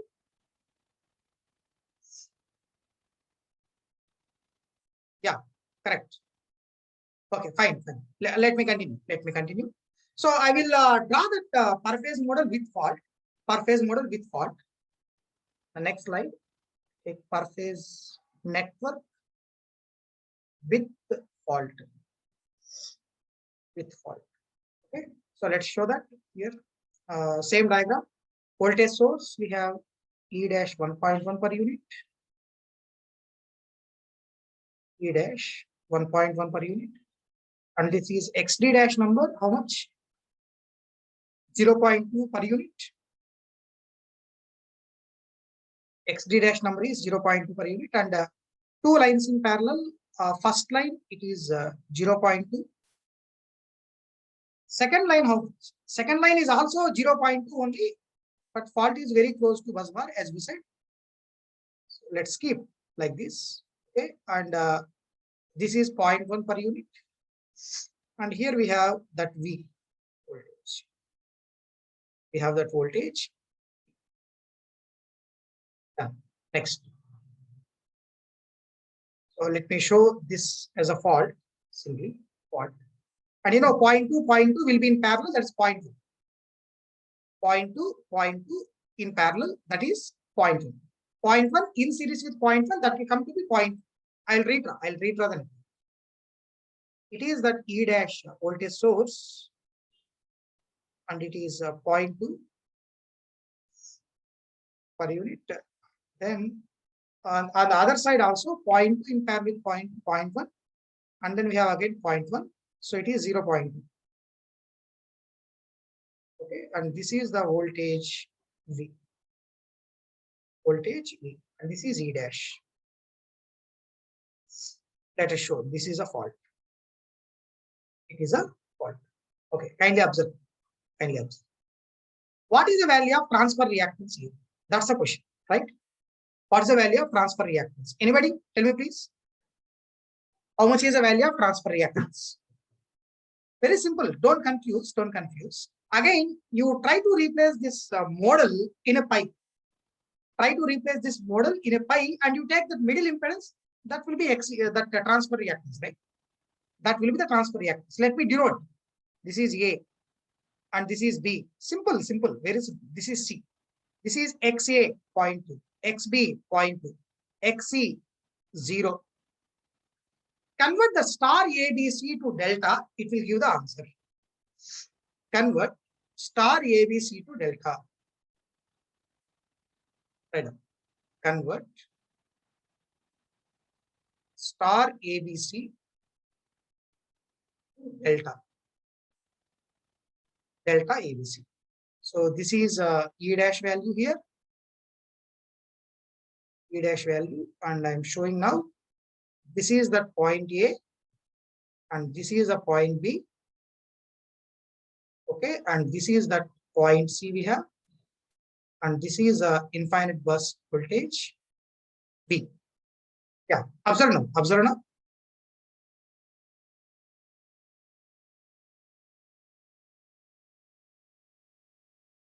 We have done equivalent, Ramakrishna. Why boys are 0.1 is missing? I have taken care here. Taken care of that number here. 0.2 in parallel with 0.2 is 0.1. That in series with 0.1. The resultant is 0.2. That's it. Simple.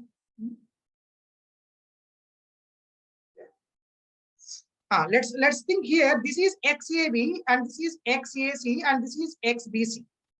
I'll show this is XAB here in the equivalent XAC. XAC is this element, and this is XBC element. I'll show XBC element, and between these two we have XAB. What is that XAB formula? XAB formula is XA plus XB plus XA into XB by XC. It is infinite. XAB value if you write, it is XA plus XB plus XA into XB by XC. That XC number is 0. I'll keep the numbers 0.2, 0.2, 0.2 into 0.2 by 0. And this number will come as infinite. That reactance value will come as infinite. So obviously transfer reactance is equals to infinite in this case. Okay. Transfer reactance for a fault occurring very close to the circuit breaker. Sorry, very close to the bus bar will be equals to infinite. I'll show in the next slide. Therefore, X2 equivalent is equals to infinite, and maximum power transfer capacity P maximum 2 equals to E dash into V by X2 equivalent number. So E dash is 1.1, V is 1, and denominator infinite, and this will be 0. P max 2 is equals to 0, you can see. P max 2 is 0. Good. Next, after clearing fault. After clearing fault means CB3, CB4 are open. Post fault condition. Post fault condition, or you can say after clearing the fault. So once after that breakers were opened here in the diagram, CB3, CB4 was opened. Second line will be disconnected, right? Second faulted line will be disconnected. You will have a network like only generator, one line, X, infinite bus. Let me copy this diagram, this one. This one I will copy.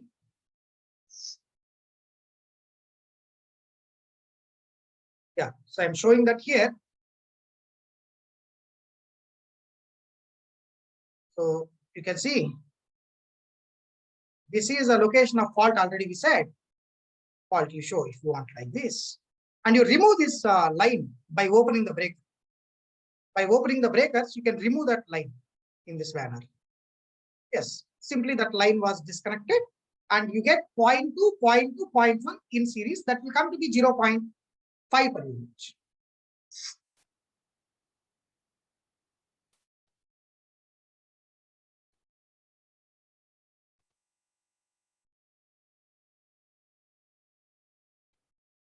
So if you redraw this, you will get this E dash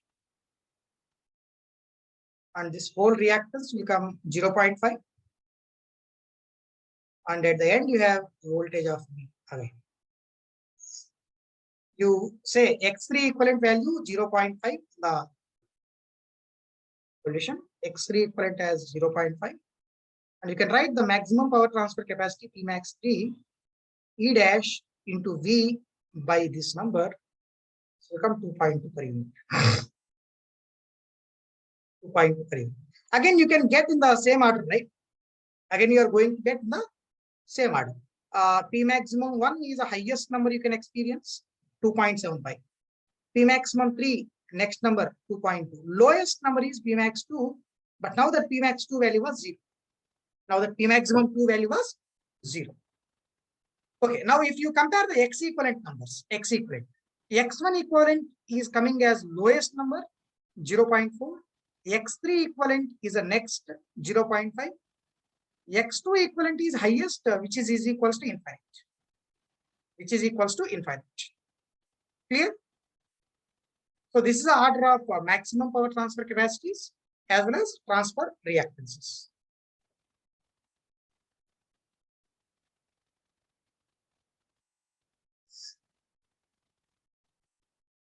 So as a bus bar voltage is equal 0, you don't have a power flow through line 1, right?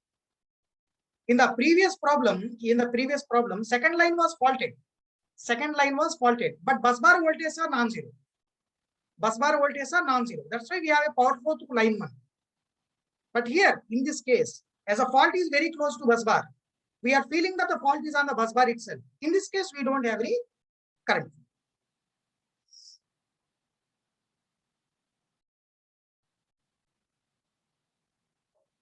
Not nearby CV imtiaz is a very close to the bus bar. Fault occurring very close to the bus bar.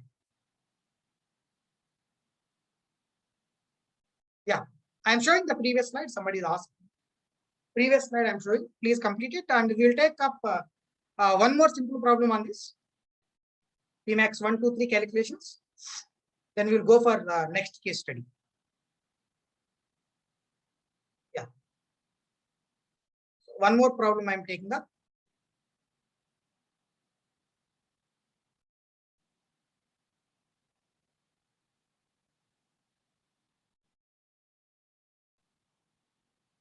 Go through this question once.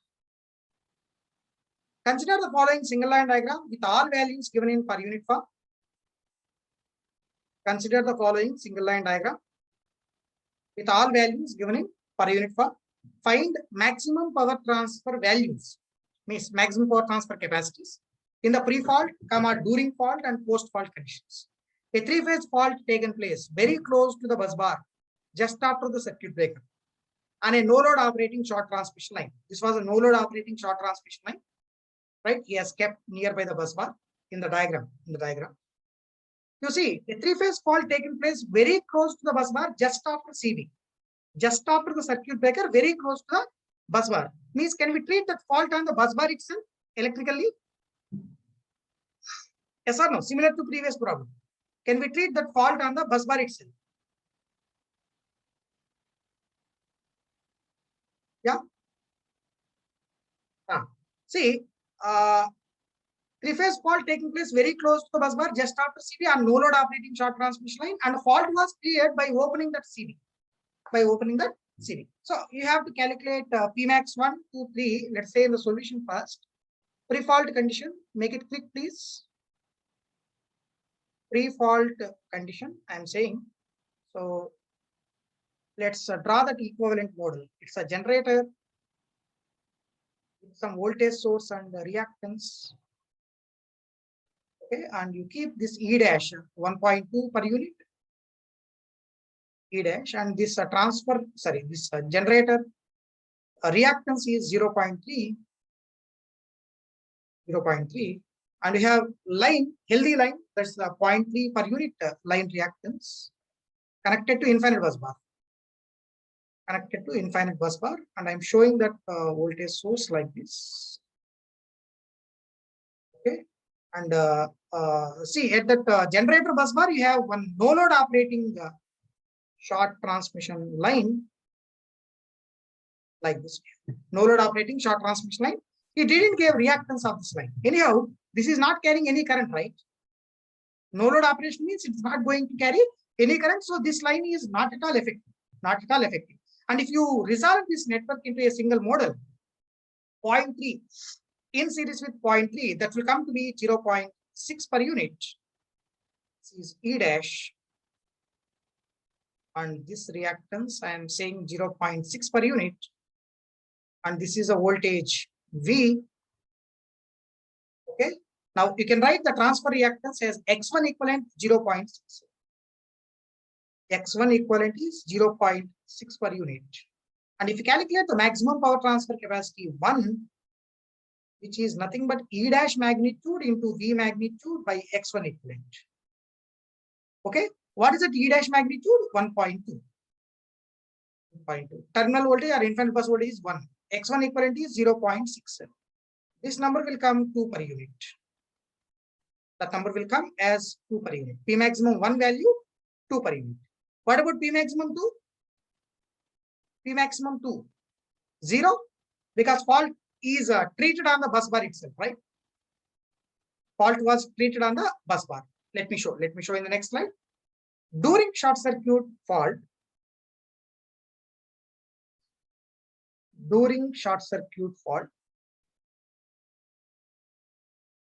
yeah. So just I will redraw the same diagram what we have here. You write the statement if you want. As a fault is very close to the bus bar, it is treated on the bus bar itself electrically. I'll write if you want. Okay, so this is that no load operating short transmission line, and this is the location of fault. Okay, you don't need to think about the transmission line reactance, short transmission line reactance operating at no load, right? As the fault is physically very close to bus bar, physically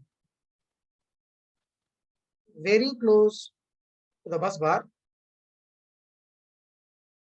comma, electrically it is treated on the bus bar.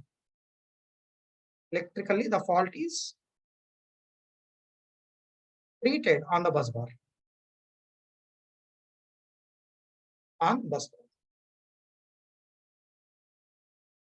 Okay, so if you redraw this model, this is E dash, and this is 0.3. Okay, on the other side you have 0.3 again, and then this place you have a voltage of V, and this is a place of a short circuit. Again, you write directly if you want. This network is similar to the previous one, no? So X2 equivalent will be equals to infinite. Maximum power transfer capacity, if we calculate, it will come to be 0. Maximum power transfer capacity will come to be 0. Next one. Post-fault condition, or you can say after clearing the short circuit fault, post-fault condition. Post-fault condition or after clearing the short circuit. Yeah, you take it very quickly. I will go with the next slide.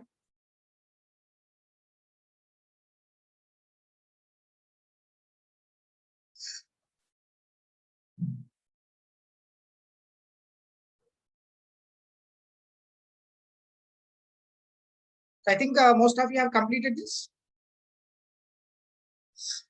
Post fault condition. Post fault means circuit breaker was opened, right? Circuit breaker was opened. See, after opening that breaker, simply whatever this short line we have, that will be disconnected. See, whatever that short line we have, that will be disconnected. So it was similar to the pre-fault network, right? This network will be, whether the short line is connected or disconnected, you don't get any change now. You don't get any change. So in this case, if you redraw this, you have this E dash source, and this whole reactance will come 0.6, and this is a V source. Okay, V, and this is E dash. And here X3 equivalent equals to 0.6 per unit. And P maximum 3 number, E dash 1.2 into 1 by 0.6, you will get this number again 2 per unit. 2 per unit. So the observation to be made here is, P maximum 1 value and P maximum 3 values are equal. Pre-fault condition, post-fault condition, maximum power transfer capacity values are equal. P max 1 equals to P maximum 3. And the value of P maximum 2 is 0. P maximum 2 is equals to 0. This will be the relationship between the maximum power transfer capabilities. Maximum power transfer capacities.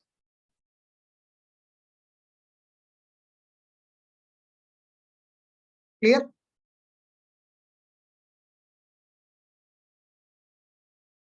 Yes, can I say now, after clearing the fault, listen please, after clearing the fault, network restore to its original state? After clearing the fault, can I say that network restore to its original state? Yes, right. So if you want, you write that statement.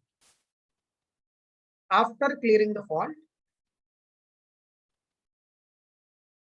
by opening the circuit breakers,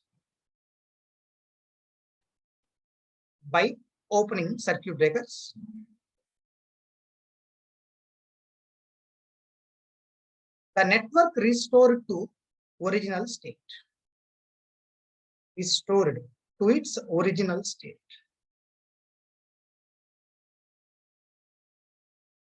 Original state. Network restored to its original state. Yeah, done.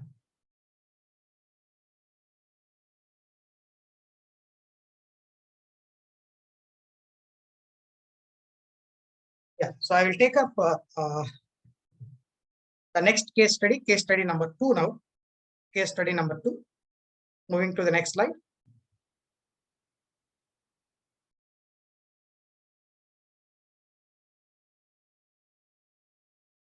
Yeah, see, you go through that case study 2, what we have written in that list. Once, please turn the pages of your notebook. Turn the pages of your notebook. Read the case study number 2, what we have written there. Read the case study number 2. Yeah. A 3-phase short circuit fault. Short circuit fault on a no load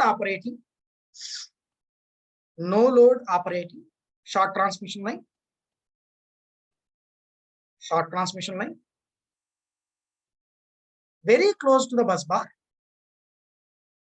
Very close to the bus bar. Just after circuit breaker. Just after circuit breaker. Just after the circuit breaker. So if you want, you can copy the diagram what we have shown earlier. Yeah, correct, side here. If you want, you copy the diagram. This is our generator. And this is a line we have taken connected to infinite bus bar. Maybe one line or 2 lines, no issue. Maybe one line or 2 lines, whatever it is. And this is a mechanical input which remains constant now. We are not going to disturb the mechanical input. Already we deactivated the speed governor mechanism. So mechanical input will be remains constant all the time. And this is the induced EMF, transient EMF in the machine, mod E dash at an angle delta. Infinite bus voltage is mod V at an angle 0. And this is one short transmission line operating under no load. Short transmission line operating under no load. And this is a circuit breaker I have. This is a circuit breaker I have shown earlier. And this is a location of short circuit fault very close to the bus bar just after CV. Fault location.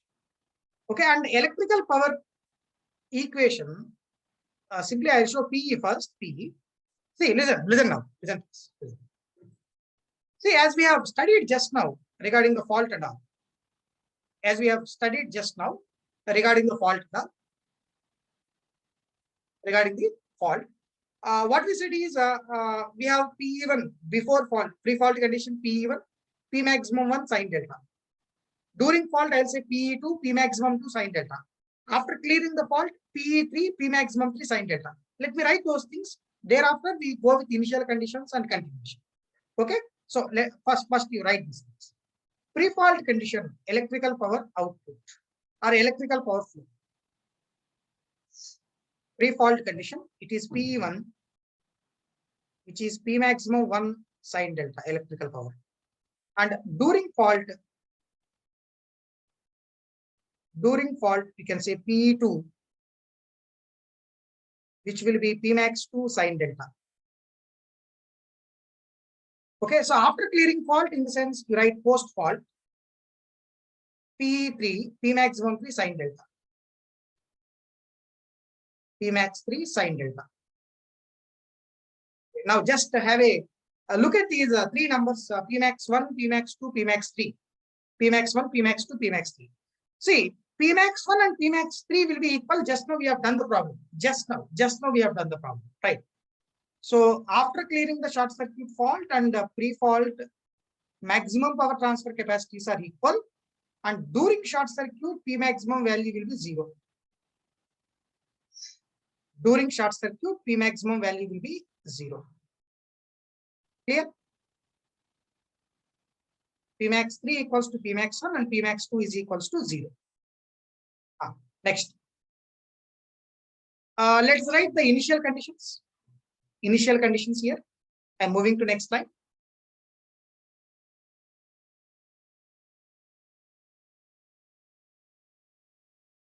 Okay. Initial conditions.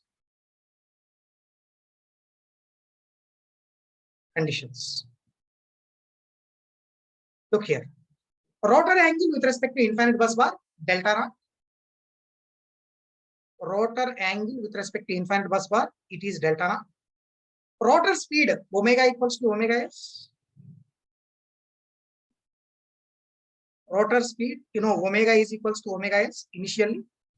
And mechanical input remains constant at PS. Steam input or mechanical input, you can write, equal to PS. Constant, you can say. Constant. Electrical power output, initial, you write. Initial electrical power output is nothing but electrical power equation in the initial stage is PE1.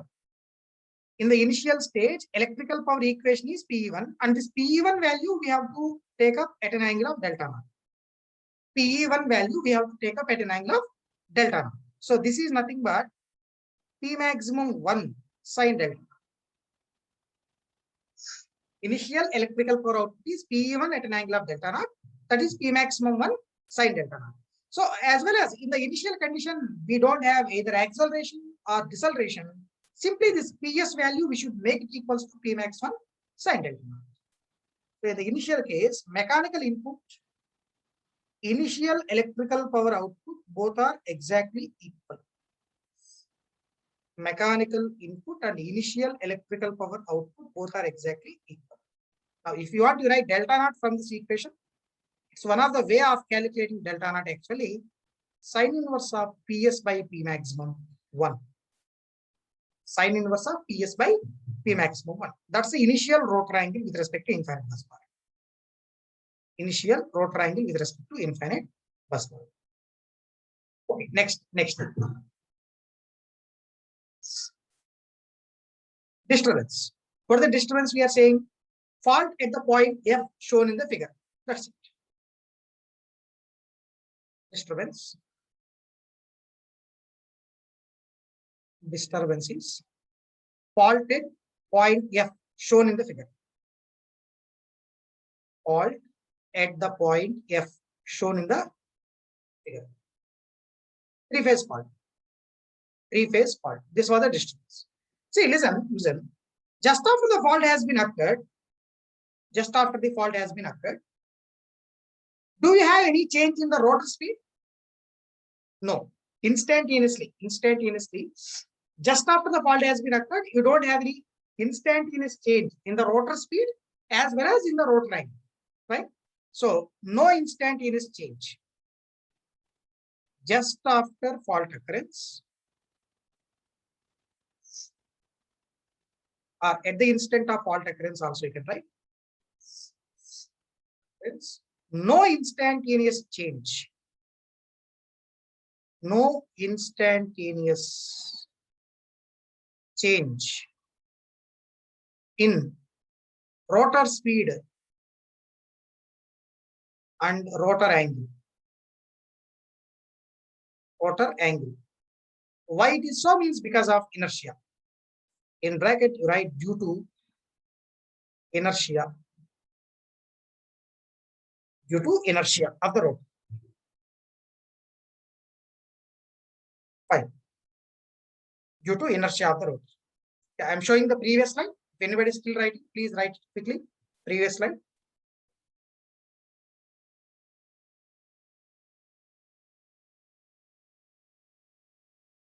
Okay, fine. Okay, then your angle will stay delta naught only, but mechanical input TS is also constant. But what it was changed just after the disturbance? Just after the disturbance, what value was changed now? Maximum power transfer capacity value suddenly changed, not PE. PE is going to be changed, Abhijit. PE is going to be changed. But what you should say exactly is maximum power transfer capacity value suddenly changed from P maximum 1 to P maximum 2. Because of that, electrical power is going to be changed. That's the way how to say it. Yeah. So let's say in the next slide.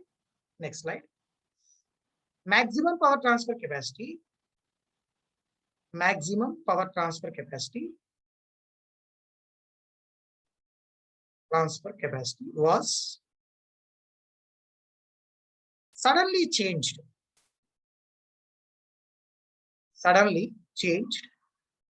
From P maximum 1 to P maximum 2. P max 1 to P max 2. Maximum power transfer capacity value was suddenly changed from P maximum 1 to P maximum 2. That implies, listen please. Please kindly understand the statement what I am saying now.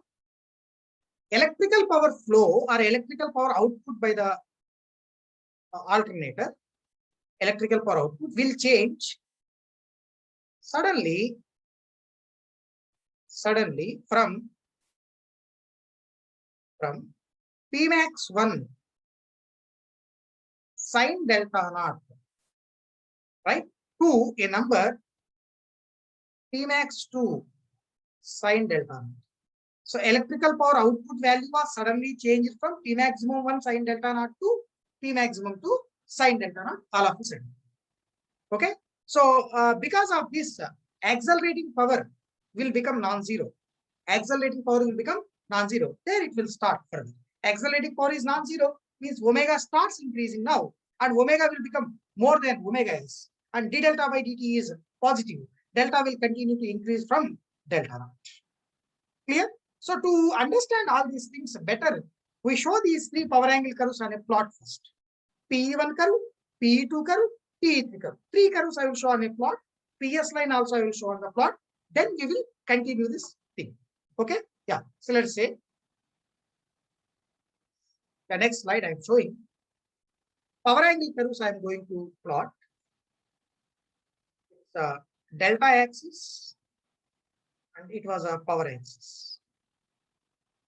Yeah. So it's a power axis.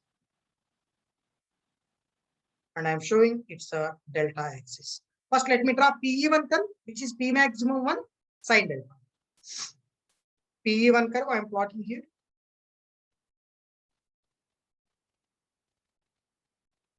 P maximum 1 sine delta.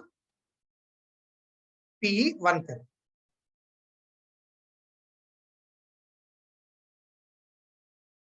Yeah. Next, how is a PE2 curve for you? How is a PE2 curve? Anybody? Tell me. How is a PE2 curve? That is 0, right? Because Pmax2 is 0, Pmax2 is 0. So obviously this delta line, whatever you have, that itself is a PE2 curve. This is PE2, which is, we said already 0. Pmax2 is 0. See, this peak of PE1 curve is P maximum 1, right? Peak is P maximum. How is PE3 curve? PE3 equals to Pmax3 sine delta, but Pmax3 and Pmax1 are equal. So the Pmax3 will come on this lines only. Means it will be inclined onto PE1 curve. It will be inclined onto PE1 curve. So this curve itself is PE3 curve. I'll say this is P maximum P. I'll say that as P maximum.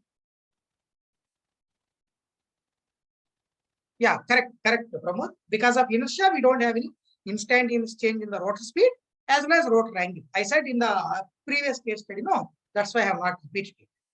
Okay, let me show that mechanical input line, so-called PS line here. Mechanical input line. I'm showing here PS line. Right. So like this, we have the PS line, mechanical input.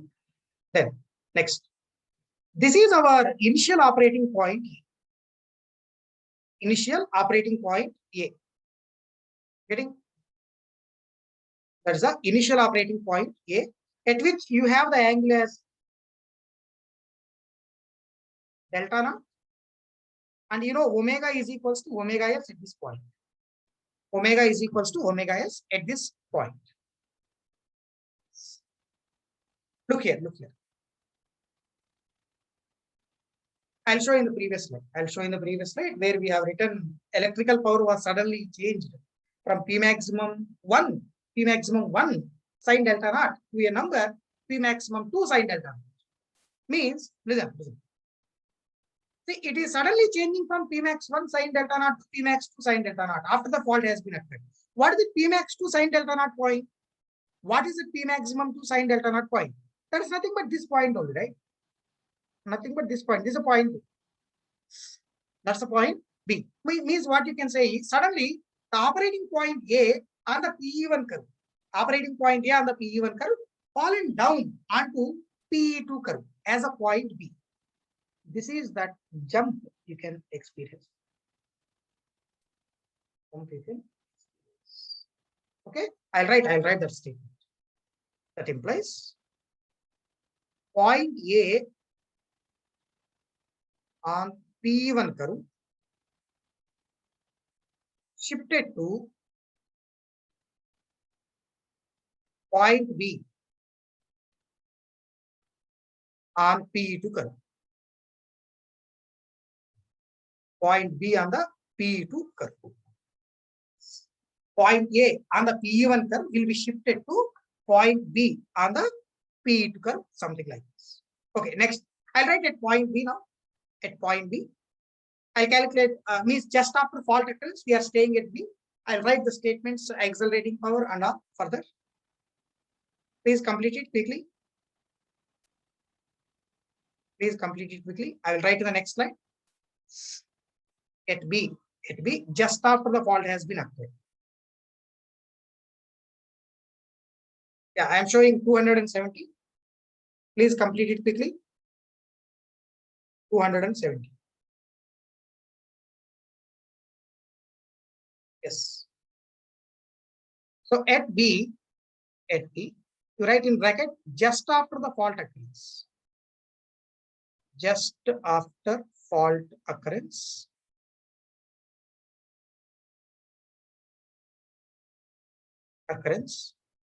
Okay. See, just after the fault has been occurred, if you think about the rotor angle, it will be remains the same at delta naught only.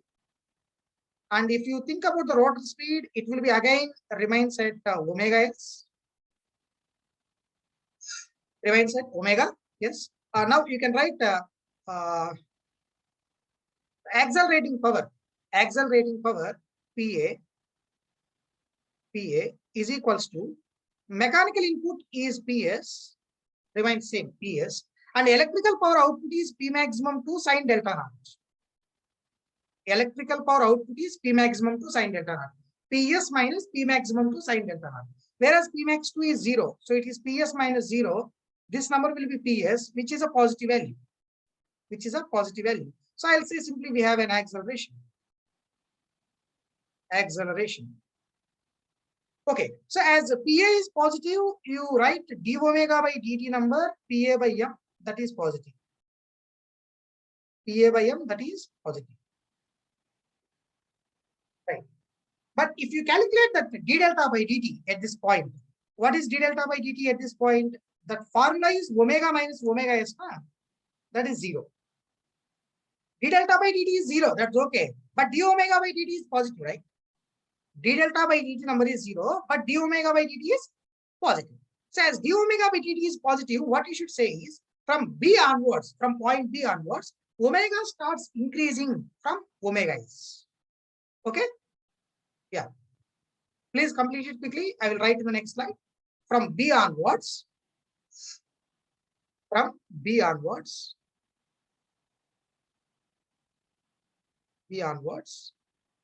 yeah, please wait for some time. I will give break at 7:30. I will give break at 7:30. I have to finish it up because if you start this one after break, I have to repeat all the things. Okay? From B onwards, omega increases from omega s. That implies omega greater than omega s will occur. So d delta by dt will turn to positive. So as d delta by dt is positive, delta increases from delta naught onwards. Delta value will increase from delta naught. Clear? Delta value will increase from delta naught. Okay, just observe in the graph now. Just observe in the graph after writing these 3 lines. Look at the graph. See, delta value was increasing from delta naught, means angle will increase in this direction. Okay, but what about your electrical power? Electrical power stays at 0, right? Electrical power stays at 0. So electrical power will be remains 0. Electrical power will be remains 0. Okay, listen. If the fault was not cleared, all the time, you observe that electrical power output is 0, but we have a mechanical input of PS. So PS minus electrical power. So accelerating power is positive. D omega by dt is positive. Omega continue to increase. And always omega is more than omega s. D delta by dt is positive. And delta will continue to increase. System will be unstable. If the fault is not cleared. I think all of you getting my point. What is it? If the fault was not cleared. Yeah, so I'll write in the next slide, the continuation. If the fault was not clear,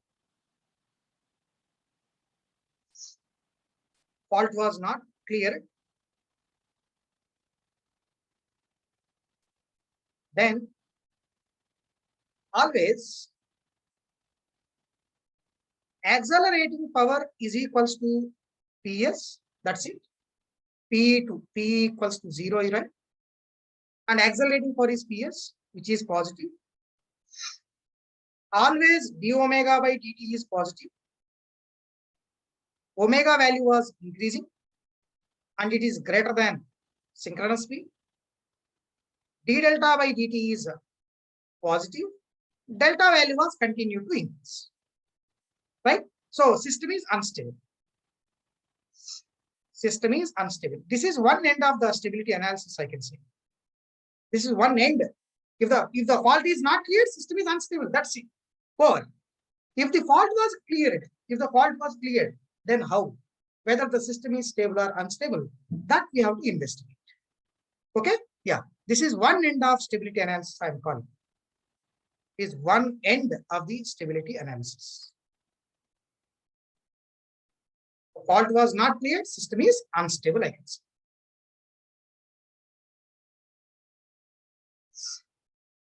Yeah. Now we will expect that the fault is going to be cleared at some angle, right? By opening the breaker, respective breaker, what we said earlier.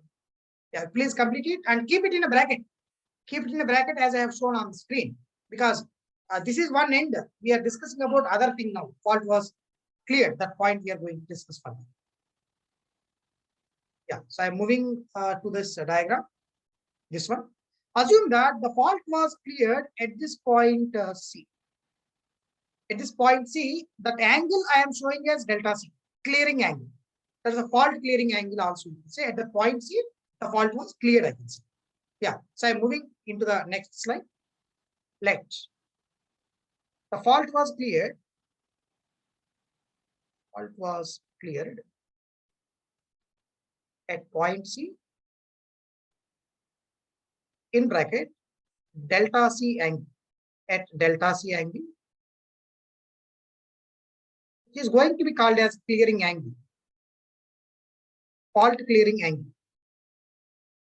It is going to be called as clearing angle, or you can say fault clearing angle. Okay, next. We'll say about that fault clearance and all. You're right. After the fault has been cleared, look here. After the fault has been cleared, you don't have any instantaneous change in the rotor speed, as well as you don't have any instantaneous change in the rotor angle.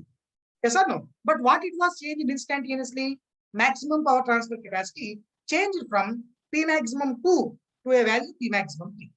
Okay, that's right. So maximum power transfer capacity value, maximum power transfer value suddenly changed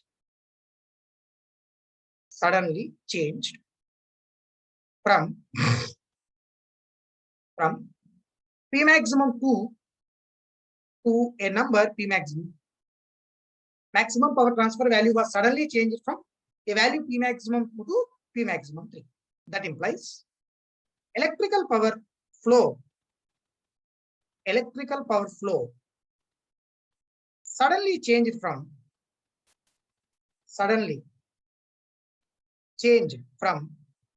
what? P maximum to sine delta C. P maximum to sine delta C to a number P maximum 3 sine delta C. To a number P maximum 3 sine delta C. Like that, we have a change in the value of electrical power flow. Complete it quickly.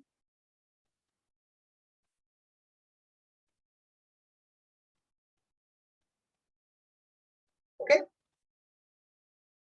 So after C, what will happen? We will see first before fault clearance in the B to C range. We have to discuss now.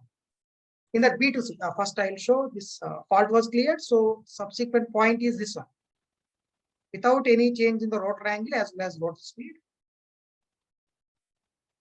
This is a point moment like this, and this is a point E. That's the point E. Now you say between B and C, from B to C during short circuit fault. B to C means during fault is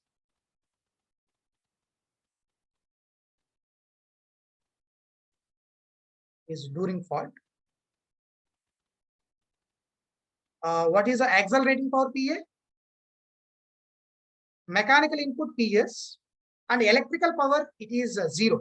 P maximum 2 sine delta, P max 2 is 0, na? So it will be 0. So it is simply PS only. So which is a positive value.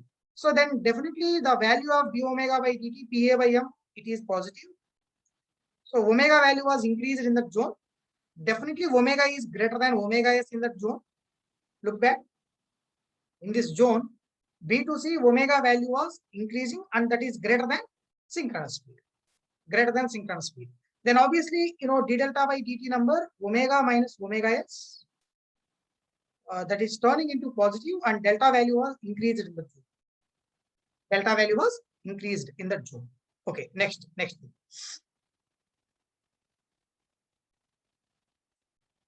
Next thing. So I'll say point D now, point D, just after clearing the fault. Point D, at D. At D,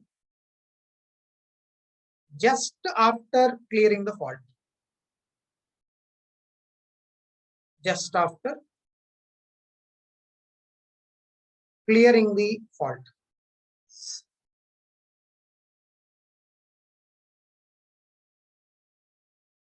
Just after clearing the fault. And what is the angle? What is the rotor angle? Delta C. Rotor angle is delta C. Clearing angle. And how is the rotor speed here? Anybody tell me? How is the rotor speed? Is it synchronous speed or less than synchronous speed or more than synchronous speed? Is it less than synchronous speed or more than synchronous speed or equal to synchronous speed? More than synchronous speed, right? Omega is more than omega S. Why it is so means starting from B to C, omega value was increased. At C, fault was cleared. Simply it was jumped to the point D. At that point D, definitely omega is more than omega S. Okay, now tell me, what is accelerating power at D? What is accelerating power at D? Mechanical, PS. What is electrical here? Electrical is P maximum 3 sine delta C. Electrical is P maximum 3 sine delta C. This number is negative. Accelerating power is negative. So we have a deceleration at that point D. Deceleration at that point D. Okay. Deceleration at that point D. Next thing. Deceleration. And you say d omega by dt is negative now. As d omega by dt is negative, I can say omega starts decreasing. Omega starts decreasing from point D onwards. Yeah, 1 minute, please listen. B to C, omega is increasing. B to C, omega is increasing. C to D, no change. From D onwards, omega decreasing, right? From D onwards, omega is going to be decreasing. Means, can we feel that we might have reached to maximum speed at D? Tell me, please. Can we feel that we might have reached to maximum speed at point D? Yes or no? Right. So you can write. Deceleration or deacceleration, both will be same. Deceleration or deacceleration, both will be same. See, at point D, we might be touching to the speed as maximum. The reason why I am saying is from D onwards, omega starts decreasing. That's the reason. Okay. So you write here omega decreases. Or write omega by dt negative. That's it. And I'll write it. D delta by dt you calculate here. D delta by dt, which is omega minus omega s. That is you write positive. In the next slide, I'll say from D onwards, omega decreases from omega max, but still it is greater than synchronous speed. D delta by dt positive means delta will continue to increase beyond delta C. So, right, from that point D onwards,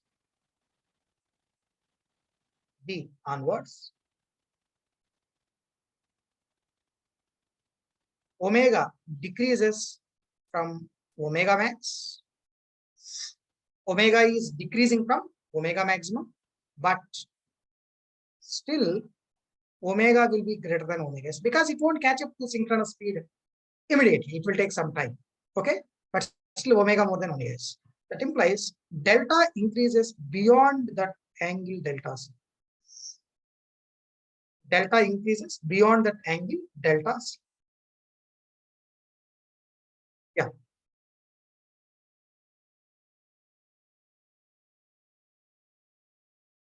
Let's go back to this one. Go back to this diagram. This one. Delta increases. Delta C means angle will increase like this. So electrical power will change on the which curve? Electrical power will change on which curve? Tell me please. Is it PE1, PE2, PE3? Which curve? Name. Which curve? PE3 curve we should say, not 1. Should say PE3 curve. Already fault was cleared. So it will be changing on PE3 curve, something like this. And you know, we have PA value negative means omega was decreasing and still omega may be more than omega s. How far it will go then? How far it will go? How far the delta increment will happen? That's a better one to ask again. How far the delta increment will happen means up to the point wherever we are going to touch omega equals to omega s. Let me say I am getting that omega is equals to omega s at this particular location E. Point E I have shown there. And this is a point at which we might be getting omega equals to omega is in our expectation. In our expectation. How? In the sense, we should show in the areas. By satisfying that integral of PA d delta is equal to 0, after reaching to that point A, I can confirm that we got omega equals to omega s at point E. Right? So let me show this point E here. Respective angle here is delta 1 I am showing. Respective angle is delta 1. So I can write in next slide. Next slide. Delta increases beyond delta C up to an angle where omega equals to omega s will appear. Omega equals to omega s will appear. Okay, so let omega equals to omega s occurred at a point E. At point E, we got omega equals to omega s in our expectation. In our expectation. Okay. Next, look here.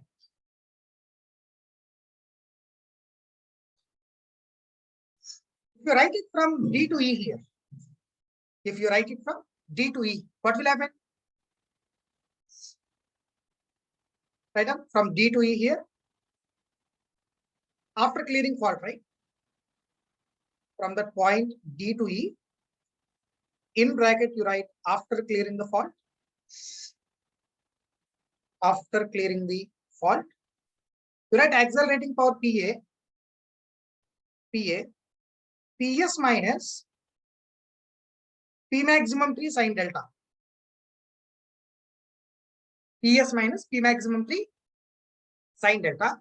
You observe that value was negative. That value was negative. So I'll write in the next slide. Please complete it quickly. Please complete it quickly.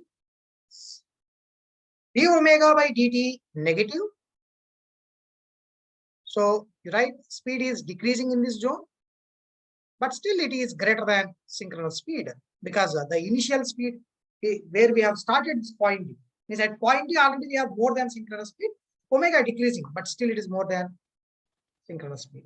And if you calculate d delta by dt number, omega minus omega s, and that is positive. So delta value was increasing in that zone. Delta value was increasing. And after reaching to that point E, you know, rotor angle is delta 1. We have taken that as delta 1 in the graph. Delta 1 I have taken in the graph, delta 1. And we are touching omega is equals to omega s. Touching to omega is equals to omega s. Now, if you calculate d delta by dt at this angle delta 1, we are getting this number as 0. How we have to prove that number as 0 means we have to prove it by calculating that integral of PA d delta is equals to 0. Up to what angle we should take the integration? Delta 1, starting from delta naught.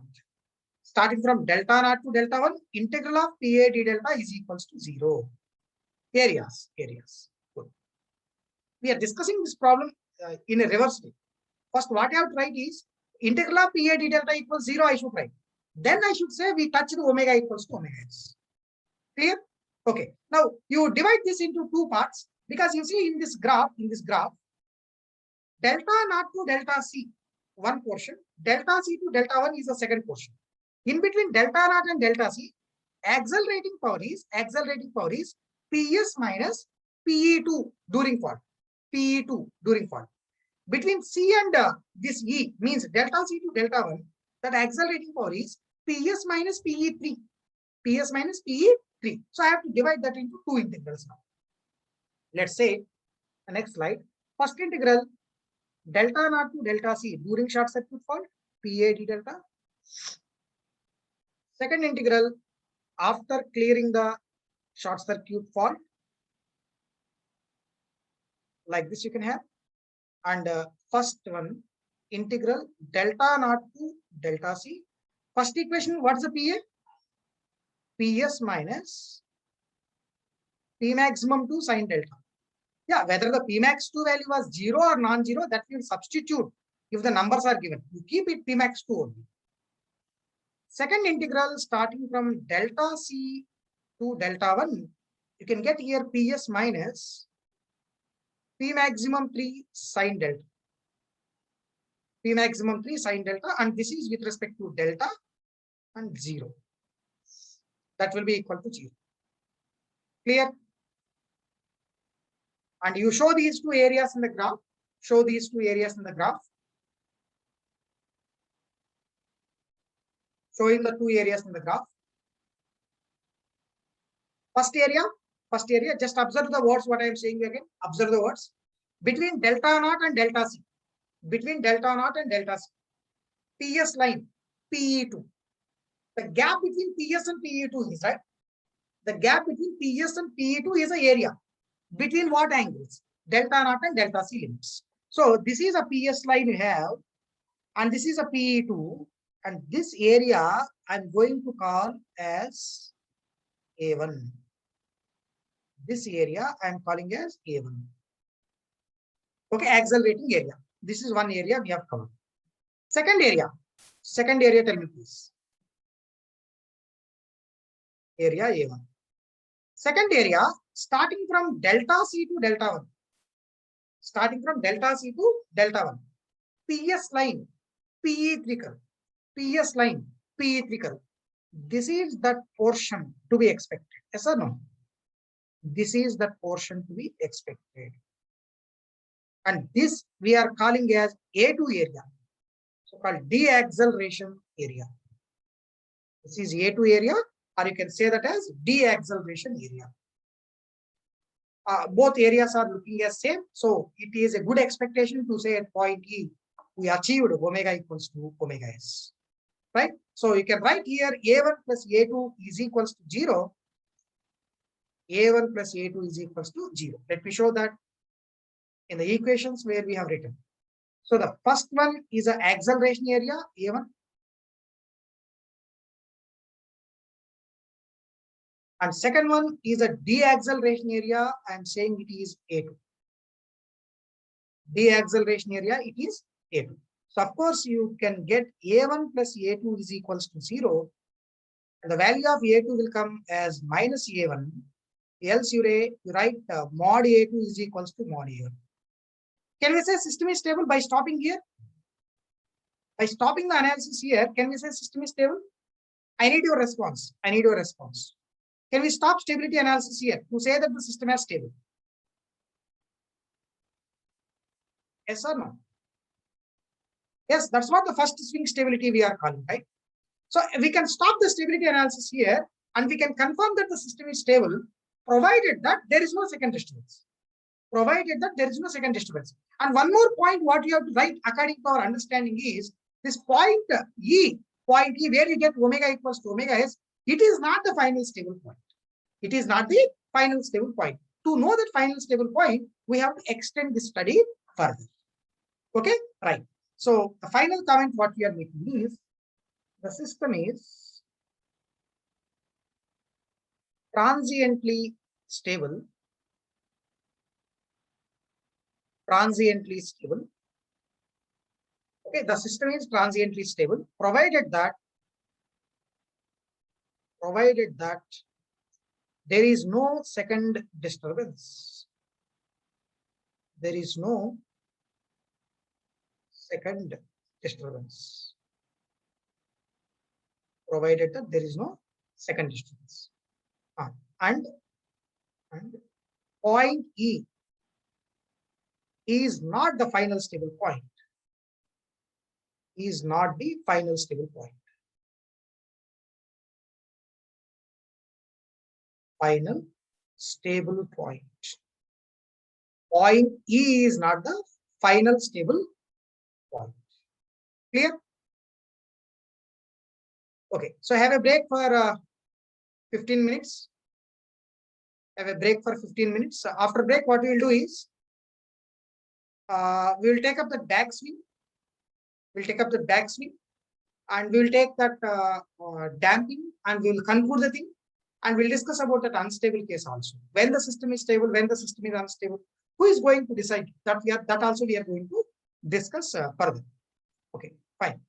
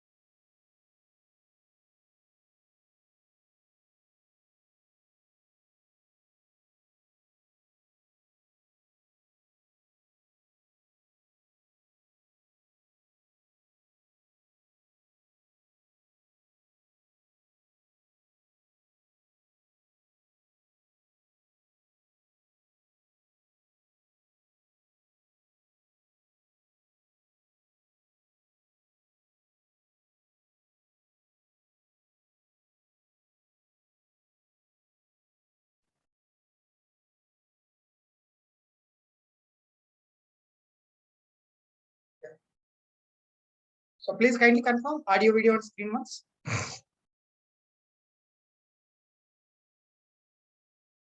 Please kindly confirm audio video on screen.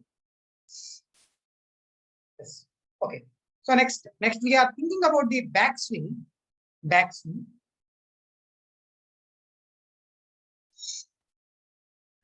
Backswing.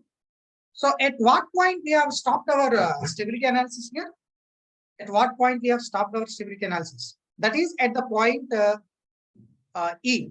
That is at the point E at which we have already omega equals to omega s. So at that point E, we have omega is equals to omega s. But angle is delta 1. It's okay. But accelerating for PA, if we calculate, which is PS minus P maximum 3 sine delta 1. PS minus P maximum 3 sine delta 1. And this value was coming as negative. That implies from E onwards, omega decreases further.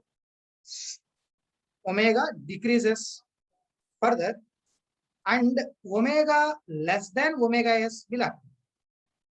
Omega less than omega s will occur. Okay. So as in when you say omega is less than omega s, d delta by dt, if you calculate, it will turn to be negative. That implies delta decreases from delta 1. Delta decreases from delta 1, you can see. Delta decreases from delta 1. Okay, let me show the things in a graph. Just listen. So first, listen here.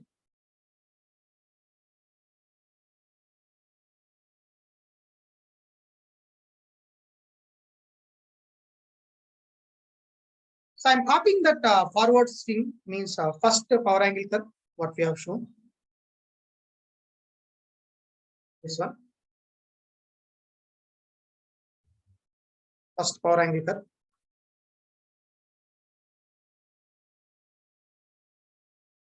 Yeah. Listen, I'm asking you a very, very simple question. Which curve you should consider in the backswing? Which power angle curve we have to consider in the backswing? Anybody? Which power angle curve we have to consider in the backswing? Curve 3, that's it. Only curve 3. We don't need to bother about what is the PE1 curve, what is the PE2 curve. Because one is in the pre-fault condition, next one is during fault. But now we are staying in the post-fault condition. So we should consider only PE3 curve. So I have drawn it. This was a PE3 curve. And mechanical input remains constant at PS. Mechanical input remains constant at PS. This is your mechanical input showing as PS. Okay, next. What is the point at which we have stopped our study? E. That's the point E we have to identify. This is a point E I am showing. At which we touch the omega equals to omega s. Omega equals to omega s. Right? So is my voice audible? Is it loud or is it low? Is my voice audible? Kindly tell me. Yeah, it's good. Somebody is saying. Huh? Manjunath, kindly check your system specifications once. Look here. See, this is that location angle. We named it as delta 1. This is the location point E angle. That is a delta 1 we are showing. Okay, like this. See, from this point onwards, delta is decreasing. From this point onwards, delta is decreasing like this. Because of the delta increment, electrical power will change on this one. See, do you have any change in the value of P maximum further?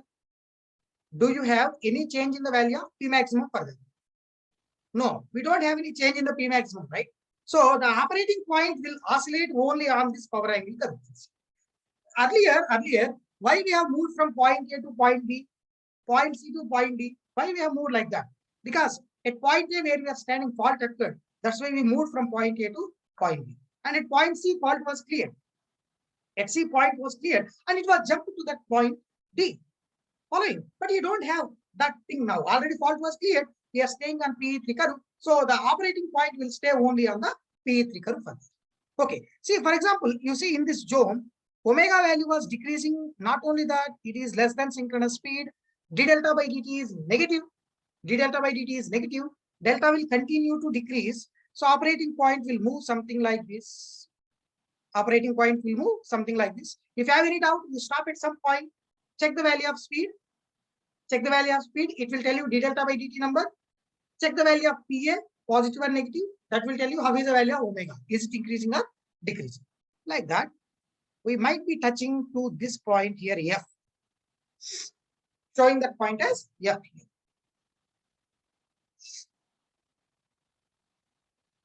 Clear? That's the point F we are showing. And at this point F, let me call this angle as delta F. Some angle we are showing as delta F. But you know, at this point F, speed is still less than synchronous speed. Speed is still less than synchronous speed. As the speed is less than synchronous speed, d delta by dt is still negative. If the d delta by dt value was still negative, delta will continue to decrease below the value of delta F. It will continue to decrease below the value of delta F, so that the operating point will move down, something like this. Whenever the operating point is moving down, mechanical minus electrical, if you see, that is turning to positive. As if it is positive, omega starts increasing, but still it will be less than synchronous speed. But still it is less than synchronous speed. Okay, all of you getting this one? Yeah, how far it will go then? How far it will go? Up to the point wherever we are going to touch omega equals to omega s. Who is going to decide? Listen again. Again, I am asking the same question. Who is going to decide whether we are going to touch omega equals to omega s or not? At what point we are going to touch omega equals to omega s? Who will decide it? Who will decide it? Areas. Yes or no? Areas will decide. Areas will decide at what point we are going to touch omega equals to omega s. See, first, what is the already covered area? That we have to check. Already covered area means starting from delta 1 to delta f, delta 1 to delta f. This is PS line, this is PE curve, and this portion we are going to call as accelerating area. So deaccelerating area, maybe 8. Maybe 8. Let me show that area first. I'm showing this area. Just observe. This is that area we are highlighting now. Right?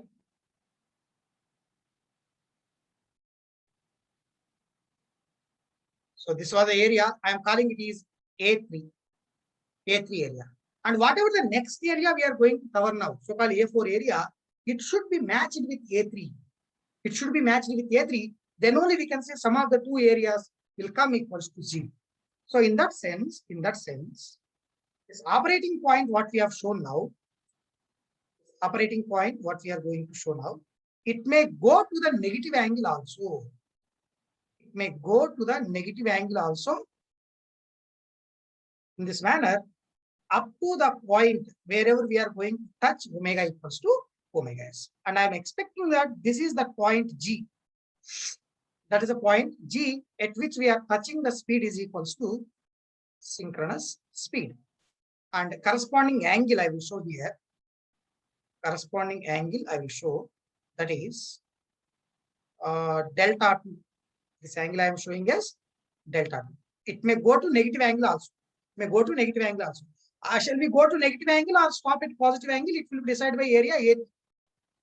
As the A3 area is larger, definitely we should go to the negative angle in order to match or in order to get the resultant integral of PA d delta as 0.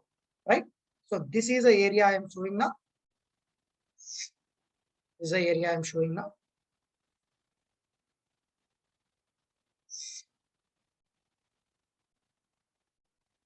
Right? So this area we are calling as A4 area.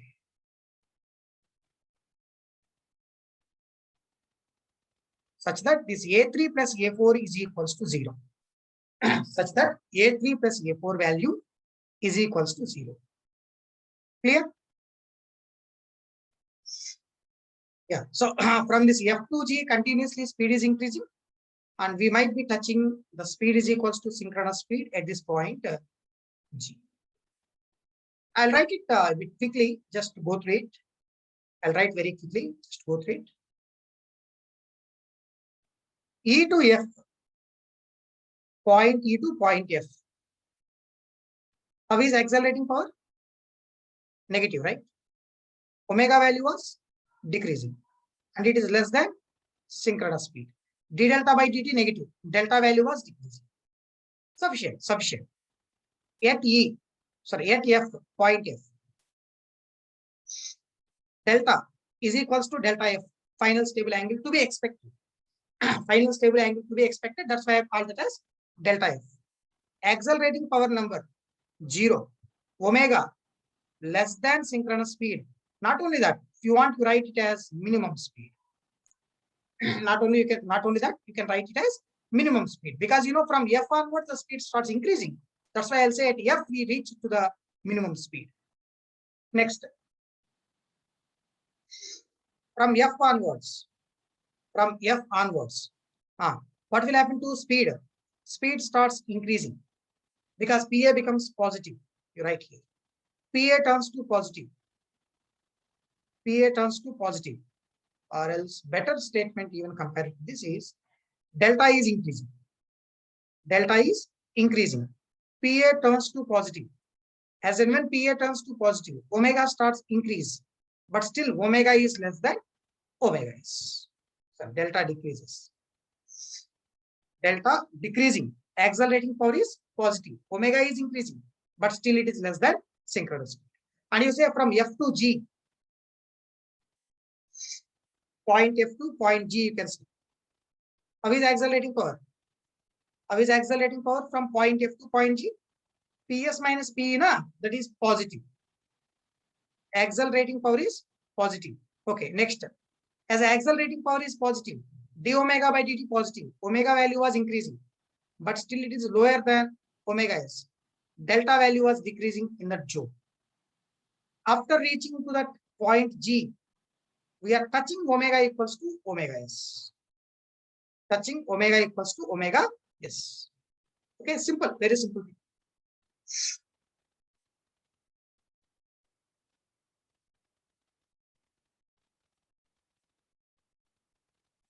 But at this point, accelerating power is negative. Sorry, positive. Accelerating power is positive. And right, from G onwards, omega definitely crosses omega s. Delta starts increasing. Delta starts increasing. Up to G, delta is decreasing. From G onwards, delta starts increase. Delta starts increase. So obviously, the operating point or rotor, you can say, will move from G towards E, and it's going to make some oscillations between these 2 points, E and G, continuously. Rotor will be making some oscillations between E and G continuously, and finally, if damping is considered, it may stay at this point F, obviously. At the point F. Okay, first I will write without damping. Thereafter, I will take the heading as if damping is considered, and I will write what is it.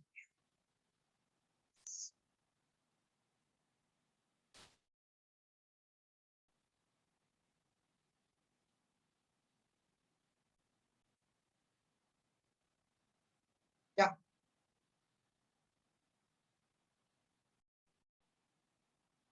Okay. So rotor will be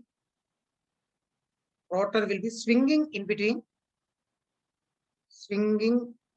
the points,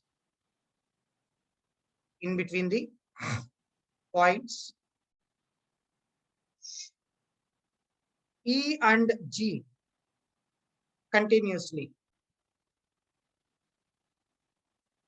E and G continuously. Of course, at those points E and G, you have the speed is equals to synchronous speed. We have the speed is equals to synchronous speed, right? In between the points E and G, it will be oscillating. And at those end points, E and G, we got the speed is equals to synchronous speed. Okay, next. I'll say the next heading here, if damping is considered, that damping is considered,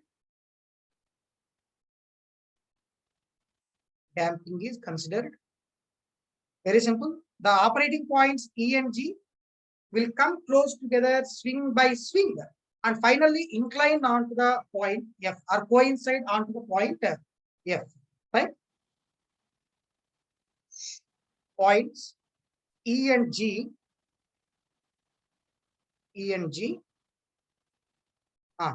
comes close together,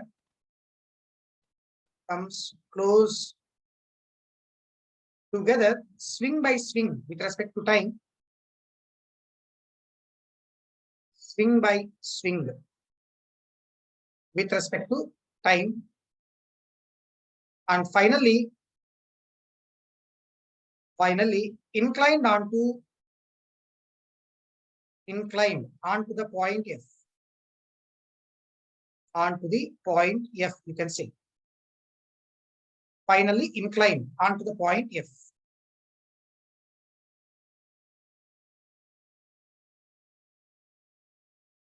Right?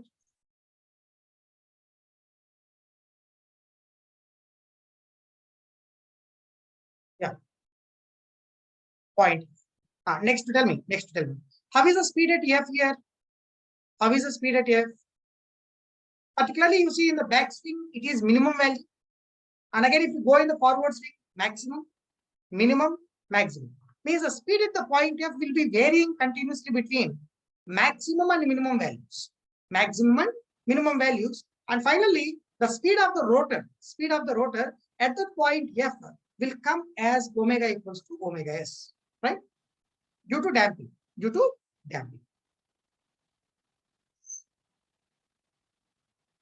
The speed of the rotor at point F,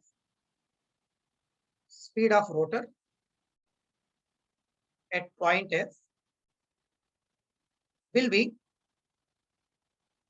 changing between omega max and omega min, continuously, and finally omega is equals to omega s occurs due to damping.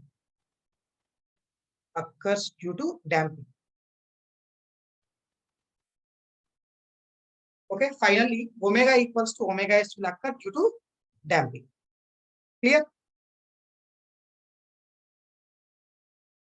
So I'll write finally at F location. Finally, at the location F, we are getting omega equals to omega s, means d delta by dt value was 0. Not only that, accelerating power value was 0, right? If accelerating power is 0, you can write d omega by dt value also as 0. If accelerating power is 0, you can write it as d omega by dt is also equals to 0. Then can we say we have reached to steady state? Yes. As both numbers are simultaneously becoming 0, so I'll write here system reaches to steady state.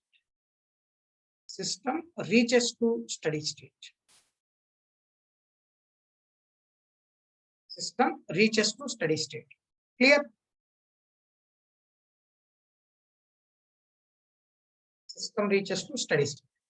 Once after reaching the steady state, what value we have to check now? Once after reaching to steady state, what value we have to check? dp by d delta value we have to check. What is the dp by d delta at this point F?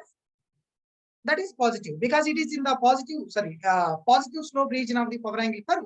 So obviously system will be stable after reaching to steady state. As dp by d delta value was greater than 0 at point F, that implies system is stable after reaching to steady state. System is stable after reaching to steady state.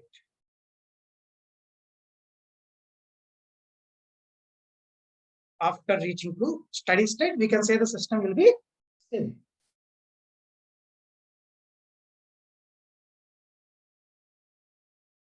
Right. I think all of you getting this one. Next.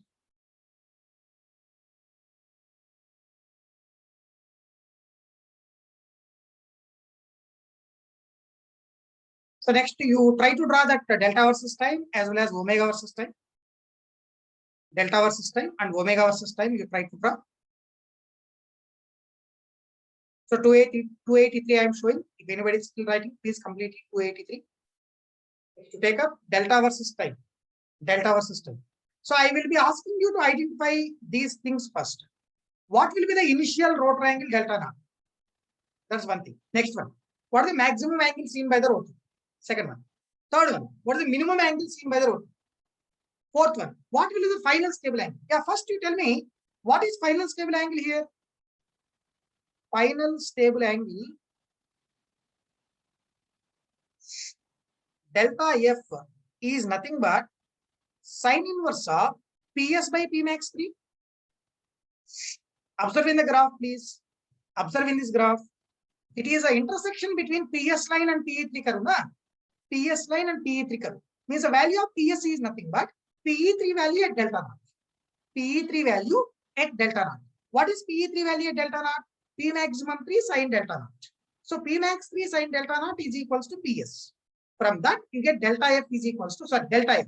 Delta F equals to sine inverse of PS by P maximum. Okay. So PE3 value at an angle delta F right here. PS is nothing but PE3 value at an angle of delta F, which is nothing but P max 3 sine delta F. From this, you are capable to get the expression for delta F in this way. But you know already P max 3 and P max 1 are equal. You know already P maximum 3 value and P maximum 1 values are equal. So this you can write as sine inverse of PS by P maximum 1. Sine inverse of PS by P maximum 1. And this value is nothing but initial rotor angle delta naught. This value is nothing but initial rotor angle delta naught. Means the final stable angle and what we call the initial rotor angle, both are exactly equal in this case. Why it is so? Means it is very simple. The mechanical input or the electrical power to be flown in the final state, in the initial state, both are exactly equal. Network is also remains same. If the network also remains same, then definitely the final rotor angle and initial rotor angle should come equal. Okay. Yeah. So in the next slide, I am taking up the expected swing curve. Expected swing curve. So delta versus time curve I am going to take. It's a time axis I am showing. Time axis, and this was a delta axis. Right. So delta versus time, and I am showing it's a time T naught. Time T naught. So up to the time T naught, you have the initial angle as delta naught. That's it. Up to the time T naught, your initial angle will be delta naught like this. Okay. Delta naught. And you see, I said earlier, we have to think about these things, right? Delta naught, delta max, delta minimum, and delta F is another one. Delta F value, delta naught only. Delta F value equals to delta naught. So I will show delta naught line first. This is a delta naught line with a light color I am showing. Delta naught line. Okay. Next, delta max is what?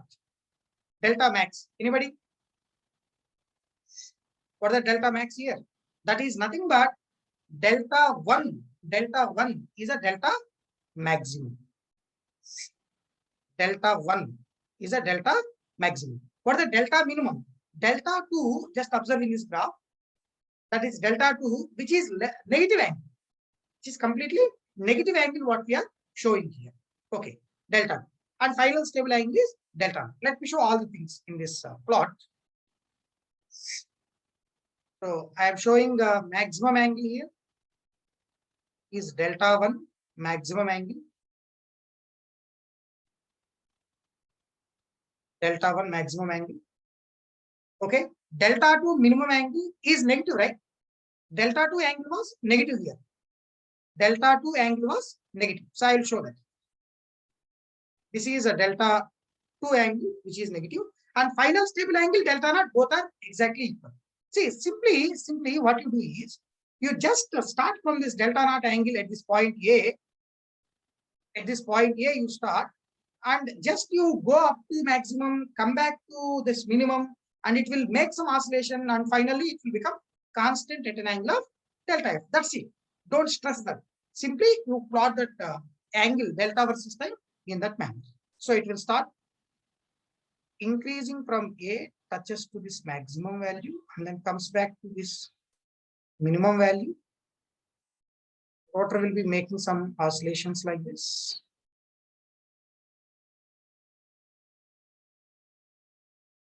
Rotor angle will be changing something like this. So finally, we are going to get this angle as delta F. Final stable angle and initial angle, both are exactly equal. Delta F is equals to delta naught. Yeah. Next. You draw in the similar way omega versus time also. You draw similarly omega versus time. So I'm moving in the next slide. Omega versus time, speed curve. You can call it as speed curve. So this is a time axis I'm showing, and it was a omega axis. Omega axis and time axis, and this is a time t naught. Up to the time t naught, we have the speed as a synchronous speed. That's it. Up to the time t naught, we have the speed as omega s, synchronous speed. I will show this synchronous speed line. It's needed for us because the final speed and initial speed both are exactly equal, right? Final speed and initial speed both are exactly equal. Okay, done. Next thing.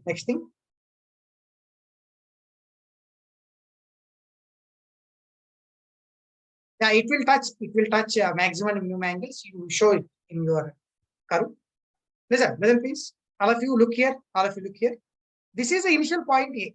Just observe the speed curve high and right. Just look here.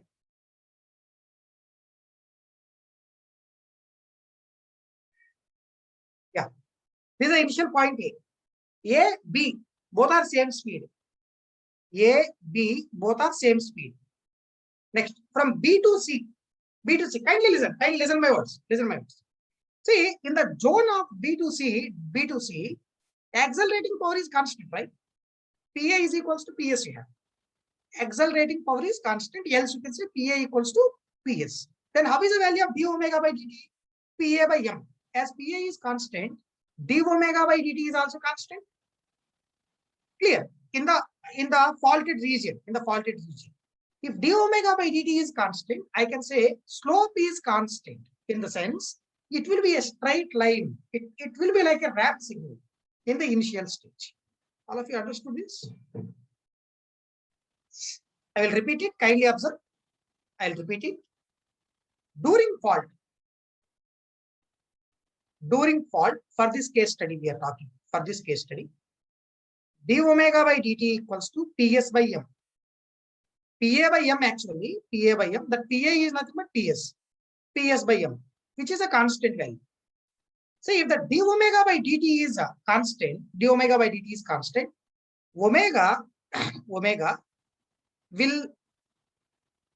be like a ramp signal, like a ramp variation. It will be like a ramp variation. Okay. So in the initial time, starting from the point B to C during fault, B to C, we should show this as a rising signal like this. Starting from the B to C, it will be like a rising signal in this manner, Clear? Clear? Next one. Let's look back. Starting from the C to D, we don't have any change in the speed. Fault was cleared, of course. C to D, CD, both are same. Next, D to E, it's a non-linear one because PA is changing with respect to delta or time. So it's a non-linear one. So it will decrease and comes back to synchronous speed. I have to show it. So speed will decrease and it will come back to synchronous speed, something like this. And this is a point E. That's a point E. Okay, next. Starting from the point E to F, look here. Starting from the point E to F, speed is decreasing, reaching to minimum value. I'll show it. Speed is decreasing and it is reaching to some minimum value like this. And this is F. Yeah, look carefully. Please kindly look carefully. F, okay. F to G. Speed is coming back to synchronous speed, increasing and reaches to synchronous speed. F to G, speed reaches to synchronous speed. Next thing. G to F, other speed. Kindly observe here. G to F, speed is increasing, reaching to maximum. G to F, speed is increasing and reaching to maximum. How is that maximum speed compared to previous maximum value? How is that maximum speed compared to previous maximum value? Anybody? How is the second omega max value compared to first omega max? Tell me please. Is it less or more? It will be more. I'll tell you why. Actually, first omega max. Listen to this. First omega max caused by area A1. First omega maximum caused by area A1. Second omega max caused by area A4. Now, you observe here. A to A1 areas are equal in this case. And in this case, you know, A4 area magnitude and A3 area magnitudes are equal.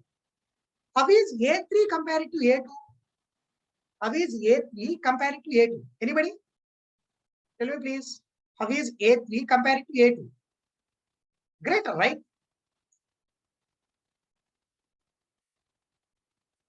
Yeah? More, right? So I'll write A3 area is greater compared to A2 area. So this A3 you replace simply with A4. A3 you replace with A4. A1 you replace with A1. Sorry, A2 you replace with A1. In the sense, in the first forward swing, A1 is the area which is causing for acceleration. It is going to decide the omega max value. But in the other one, A4 is the area which is going to cause the acceleration, and this A4 area will decide the omega max value. So definitely, as A4 is more compared to A1, second omega max may come higher compared to first omega max value. I don't know whether you have understood this or not. Is this clear?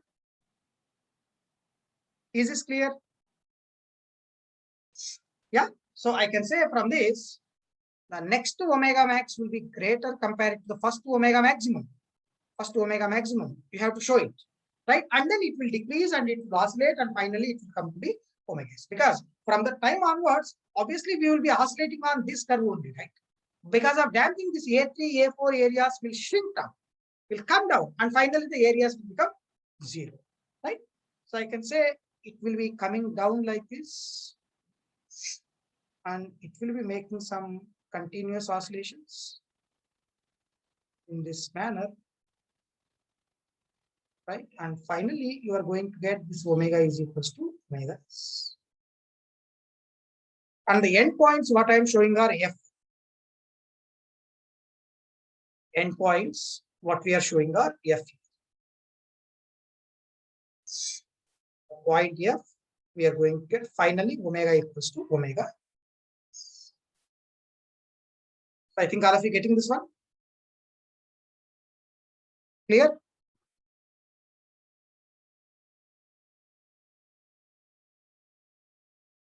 Next. Yeah.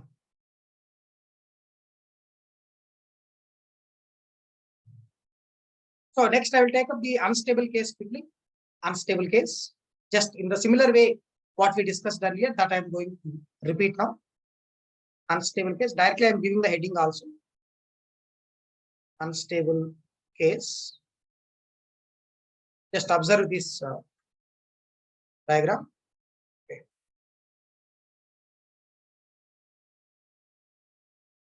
So I'll plot it. We have PE1 curve, PE2 curve, PE3 curve, what we are discussing, that I'm going to show first. It's a delta axis and it's a power axis. Power. And this is delta axis. Just listen. Just listen to me what I am saying you.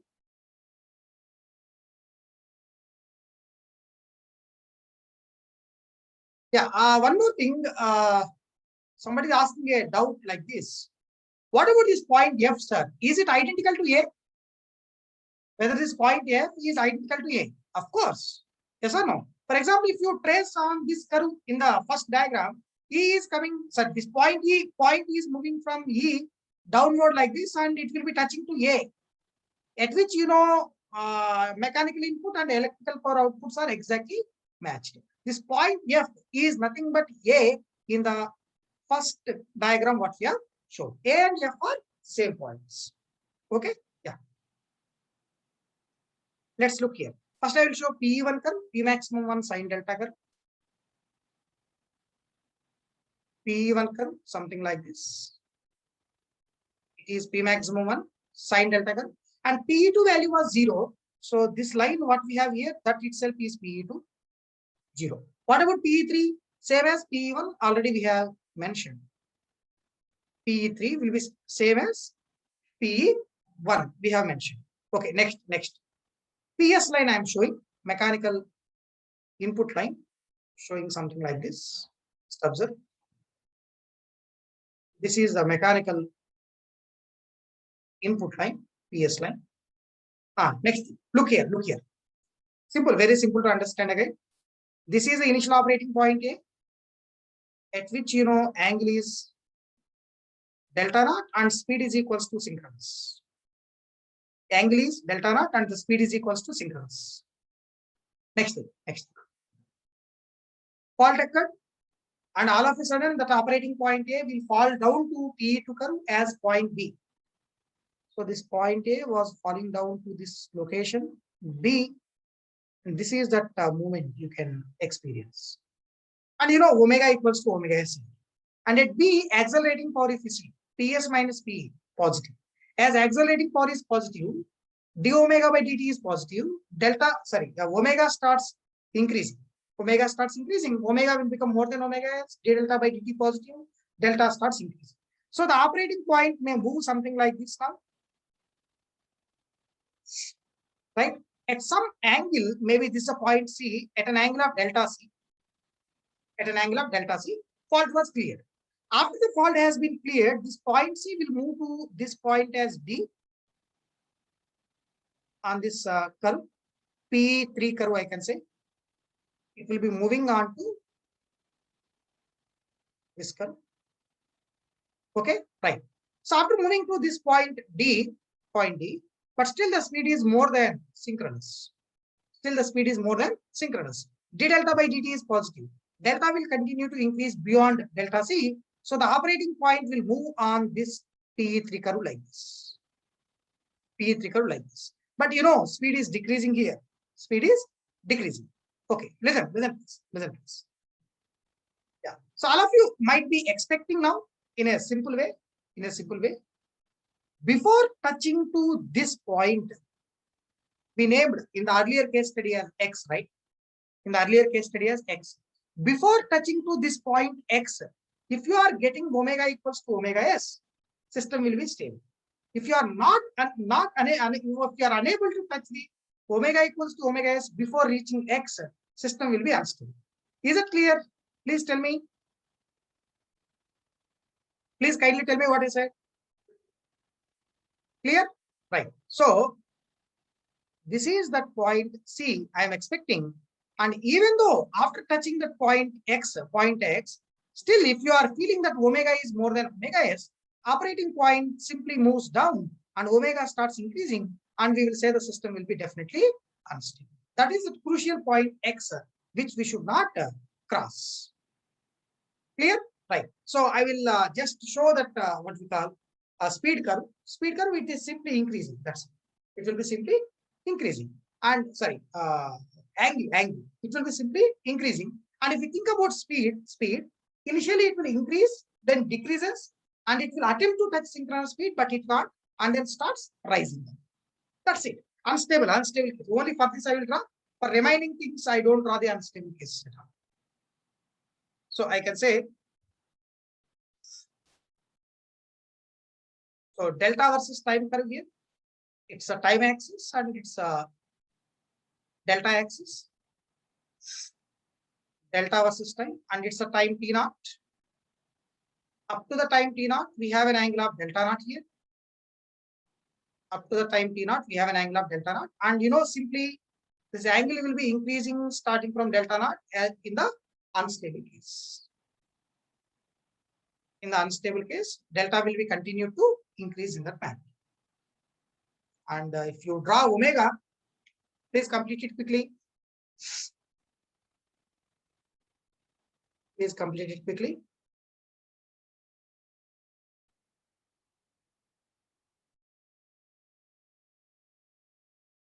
So I'll show in the next slide. Omega versus time. It's a time axis and it's a omega axis. Right? Omega versus time. And it's a time t naught at which we are going to get the disturbance.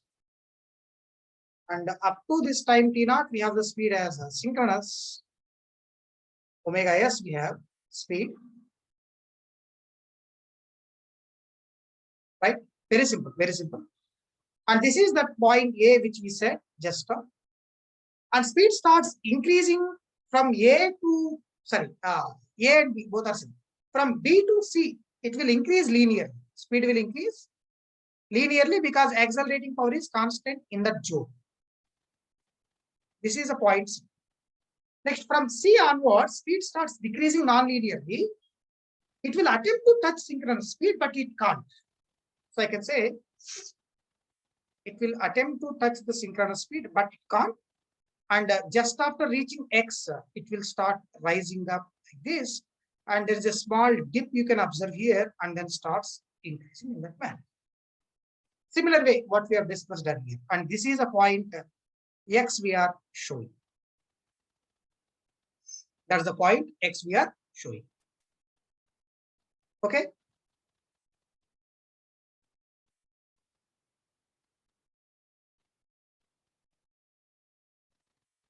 Yeah. Then tell me now. Tell me. In the previous graph, what I have shown, this one. Observe, very simple, very simple. I am showing the areas in this graph itself to make some more conclusion. This is the area A1. This is the area A1. Can you please tell me what's the name of this area?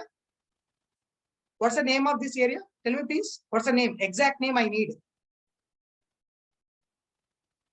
What's the name of that area? It's not A2. It's not A2. It will be A2 max. That will be A2 max, not accelerating area. A3, somebody is saying, Sunanda, what happened? What happened to you? The forward swing only, right? What happened? Where that A3 came? Huh? It is A2 max. That is a maximum decelerating area available. Maximum decelerating area available. What's the area name? A2 max. Maximum decelerating area available. Okay, tell me please. See, clearly it is visualized in this diagram that A2 max is less compared to A1. A2 max is less compared to A1. So by the way, even after touching X, we are getting omega more than omega S, and omega continue to increase and system will become unstable. Then who will decide? Who will decide? This A2 max as well as A1 max. In this particular analysis, what we are discussing, who is going to decide? Who is going to decide this A2 max and A1 areas? Definitely, it is decided by this clearing angle delta C. For example, if you clear the fault very quickly before this angle, for example, if you clear the fault here itself, then definitely A1 area will come down. A1 area will come down, A2 max will increase. Then there's a possibility to say that the system is stable. All of you getting my point, right? So clearing angle is one of the things. Fault clearing angle is one of the things which is going to decide the system stability. And before reaching how much angle we have to clear the fault, before touching how much angle we should clear the fault to make sure that the system is stable, that we are going to name as critical clearing angle. Critical clearing angle. Okay. So in tomorrow class, we will start with that clearing angle concept, critical clearing angle, critical clearing time, all these things we are going to discuss. Okay. So we completed today's lecture. If you have any doubts, you can ask me. You can raise your hands.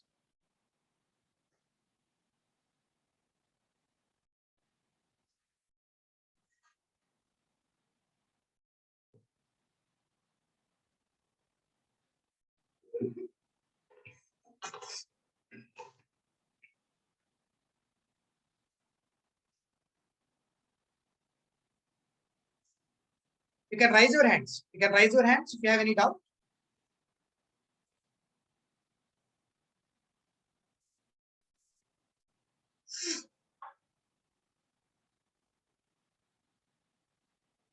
Yogashri. Sir, ఇంతకు ముందు graph చూపించారు previous slide. Which one? Previous slide, sir. Which graph is that? 288, sir. Okay. 288, we don't have graph. What's the name of graph? Tell me, Yogashri. Sir, AB equal to అది తీసుకుంది కదా sir graph. What is the name of the graph? Tell me, Yogashri. Name of the graph. It is a element. This one only, sir. Is omega versus time graph, right? Omega was okay, sorry, sir. Sir, ఇక్కడ C and D is equal to ఉంది కదా sir. C కానీ D కానీ తీసుకోవచ్చు, కానీ కిందకి వచ్చేసరికి negative sides F వచ్చింది కదా సార్. మరి పైన కూడా positive side C and D తీసుకోకుండా F ఎందుకు తీసుకుంటున్నాం sir? F is continued, right? CD are in the previous swing. C and D points are in the previous swing we have taken. Yogashri. Okay. Once after fault was cleared, the rotor will be swinging here only, right?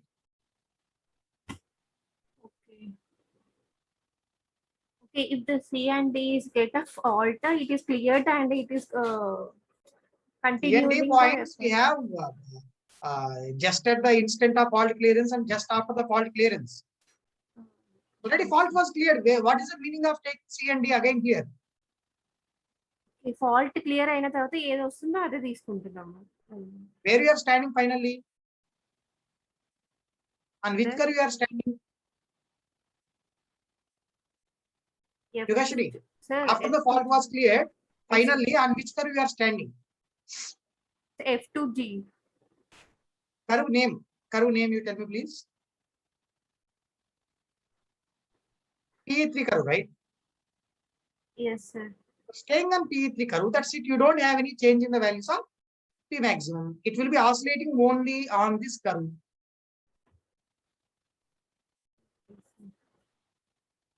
Okay, sir. Getting Yogashri what I am saying you? After fault clearance అయిపోయిన తర్వాతకి ఏ step అయితే వస్తుందో అదే continue అవుతుందని చెప్తున్నారు. That's it. That will be continued. Okay, sir. అర్థమైంది.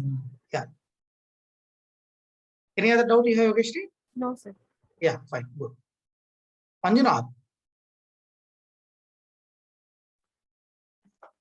Sir, I have doubt in armature reactive reactance, sir. Okay. Sir, during the fault, when fault occurred, our armature reactance will increase, no, sir? Yeah. And the transient currents occurred during fault, that is that reactance due to damping wear and reactance due to field wear will be also opposite to the main flux, no sir? Will be in aiding with main flux. Will be in adding with main flux, sir. Then only those fluxes will oppose armature reaction, right? In the initial stage. Sir, when fault occurred, these the damping reactants and field reactants are affecting main flux or armature reaction flux, sir?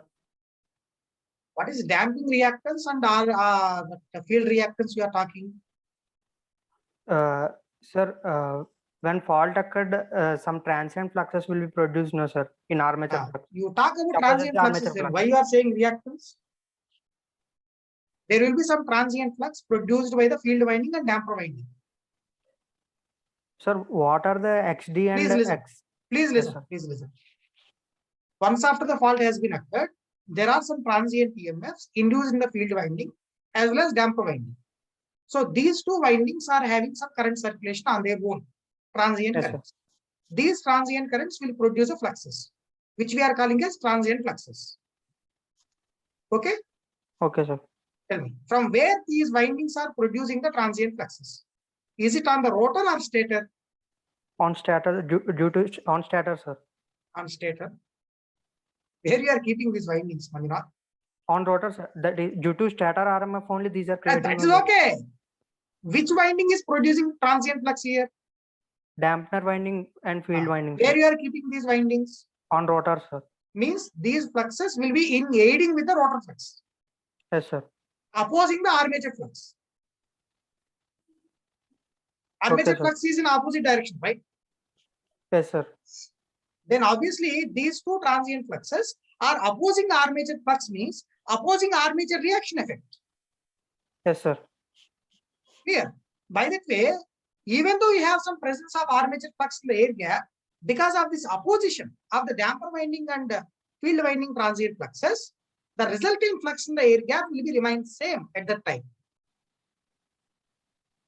Okay, sir. But as time progresses, damper winding transient flux will decrease. Field winding transient flux also decreases.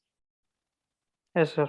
And finally, at some point of time, these two transient fluxes will become zero. And in the air gap, we have only main field flux and the armature flux in opposition. Sir, these flux these flux are decreasing our armature flux means opposing our armature flux means it is helping our main flux, or due to this there are any effects on main flux, sir? Helping of main flux means reducing armature reaction only, right? Yes, sir. Because of these, it is helping our main flux only, no, sir? Yes. Like that we can say, no, sir? It is helping our main flux to oppose armature reaction, you can say. Yes, sir. That's it. Because it is aiding with main flux, right? Yes, sir. That's it, sir. That's it? Okay, fine. Yes, sir. Bharat. Bharat. Sir, once the disturbance occurs in case 2, how much time does it take to settle down to final steady state values? That depends upon that time constants of field winding, damper winding and all. Usually fault is cleared within a few milliseconds, below 1 second. It's not in milliseconds actually. It will be in the order of seconds only. Fault it will take a good amount of time, maybe let's say 1 second, it may take some time. Less than 1 second. Okay. Not less than 1 second, because these windings having a very large time constant, no? The oscillations will continue for a good amount of time. No, I'm not talking about the oscillations, the fault clearing time. Fault clearing time will be very less. That we have not discussed till now. We'll discuss tomorrow. No, we have studied that before in fault analysis.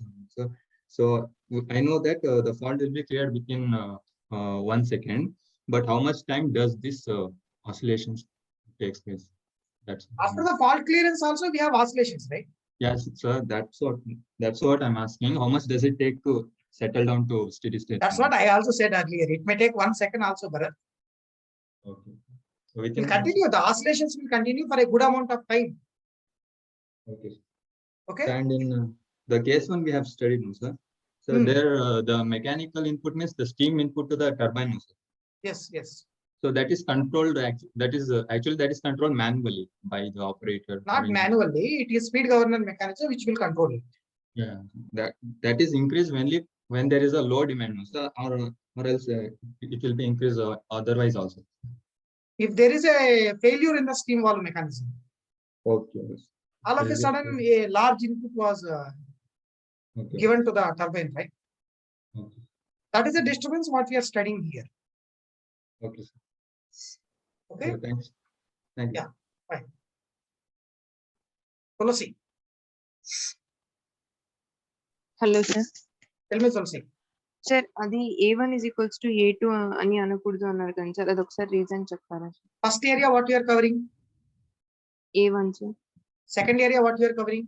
A2 So what is the newly covered area A2? It should be equals to the area covered, right? Yes sir That's it. That's simple logic. Okay okay sir 239F sir Okay, tell me. Sir power the ఈ power ఒకసారి explain చేయరు sir power angle కా No, just it's a sinusoidal curve, Pmax sin delta. Okay sir Why you are stopping at 180 only? Why can't we draw further? You can draw it. Okay sir that's sir Simple అక్కడ sinusoidal curve, right? Okay sir yes sir I have shown it. That's what I am saying. Beyond this point, you see, up to this point we are reaching. Okay. Beyond this point, how is the accelerating power? PS minus PE. Yes sir That is negative, right? Yes sir Omega decreasing in this zone, Ah. starting from this point to this point. Yes sir But it is unable to touch up the synchronous speed. It is decreasing. But Ah. then it will start rising up because it's Okay. going down. Yes okay got it sir Okay. Sir stable study state కి రెండింటికి difference ఏమని చెప్పొచ్చు sir మనం Stability is of two types: transient stability and steady state stability. Okay sir Steady state is the term what you say in the steady state operation. Okay. Transfer reactance అంటే ఏమేమి మనం consider చేసుకోవాలి sir అది What is that? Tell me. Transfer reactance అది sir ఒకసారి మనము short circuit problems లో use చేసాం కదా sir That is Thevenin reactance. ఇక్కడ థెవెనిన్ యూజ్ చేయం కదండి సార్ మనం No, here we will use a different term called as transfer reactance. Okay okay Thevenin కి Those two transfer terms are different. Those two terms are different. Okay okay sir sir last curve omega versus T ఉంది కదండి sir Yes. ఇది brief గా చెప్తారు sir కొంచెం network issue వల్ల Omega versus time. What you have doubt in that? That's what you have compared areas, right? Yes sir network issue వల్ల నేను వినలేకపోయాను sir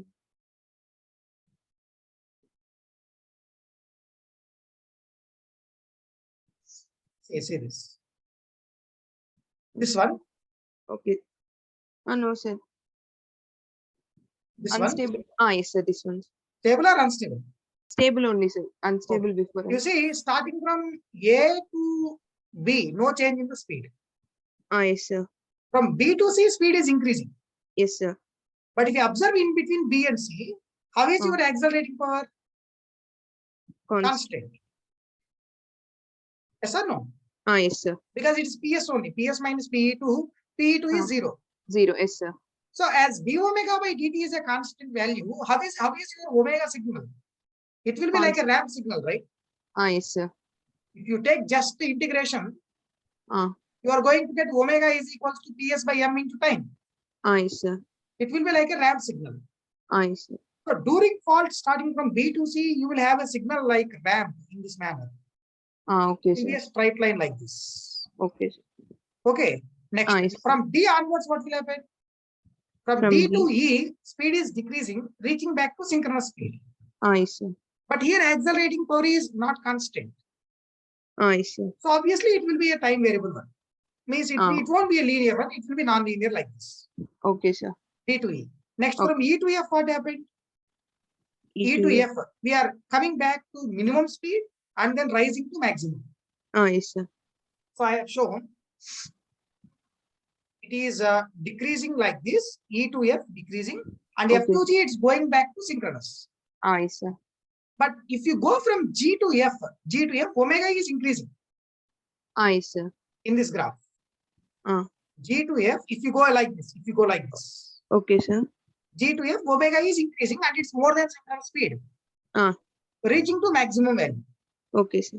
Then the question is, how is that second omega maximum value in the graph compared to first omega max? Same only. That will be decided by the areas. Ah, yes, sir. What area is causing first omega maximum? A1. A1, sir. A1 is the area which is causing for the first omega maximum. Maximum. Which area is causing for second omega maximum? A4. A4. Now we have to compare this A4 and A1. Ah, okay, sir. Already you know A2 equals to A1. Ah, yes, sir. Already you know A4 equals to A3. Ah, yes, sir. But A3 is more compared to A2. Ah, yes, sir. Because if you superimpose this one, this Ah. portion also covered into A2. Ah, yes, sir. Yes or no? That will be Ah. giving your A3, right? Ah, yes, sir. So A3 is greater than A2. Ah, okay, sir. And A3 you can replace with A4 Okay, sir. because A3 and A4 are equal. Equal. A2 you can replace with A1 because A2 and A1 are equal. One are equal. Ah, yes, sir. So A4 is more compared to A1. Na? Ah, yes, sir. So the area which is causing for second acceleration, that is greater compared to the area caused for first acceleration. Ah, yes, sir. So obviously the second omega maximum value will come higher compared to first omega max. Ah, okay, sir. Okay, from there onwards, it will be oscillating only in between F and G points continuously. Okay, sir. E, F, G points continuously, and the speeds will continue to decrease at here from minimum and maximum values. And Okay. finally, you get omega equals to omega s. Okay, thanks. Got it, sir. Yeah, fine. Thank you. Any other doubt here? Ah, no, sir. Anybody have doubts? Please raise your hands.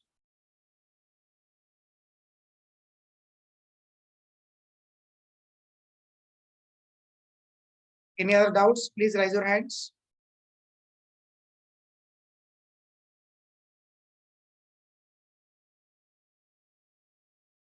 Sarath,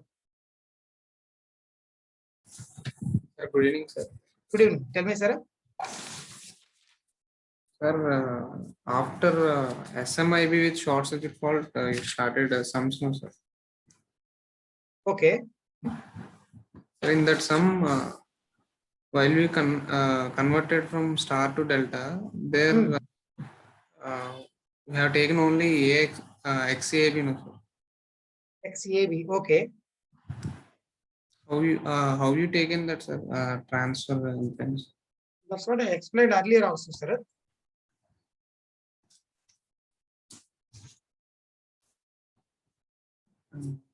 Having that doubt, didn't understand.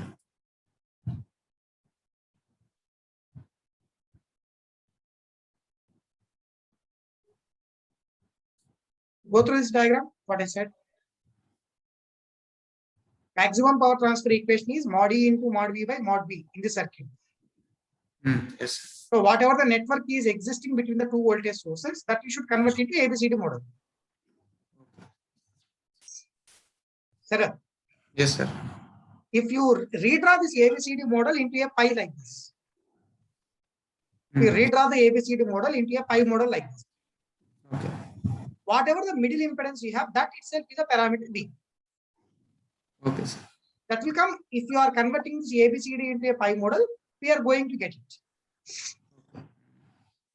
So whatever the network we have between the two voltage sources, you convert that into a pi model simply. Yes, sir. Okay. In that pi model, whatever the middle impedance we have, that we are going to say as parameter B. Okay, sir. So that Tell me what is the So we consider B as a transfer impedance. Sir. B name itself is transfer impedance. Why B is called as transfer impedance? That's what we have shown in the power equation also, right? Pmax equation also. Yes, sir. Our aim is to calculate parameter B. Okay, sir. Okay, I understand. To get the parameter B, whichever the network we have, that you convert into pi model, and that series impedance in the pi model is going to be called as parameter B of the network. Yes, sir. I got it. That's it, sir. Any other doubt? In some there we okay sir. In that sum I have to take only XAB. Yes sir. Okay sir. Got it. That's it. Thanks. Sir. Okay. Okay. Any other doubts? Please raise your hands. Bhaskar, hello sir tell me, Bhaskar. Sir ఇక్కడ omega versus T wave form లో third time ఎట్లా decrease అవుతుంది sir మళ్ళా ఇప్పుడు second time After that, what are the areas we have? After the second time, what are the areas we have? A4 8 Then due to damping, these two areas will shrink down, right? Okay okay Understood, Bhaskar? Sir? Understood? Sir not get sir Areas will shrink down as time progresses, right? A3 and A4. Okay okay sir after that అంటే only P3 నే ఉంటది కదా sir next Only PE3 curve we have, right? Yes. Okay okay okay sir Any other doubt you have, Bhaskar? No sir Shamala, Hello, sir. tell me, Shamala. Sir, I have a doubt in calculation of circuit breaker rating, sir. Tell me. So if we have a load in pre-fault condition, then we will consider load current also, no, sir? Yeah, you have to consider it. But in one problem, they didn't consider. You do it. You add it and calculate the breaker rating, modified rating. But I'm getting different answer, no, sir. That's will a get great question, actually. Yeah, I know it. Just Okay. that load MVA, whatever you have, that will be added to that short circuit MVA. That is the result. What is the short circuit MVA you got? Means what is the breaker rating without considering load? Without considering. Without considering load, how much is the breaker rating? For that one, you have to add load power. Yeah, but here they gave only without considering. You do with load and calculate. Okay? Okay. Oh, okay. And one more doubt, sir. Tell me. Sir, I have sent you the photo. We have solved this question in classroom also. Okay. Then we got some other answer, and here they give some other answer. What answer? What question? Can you read it once? A 50 hertz alternator is rated 500 MVA, 20 kilowatt. 5.019 is correct. 5.109. Yeah, they give It's 6.4. not 5.109. You get 5.06. Yeah, here they give 6.4. sir. That's wrong.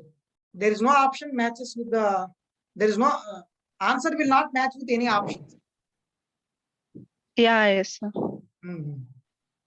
Sir, but in finding the initial RMS current, you gave formulas like EG by XT double dash, no, sir? There EG you double didn't dash give by E- XT double dash.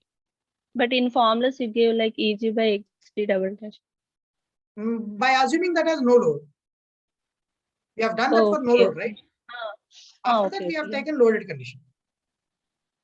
Okay, sir. So we had to consider EG double dash only. EG double dash only, always EG double dash. Okay, sir. Because I have not discussed about that EG double dash and all, there you get a difficulty. I mean, many questions, why you have taken EG double dash, what is that? To avoid that one, I have taken EG. But ultimately, Yes. I have converted all the things into EG double dash, right? Yes, sir. Okay? Okay, sir. Okay, sir. Thank Any you. other doubt you have, Shamla? No, sir. Yeah. Thank you.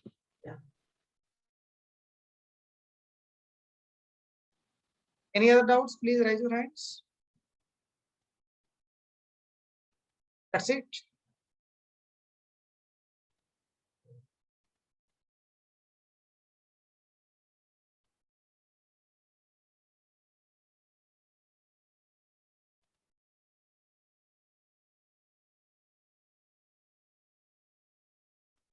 So I think I can leave. Nobody's having a doubt, I think. Thank you.